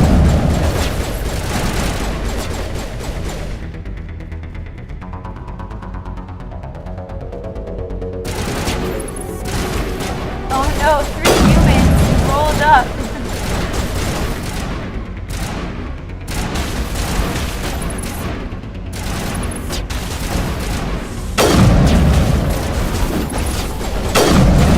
Bye. Wish you well in the afterlife, sir.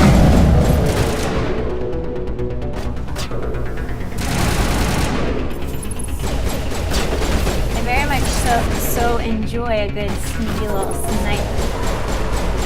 A sneaky little snipe.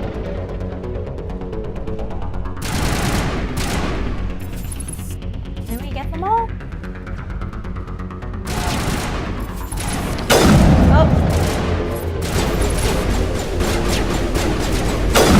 Right in the belly.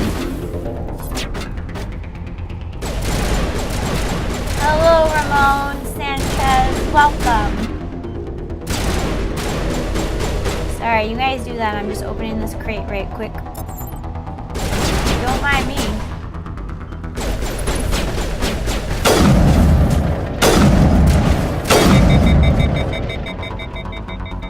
Oh, hang on. I should probably plug in my mouse while I'm using my controller so it doesn't die. Pretty good shooting. Well, you know what they call me? Rootin', tootin', shootin' Venatrix. You're welcome. That was an original. Okay. I was out of the frame, but I'm back now.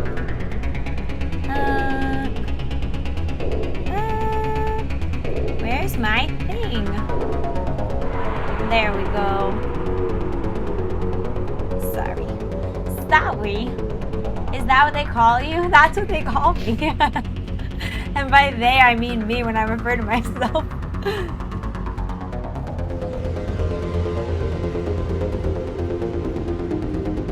Oh, I think we need to go around. Here's one of the charges we need to disarm. I'm glad you're having a good day, Ramon. Me too. It's always a good day when you're a Purple Wolf Girl VTuber. Wait, I hear beeping. What are you shooting at, Ashley? Calm down, trigger finger.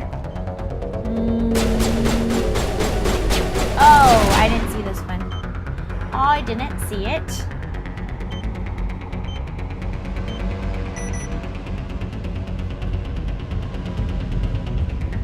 One charge remains.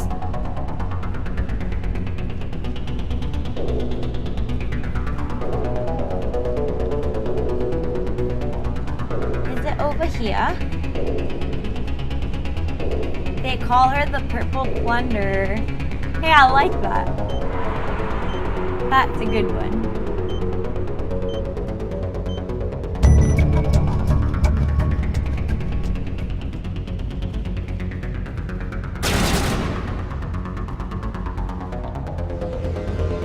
I feel like it's just Ashley that keeps shooting at my head. What is this? Oh, sorry.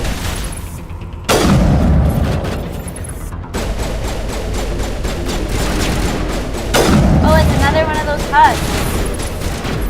We need to get the DL on those husks. Ah, I'm a husk, I'm running around. Bye-bye. Open. Why are we all here? What is going on? Back the F up. Okay, can you guys move this way? Thank you. I'm getting all up in my grill. Purple loot goblin doesn't roll off the tongue like purple plunder. Plunder. Oh.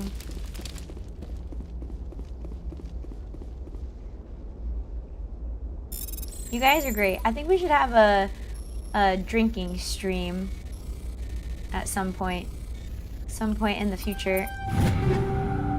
I feel like the sperm trying to get to the egg quickly in those puzzles.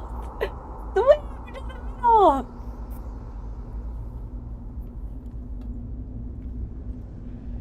Okay, we'll take them all. Okay, let's go this way. What's your drink of choice? I don't know, maybe some wine. Or, like I said, I wanted to try mead. Right now I have a seltzer. Take it all, we got plenty of space. Eventually I need to manage their loadouts too, I think, before it gets too complicated. Oh, I think we're supposed to go this way to investigate the beacon. Favorite Vena quote? Which one? Being the sperm to swim to the egg? That was a off the cuff last minute one. I feel like the sperm. Normandy, the beacon is secure. This is amazing. Actual working Prothean technology. Unbelievable. It wasn't doing anything like that when they dug it up. Something must have activated it. That's it doing. Roger, Normandy. Standing by.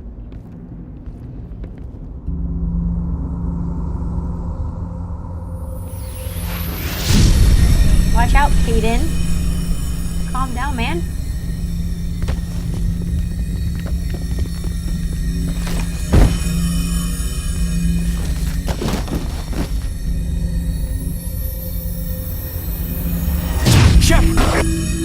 No, don't touch it. It's too...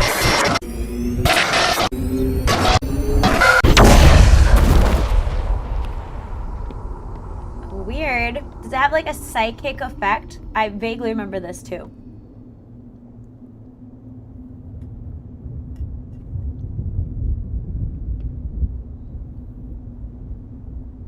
And then I pass out and then that vision like haunts me, right?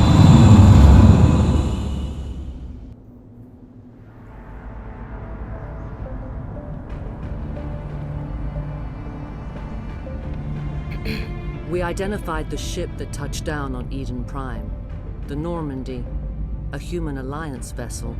It was under the command of Captain Anderson. They managed to save the colony. And the beacon. One of the humans may have used it. Angry face. Oh.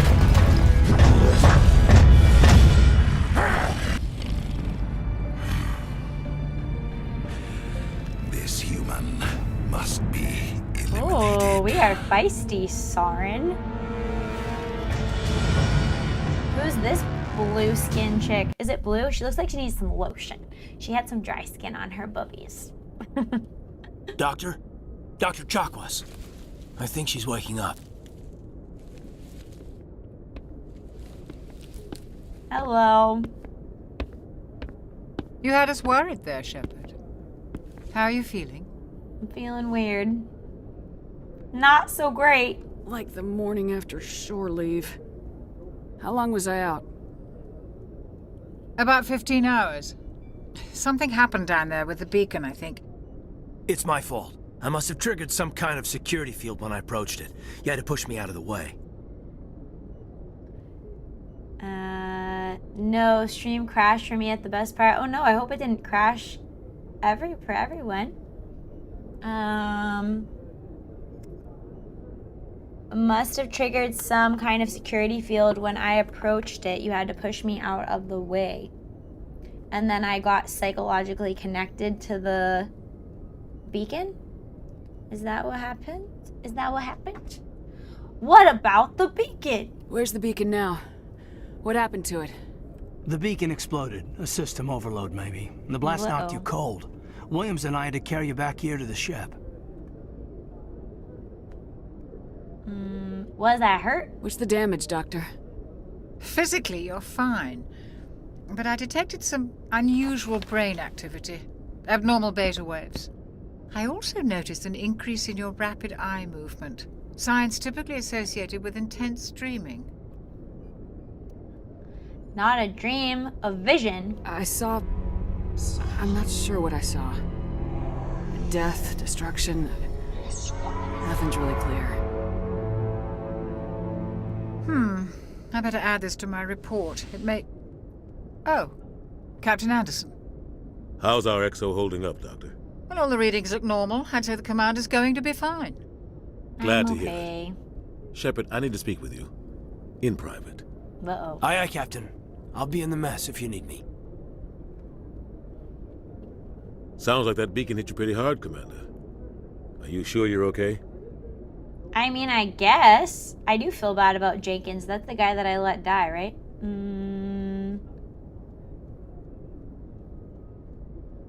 What happened to Williams? Did we leave Gunnery Chief Williams back on Eden Prime? I figured we could use a soldier like her. She's been reassigned to the Normandy. You wanted to talk? You said you needed to see me in private, Captain. I won't lie to you, Shepard. Things look bad. Nihilus is dead. The beacon was destroyed and Geth are invading. The Council's going to want answers. To hell with them! It would be funny to play through and just, like, do every angry choice. Is that what you guys were talking about with the Paragon and the, I forget, Renegade? That's based on the choices that you're making, right? Like some are Paragon and some are Renegade, and then you can push your character either direction. Renegade, yeah.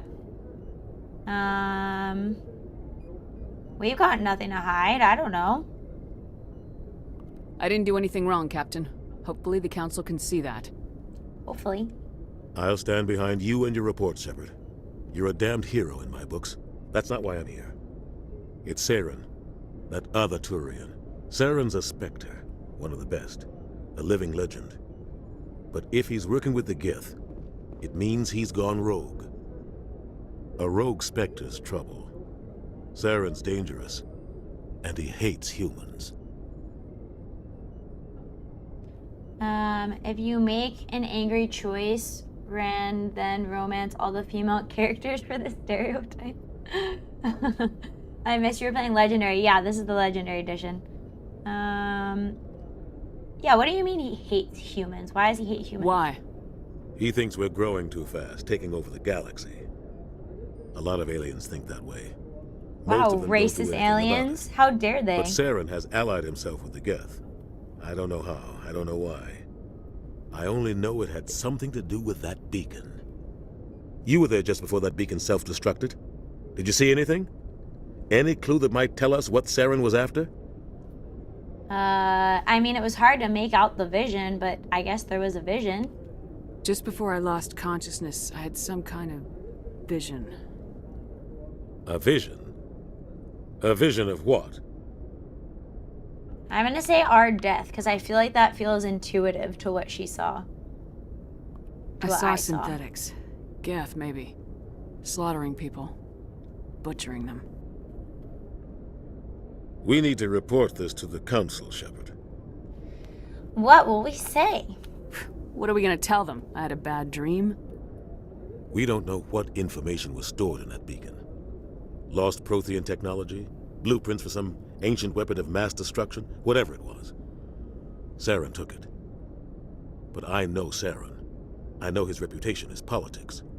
He believes humans are a blight on the galaxy. This attack was an act of war. He has the secrets from the beacon. He has an army of Geth at his command, and he won't stop until he's wiped humanity from the face of the Wait, so the idea is that he took the secrets from the beacon, or he's the one that caused it to destruct? I didn't catch that. Not if I can help it.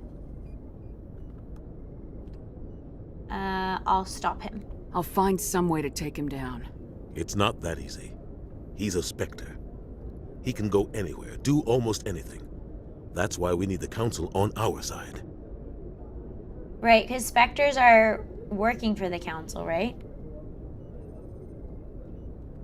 Let's expose him. We prove Saren's gone rogue and the Council will revoke his Spectre status.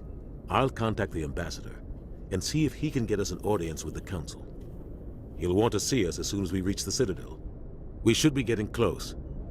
Head up to the bridge and tell Joker to bring us into dock. Okie dokes.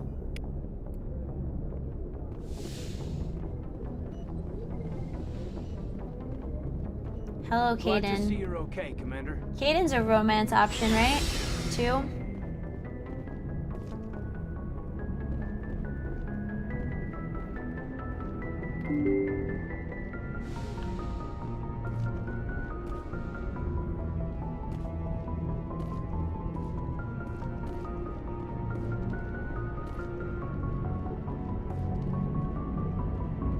Hello, Joker. Good timing, Commander. I was just about to bring us into the Citadel.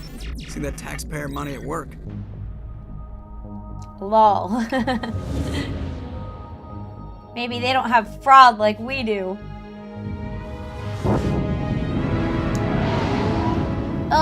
Gee, it's a new Venna. Hello, DJ Nathaniel. I'm a new Venna.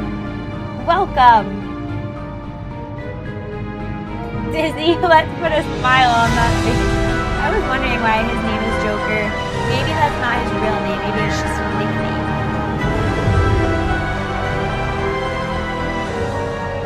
Oh, look at the size of that ship. The Ascension, flagship of the Citadel fleet. Well, size isn't everything. Why so touchy, Joker? Lol, they are firepower too. They are doing innuendo. Look at that Disney. monster. Its main gun could rip through the barriers in any ship in the Alliance fleet. Good thing it's on our side, then. Citadel Control, this is SSV Normandy, requesting permission to land. Stand by for clearance, Normandy. Clearance granted. You may begin your approach. Transferring you to an Alliance operator.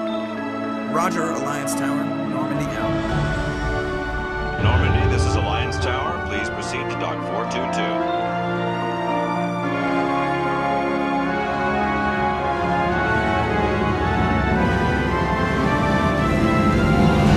Hello, we're here.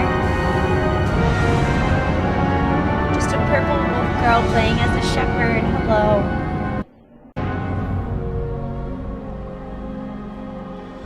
This is an outrage! The Council would step in if the Geth attacked a Turian colony? The Turians don't found colonies on the borders of the Terminus systems, Ambassador. Humanity was well aware of the risks when you went into the Traverse. What about Saren? You can't just ignore a rogue Spectre. I demand action! You don't get to make demands of the Council, Ambassador. Citadel Security is investigating your charges against Saren. We will discuss the CSEC findings at the hearing, not before. Bureaucracy. Captain Anderson, I see you brought half your crew with you. Just the ground team from Eden Prime, in case you had any questions. I have the mission reports. I assume they're accurate? They are. Sounds like you convinced the Council to give us an audience. They were not happy about it. Saren's their top agent. They don't like him being accused of treason. this be Mass Effect, DJ Nathaniel. Saren's their top agent. They don't like him being accused of treason. It's the truth. Well, yeah. Saren's a threat to every human colony out there. If they don't stop him, I will. Settle down, Commander. You've already done more than enough to jeopardize your candidacy for the Spectres. The mission on Eden Prime was a chance to prove you could get the job done. Instead, Nihilus ended up dead and the beacon was destroyed. That's Saren's fault, not Yeah, hers. that wasn't my fault. Then we better hope the CSEC investigation turns up evidence to support our accusations. Otherwise, the Council might use this as an excuse to keep you out of the Spectres. Come with me, Captain. I want to go over a few things before the hearing. Shepard, Dina you seems and the others can meet us questionable. at the Citadel Tower, top level. I'll make sure you have clearance to get in. And that's why I hate politicians. Ashley's based. Important locations are marked on your map. Open the mission computer to access it. Okay, thank you. Sounds good.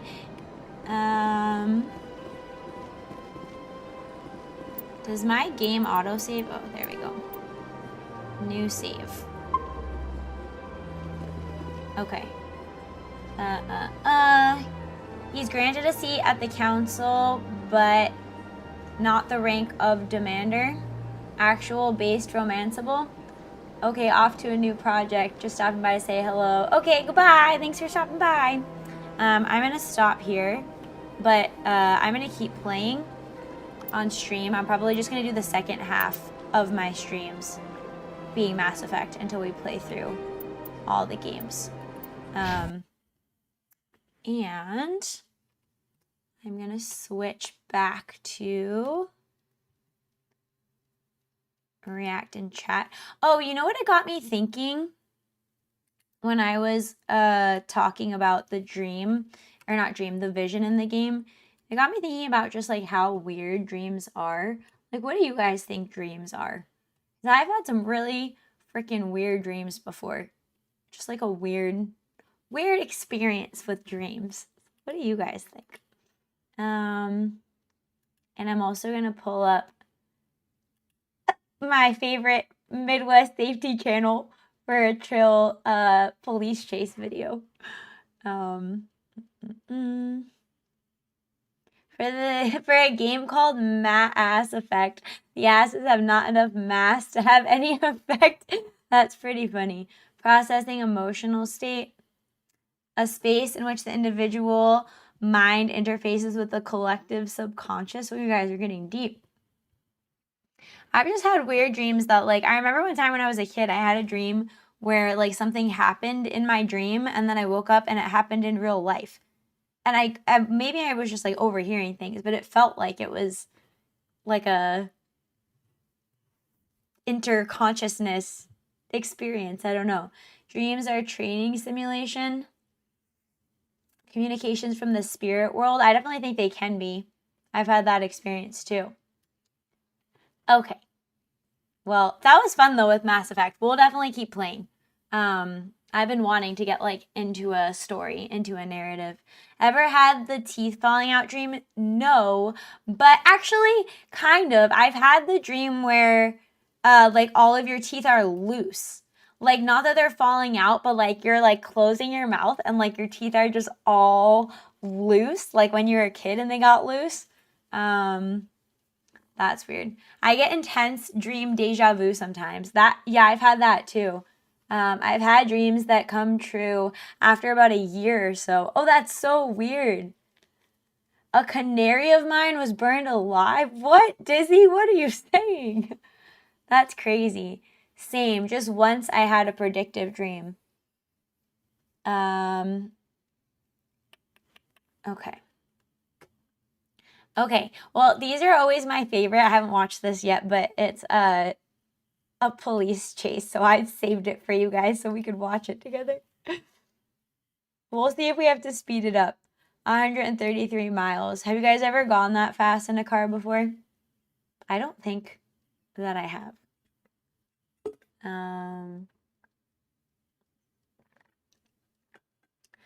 I've had that, not as bad as the dreams where you're being chased by something, but you can't run away fast enough. Oh, I've never had that. I've just had the teeth loose and then the trying to scream, but you can't like get any sound out. So you're just like that's the worst. 1:30, not in a car. I wonder how easy it is to like drive a race car, like recreationally. Is that possible? Like on a race car track? Like if you're rich enough, can you just like get a race car and take it to a race car track? I feel like that I've unlocked a new goal. That would be super fun. Oh no, that's awful, Dizzy. That's so sad.